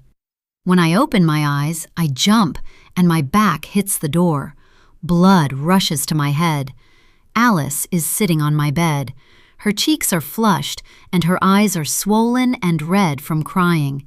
But what stands out most is the anger on her face that activates a vein on her forehead. And in an instant, I see it. Alice knows. There must be cameras in the room. She must have seen everything. She saw Sadie giving me the syringe. She knows I injected her mother, possibly killed her. 49. Fear grips my throat like never before. I spin and reach for the door, but Alice's voice stops me. Judy, please don't go. She jumps to her feet. Please, I saw what you did, but it's okay. I won't say anything. I want to help you. I turn slowly, every instinct telling me this could be a trap. I know about the terrible things my mother did, and I'm so sorry for the part I played. She made me, said she was doing it for the children. She wipes her nose with the back of her hand. I found out today that she killed the PI your husband hired. She's toxic, and I see it now, and I want nothing to do with her. Look, I don't want to talk to you right now. I point a finger in her direction, tears clogging my throat. I trusted you, welcomed you as part of our family. All along you were scheming behind our backs. I know I hurt you, Judy, and I want to make it right. She wipes her red eyes. I want to help you. I'm finished with her too. I just want a normal life, somewhere far from her. I'm leaving this town, but before I go, I'll come with you to the police if you want. It's the least I can do after everything I did to you and your family. None of this feels real. This woman betrayed me before. What if this is just another trap, another hallway that leads straight into a cage? I can't trust you again, Alice. You lied and tricked me before, for years. She shakes her head. I'm really sorry about everything. I know you don't trust me right now, but maybe you can trust this. She grabs a bag at her feet and dumps everything onto the bed. Files, documents, USBs, and photographs. This is everything. She pats the evidence. The kids she killed. My stomach drops. Kids she killed? Those kids that were suspected to have run away found out what she was up to and wanted to report her, so she picks up a USB. I have everything, including illegal adoption she was involved in to raise money to buy shares and take this place over. It's all in here. I've been collecting it for a while. We need to leave now. I stare at her, really seeing her for the first time since finding out who she really is. She might be an adult, but all I see is a scared child who never chose this life, a child raised and groomed by a monster. If I don't trust her, I have no other way out. That guard could be waiting for me at the gate as we speak. If the other guards find out what I did to Megan, I will be in a whole lot of trouble. I have something else for you. She reaches into her bag again and takes out a phone. I found it in the desk drawer. I knew it was yours from the screensaver.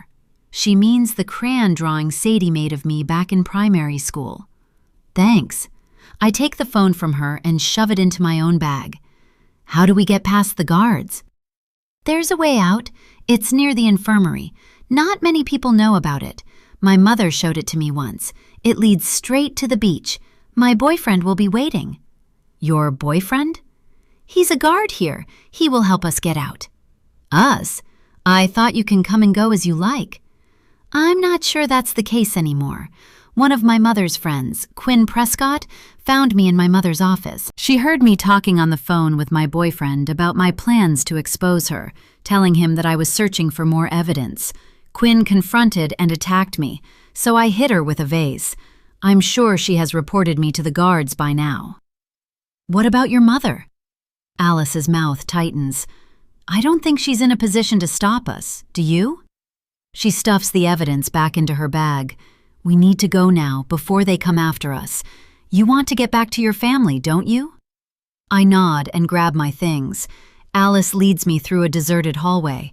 Just before we reach the end, we hear footsteps and a man in a white coat, a doctor from the looks of it, appears from around the corner, but he's looking down at a clipboard. Alice pulls me into a side room. We press against the wall, holding our breaths and listening as his footsteps pass. Not many people come this way, she whispers. We should be okay. The infirmary sign appears ahead, but she doesn't take me inside. Instead, she opens a door next to it. Then we're in another corridor, and another. Finally, we stop in front of a wall with a large landscape painting, taller than both of us. Alice glances back once, then slides the painting aside. There's a door hidden behind it. She swipes her keycard. The door opens and warm, damp air rushes out. It's not a room, it's a tunnel. She presses a button and a weak yellow light flickers on, revealing narrow metal walls stretching into darkness. The place smells of mold and rust, and the walls are slick with moisture. She slides the painting back and closes the door behind us. The tunnel is so tight and narrow that we have to crawl. My legs scrape against the metal, my palms burn, and the air is thick and damp, pressing into my lungs. Somewhere, water drips steadily, and each drop echoes like a countdown. I don't care if I bleed. I don't care if my skin tears. I'm almost out. Alice crawls ahead of me, panting. We need to hurry before they realize what's happening. When we reach the end, she carefully pushes the door open. Bushes spill over the exit, thick and wild, clearly grown to hide it. We push them aside and step out onto the beach. This stretch of beach is empty. No loungers, no footprints, no umbrellas, just sand, sea, and wind. The camp keeps guests and children far from this end, hidden behind natural curves in the shoreline. It's a blind spot, a place no one stumbles into by accident. The wind whips my hair across my face, and salt stings my cracked lips. My heart pounds so loudly, I'm sure it could be heard across the water. Alice exhales shakily. "We're not supposed to be here," she whispers. "This part of the beach is restricted. Only guards are allowed." She pulls out her phone and makes a call. "He's on patrol," she informs me after hanging up. "He knows we are here. The cameras reset every 20 minutes. We have maybe 5. "You trust him?" I ask, even though I know I have no other choice. She nods. "I told him everything, and he wants to get me out of here. We're secretly engaged and want to start a life together away from all this." She grabs my arm. "We need to hurry." We don't run, as that would draw attention. Instead, we walk quickly along the waterline, staying close to the rocks where the sand is darker and the ground is uneven. Then I see him. A uniformed guard steps out from behind a rocky outcrop farther down the beach. He raises his hand in a quick signal, then scans the shoreline before coming toward us. He quickly introduces himself as Clint, and I instantly recognize him as one of the guards I spoke to when I came to the camp the other day, the handsome one with the scar on his temple. "We're lucky," he says. "The shift change just started. Come on, let's get out of here." He leads us to a small patrol boat bobbing low in the water, half hidden behind the rocks. It's the kind they use to monitor the shoreline for intruders, not guests. He helps Alice in first after giving her a kiss on the lips, then reaches out for me. The engine starts with a low, controlled sound that blends in with the gentle slap of waves against the rocks.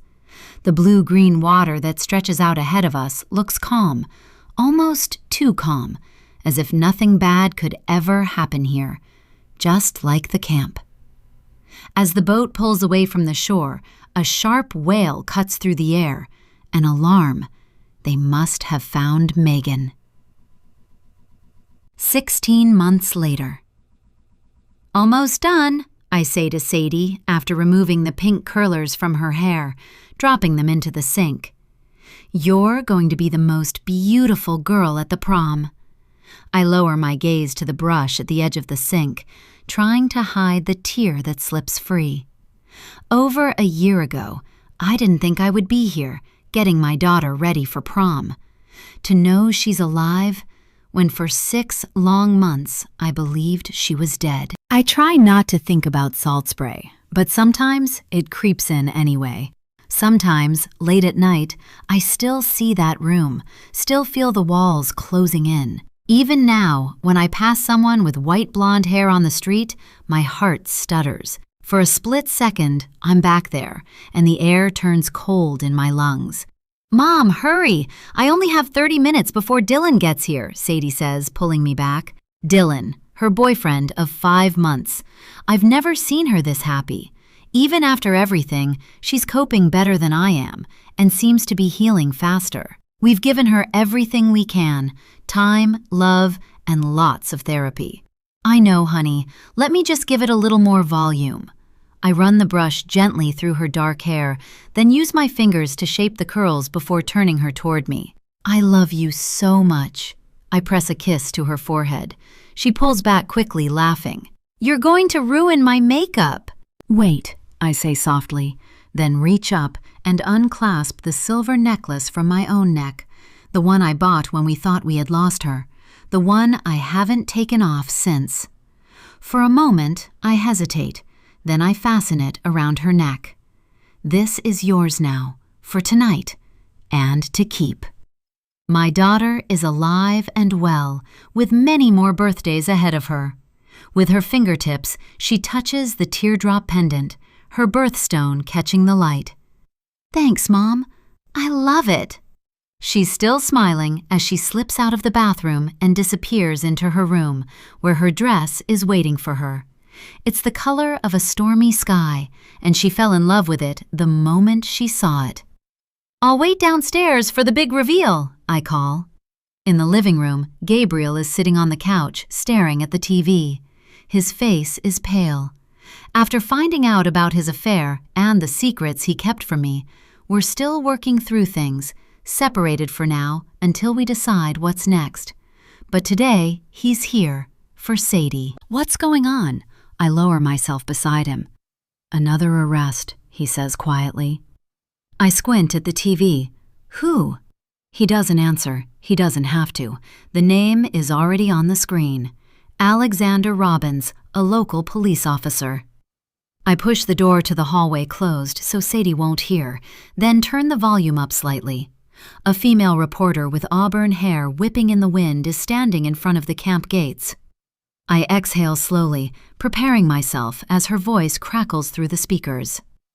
"Tonight, we have new developments in the Salt Spray Cove youth camp scandal.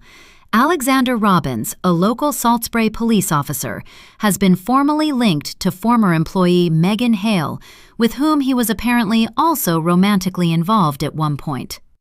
Authorities say Robbins assisted Hale in a web of illegal adoptions and human trafficking." I press my fingertips to my temples, willing the ache away. The camera pulls away from the polished newsroom set and glides over a stretch of private beach. The beach Alice and I escaped from that day. The reporter's voice continues, low and urgent. "You'll remember, after police raided Salt Spray Cove Youth Camp 16 months ago, they discovered 2 children locked in rooms, only a few doors from the dark room where Sadie Sutton was rescued. Sadie, once presumed dead, was found by her mother. Megan Hale was later found dead on the premises before she could stand trial. No one ever found out how Megan died. Whatever poison was in that syringe was undetectable. The cause of death, according to the autopsy reports, was heart failure, same as Scarlett's. To me, it suggests they died from the same poison. Megan helped me cover up her own death and my crime." I blink twice, then open my eyes again to focus on the screen. Megan Hale was a dangerous woman who stopped at nothing to get what she wanted, including murder. During the search, human remains were discovered near a concealed tunnel leading to the beach. The reporter tucks a lock of hair behind her ear. They have been identified as Anthony Hoggins, Eliza Bennett, and Marissa Lane, 3 children who disappeared years earlier after reportedly threatening to expose Hale. Authorities also confirmed that Hale was responsible for tampering with the vehicle of camp director Mandy Potter, resulting in the accident that led to her losing a leg. I shift a little closer to Gabriel, feeling a chill settling on my skin, despite already knowing most of what the reporter is saying. Alexander Robbins is only one of a number of people who helped Megan Hale commit and hide her crimes. Several individuals connected to Hale have already been arrested and charged, including camp employee Quinn Prescott and security guard Lucas Rodham. Officials say further arrests are expected. "I'm glad Alice was given immunity," I say to Gabriel. "She didn't deserve to go down with her." "She was the only reason they could prove any of it," Gabriel replies. "Yep, and she was a victim too," I sigh. "I wonder how she's doing. I need to give her a call one of these days to check up on her." Even though Alice betrayed us and hurt me deeply, she did what was right in the end. I'm learning to forgive her every day, just like I'm learning to forgive Gabriel. I take my husband's hand briefly and squeeze it. "I'm glad you also didn't go to prison." He offers a tired smile. "Makes 2 of us." There was enough evidence to prove he funneled money to a secret account in Megan's name, but the court accepted his defense. He was blackmailed, coerced by threats he couldn't ignore. "I've heard enough," I say, and reach for the remote, lowering the volume. The Salt Spray Cove Youth Camp remains closed at this time, the reporter adds as her voice fades. However, sources confirm that plans are already underway to reopen it in 2 months, with Mandy Potter expected to resume control. The camp's new name will officially be Salt Spray Cove Center. Gabriel takes the remote from me and clicks off the TV entirely. Listen, I heard something today about Ronald Hastings. It's not on the news yet, but one of the guys I work with at the firm is close to the case, and he forwarded some information to me this morning. I'm too nervous to ask what that is, so I just lean back, bite down on my bottom lip, and brace myself. We already know Hastings didn't kill Eliza Bennett, he says, but they've confirmed something else. What? This just never seems to end. What I already know is that Roland Hastings has apparently committed so many crimes that proving his innocence in Eliza's murder still wasn't enough to keep him out of prison. He's the one who assaulted Megan when she was a teenager. Gabriel clears his throat. He got her pregnant. The words land heavily between us. You mean, I whisper, my mouth dry. He nods. Alice. I press a hand to my mouth. That awful man! My voice shakes. He's her father? Yeah. Gabriel's gaze is distant, his voice flat. Megan may have been one of the first, but she is not the only girl he has assaulted.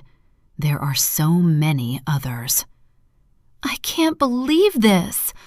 I sink deeper into the couch, my chest tight. Megan knew, Gabriel continues. That's why she set him up. It wasn't random. It was calculated revenge. Nothing about Megan Hale had been accidental. I'm coming down, Sadie calls from upstairs. Everything inside me shifts instantly, and for a moment the past loosens its grip on me. I get to my feet, and so does Gabriel. We have our daughter back, and nothing matters more than her. Not now. Not ever. Epilogue. We're standing on the blue hammock, Saul Daniels' newly fixed-up fishing boat. The fresh white paint is clean and glossy now, the name carefully redone along the side. It's nothing like the crooked, peeling mess it used to be. Offering to fix it was a gift from us. The wind pushes my hair back as I look out at the open sea. The deep blue and endless water rises and falls beneath us, and the boat rocks gently with it. Gabriel stands on one side of me, Sadie on the other.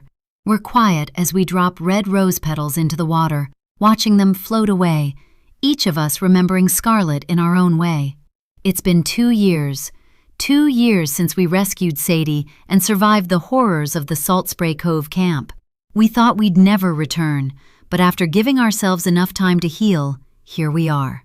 I close my eyes, relishing the light spray of salty water on my face.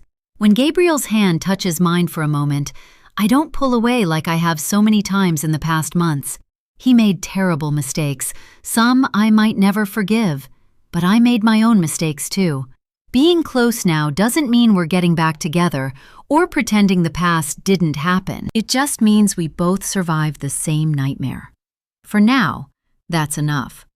Are we going inside now? Sadie asks, raising an eyebrow. Saul said he wants a rematch of Scrabble. He doesn't want to accept that I won. We all know you cheated. Gabriel pulls her against his side with a chuckle, while Coco runs in circles around them with her tongue hanging out. I smile, thinking of Saul, the kind old salt who helped us figure out that Sadie was in the camp all along.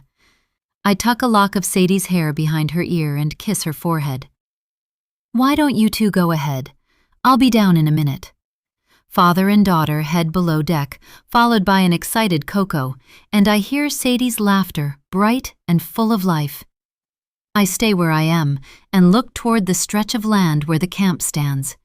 It's still run by Mandy, who, even with her disability, doesn't trust anyone else to run it, at least for now. I can't say I blame her. I reach into my pocket and pull out an envelope, and I can't help but smile when I take out the card. You are invited to the wedding of Alice Hale and Clint Williams. Alice did it. Without her mother's toxic influence, she finally built the life she always wanted with the man she loves, and they will be getting married in 6 months. I reach into my other pocket and feel the smooth plastic of an empty syringe. I've kept it this long, afraid to throw it away, worried my fingerprints might be on it, or maybe just unwilling to part with the tool that saved me. Ready to let go, I open my hand and let the syringe drop into the sea, watching it disappear instantly. The rest of the weight I've been carrying rolls off my shoulders. There's one more thing in my pocket, a letter from Scarlett. I found it when I returned to the apartment following our escape, tucked under my pillow. But I could not bring myself to read it, and even misplaced it for some time. I know it's an apology for what she did to me with Gabriel. For Judy, to be read 1 year after my death. Scarlett signed her name on the back, as if she knew I'd need proof it was her. Now, I sit on one of the white benches and smooth out the letter on my thigh. A corner of the paper shakes in the wind. I hear Sadie laughing below deck and loud barking. Smiling at the sounds of joy, I start to read. Dear Judy, if you're reading this, I've been gone a year. I'm writing this before I take the risk of sneaking into the camp to save you and Sadie. I know now that Sadie is alive. That knowledge brings me more peace than I deserve. In case I don't make it out alive and you manage to survive, I need to tell you how sorry I am for the affair, for hurting you in a way that can never be undone. I cared for you deeply, and I hated myself for betraying you. If I could take it all back, I would. I'm deeply sorry. But there's another reason I'm writing this. There's something important you need to know. I don't even know where to begin, so I'll start with the truth I should have told you a long time ago. Judy, the baby that died in the hospital that night wasn't mine. It was yours. Sadie is my biological child. The words blur, then come into focus, and I feel like I can't breathe. The pain in my chest is unbearable. I think I might faint. I want to stop here, but I keep reading. You were in the bathroom early that morning, thinking your baby was still asleep. While you were gone, I noticed she wasn't breathing. By the time you came back out, I had already switched the babies. After giving birth, I was overwhelmed, depressed, and terrified. I didn't want to be a mother. I didn't believe I deserved her. You did. You always did. That's why I let you leave the hospital with her. I stayed close because I loved my little girl. Giving her away didn't mean I stopped being her mother. Watching you raise her was both my punishment and my comfort. There were times I regretted what I did, but by then, it was too late. You were already her mother in every way that mattered. You loved her and protected her. You gave her the life I couldn't. I watched you with her and knew I did the right thing, and I was right to stay silent. She is my biological daughter, but you did the rest.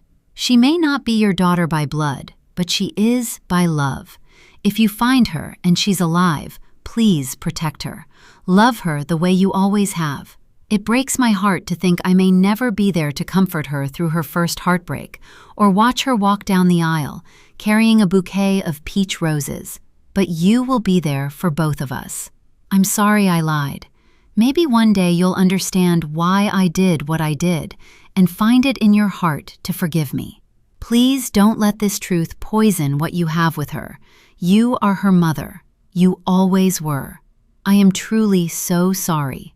S.P.S. Sadie and everyone else never has to know the truth, but that's your call to make. The paper slips from my fingers and falls to the deck.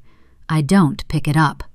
My chest aches, empty and raw, like something inside me has been torn open and can never heal.